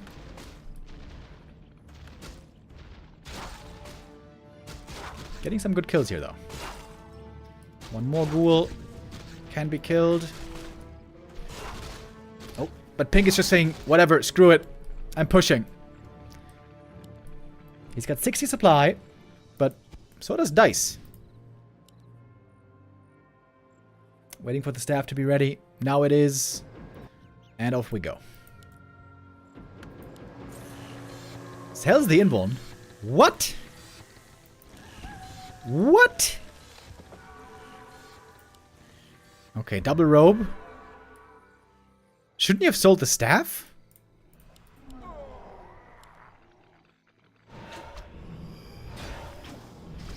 Okay, Pink with a push. Ghouls are a bit late. It's not that many ghouls left. Town is under siege. I think the bears need to go in first. Bears in first. Warden in second. Okay, Okay, one more ghoul goes down. Warden trying to get to the shop. Forces are under attack. Now she can sell the telestaff. Nope, she's gonna keep it. Oh, one bear goes down right away though. Very tense game.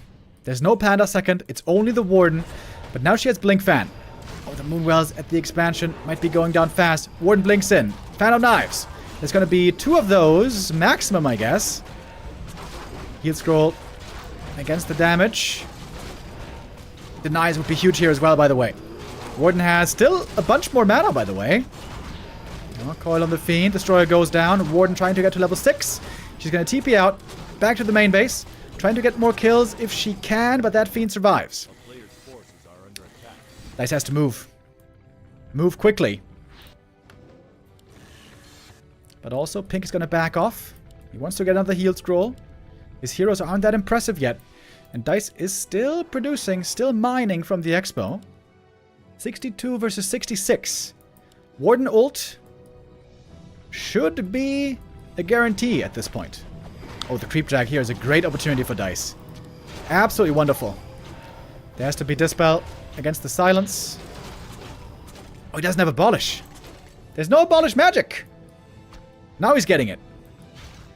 Blinking in, very dangerous here without Invuln. Selling the Invuln earlier was very, very sketchy. He's getting big upgrades though. Abolish Magic is coming. There's also an Ancient of Wind getting ready for Crows.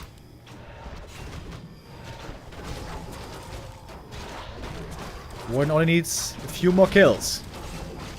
Heal Scroll being used. The A-Bomb gives lots of experience, but it was denied by the creeps! Oh, unlucky for Dise! A-Bomb denied by the creeps. He's gonna get the Fiend though. Warden silenced again. Where is the Dispel? There it is. Finally using it now. Destroyer goes down as well. It's level 6! And there we go. Warden now has reached level 6. The ultimate is ready. He's gonna staff home one more time. Dise lost a lot of units here actually. But for a good reason. He finally got the ult. And that's a huge upgrade.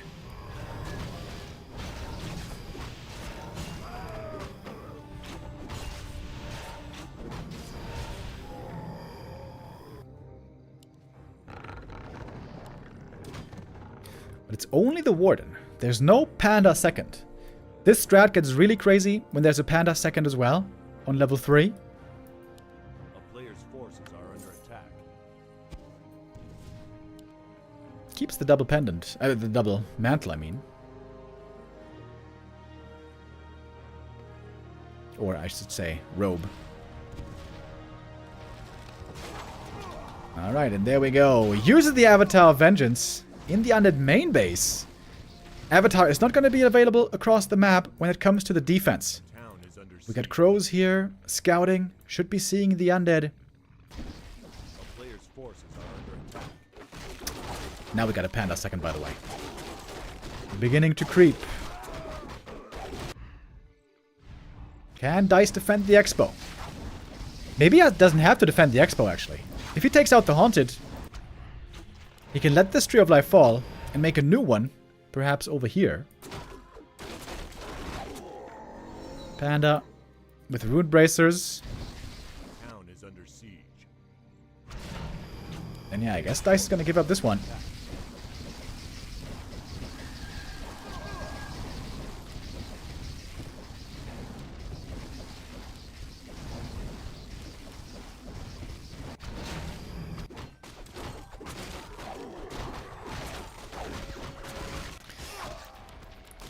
Blink into the expansion. And that's a lot of damage to the economy of Pink. Warden with so much mana, dude. This double robe, so amazing for her. Panda already level 3. Creeping shop into red. Under siege. A player's forces Pink are might under feel like he has to go all in here. Avatar of Vengeance is absolutely wrecking the main base. Smart play by Dise. He's going to lose production, though. The lures are going to go down. Oh, he canceled the bear. Nice. Didn't lose that one as well. Making new lures over there. And the main still lasts for a while. Warden getting close to level 7. The town is under siege.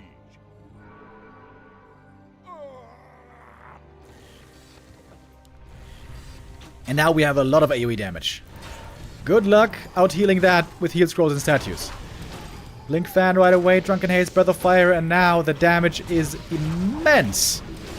Here's the heal scroll. It was huge, but that was the only one. No second heal scroll available. Dise should be able to bring this one on home. Getting more and more Fiend kills. Breath of Fire doing good damage. The Warden is level 7. Panda losing some HP, but he's very tanky here. Warden getting targeted next, but she's got the Invul Potion. Panda unkillable with the Rune Bracers, with the Gem of Health. You can forget about that. And the Undead army has basically disappeared. Down to 46. Dise also has only very little left, but he's got crazy heroes. The Warden, blinks into a silence. Heal Potion was there just in time. Smart purchase. Avatar of Vengeance was killed, by the way. Oh! And the Warden as well! Oh, Dise! Didn't dispel the silence on many occasions. Dise didn't dispel the silence on time. Hold on. Warden back from the tavern. Extremely expensive. Oh, Dise. Oh, Dise. Did you really give this game away? Haunted is being remade in the main base. 5, 4, 3. 100 hero levels now. Oh, no, Dise. Oh, no, Dise. Don't you tell me.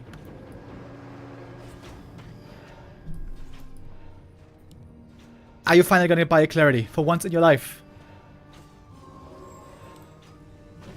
The lures are going down. Oh my god. Oh my god, Dise. He had this game won for sure! What?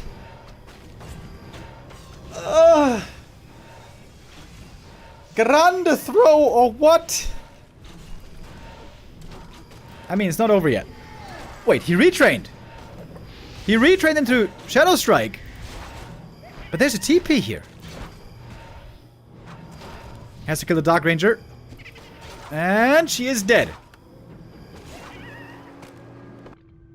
But the Haunted is almost ready. Okay. But the Tree of Eternity can move over. And then we're going to be back to one base versus one base. Kind of. Oh my god, Dise. Oh my lord. Going after the DK. He's got the invuln. But Death Knight has a heal pot.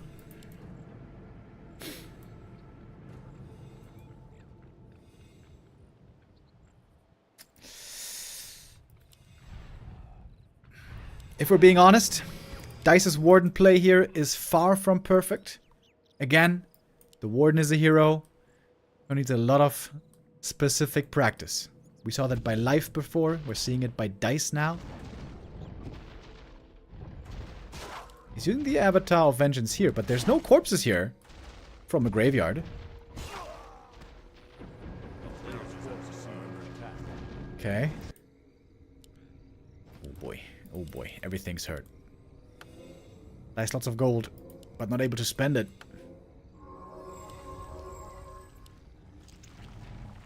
Okay, we're uprooting, getting more bears. Okay, the Acolytes provide more corpses. That's nice. Warden. Wee, that nuke hurts. Drunken Haze, Breath of Fire. Trying to go after the DK. Panda. Oof. He sold the Gem of Health earlier. Trying to force the TP on the Death Knight. The Warden has to blink out. And there's no Nature's Blessing. Oh, he didn't research Nature's Blessing. Oh, Dise. It feels like he's cursed. It feels like he's cursed. What's going on? On the first map playing so well. I mean, this game was ridiculous. This game was such a throw.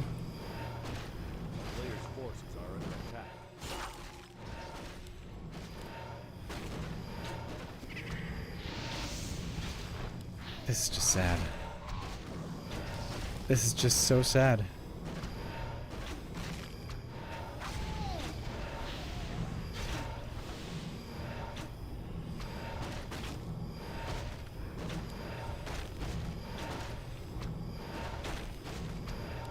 Tree of Eternity goes down. No more gold for Dise. That's it. That's it. Dise is out of the tournament.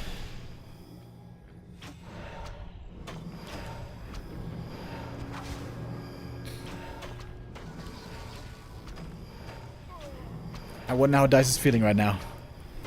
He might be feeling like absolute garbage.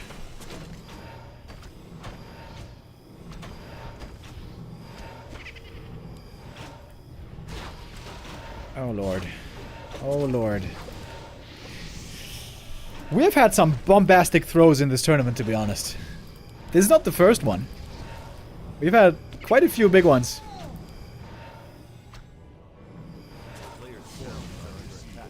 Oh man, Dise. Oh man. His Warden here is definitely not up to snuff. Honestly, it was a lot of Warden mistakes. Dise does deserve to lose this game, to be honest.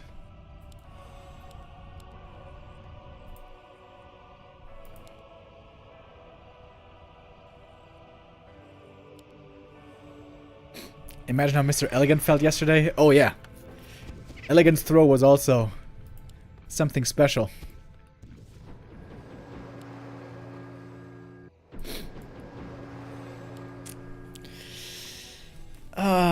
Dise doesn't want to give it up yet. It seems like he's just punching himself in the face at this point, though. Even got the Necro over here. Full mining, almost reestablished. I really didn't expect Pink to make the top 16 this tournament. I wonder how far he can go. Can Pink really take out some more players in the playoffs? A player's forces are under attack. Dise now also revealed.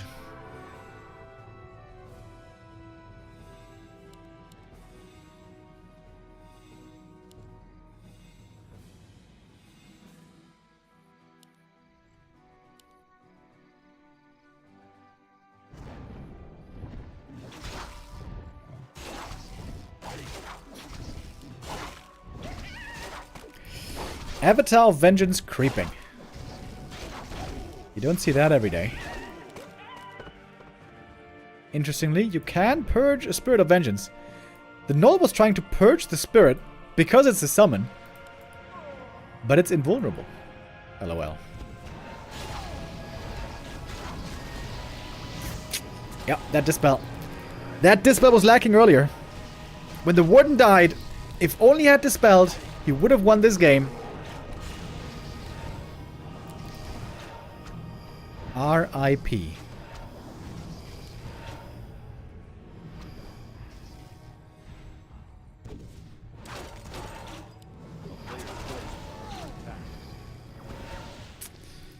He's getting some Dispel practice in.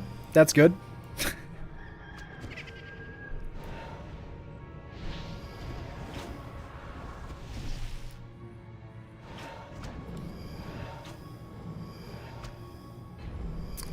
That's it. GG.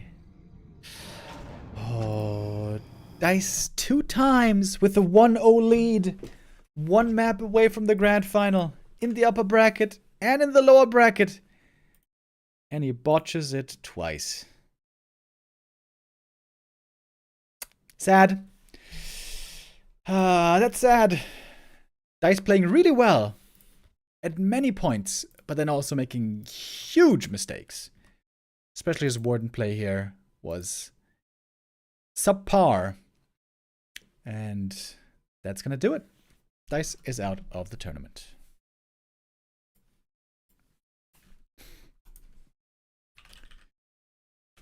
Pink with a surprise win. He takes the map, brings it home to the motherland, I guess. Another Chinese player in our top 16.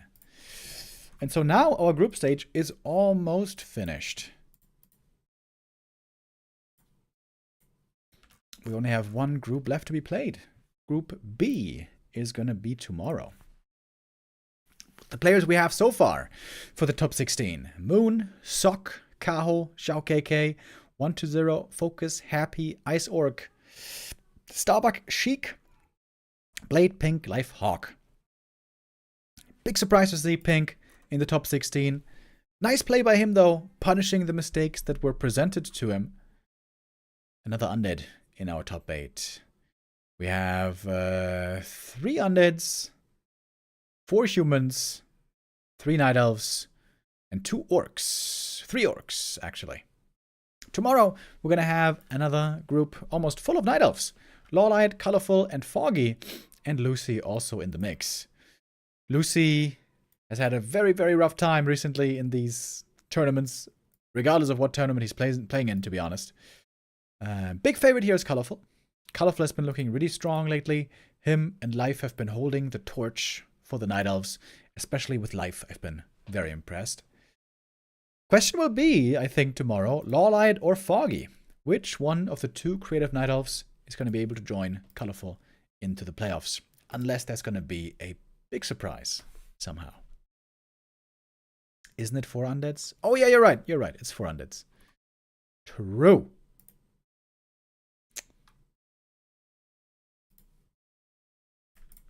Okay.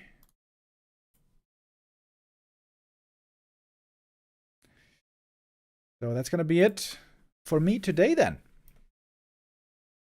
I say goodbye to you at the turn of the tide.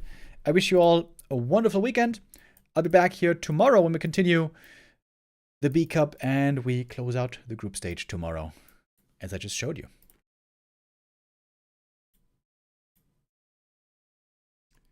So then, take care, boys.